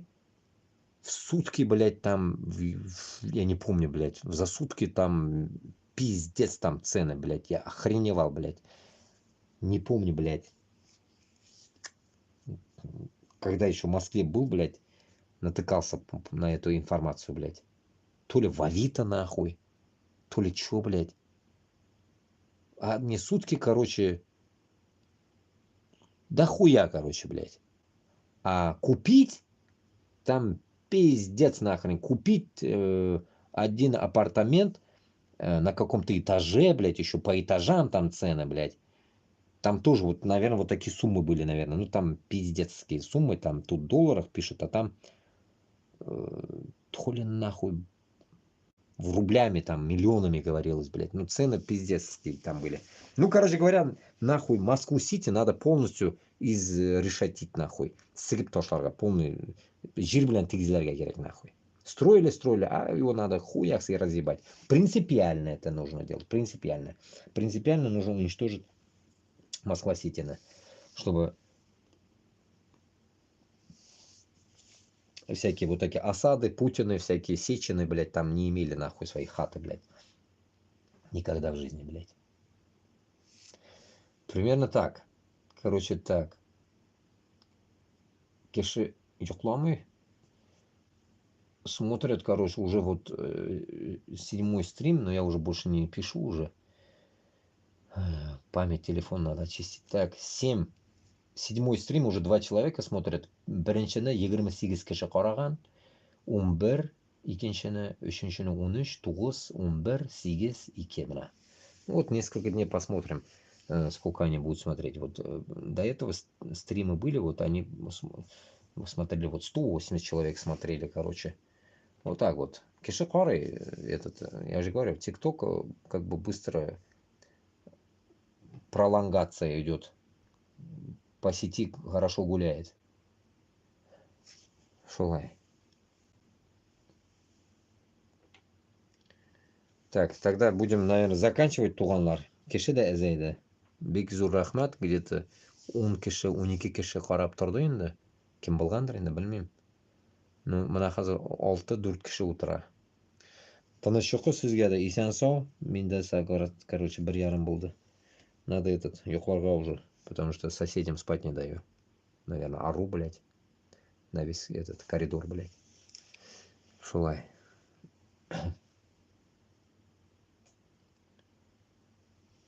Шундай хәл. Ну, ярар, этот...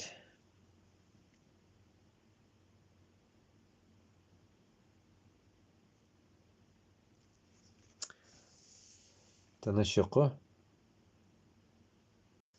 Как всегда, у меня что-то интернет опять стух, блин.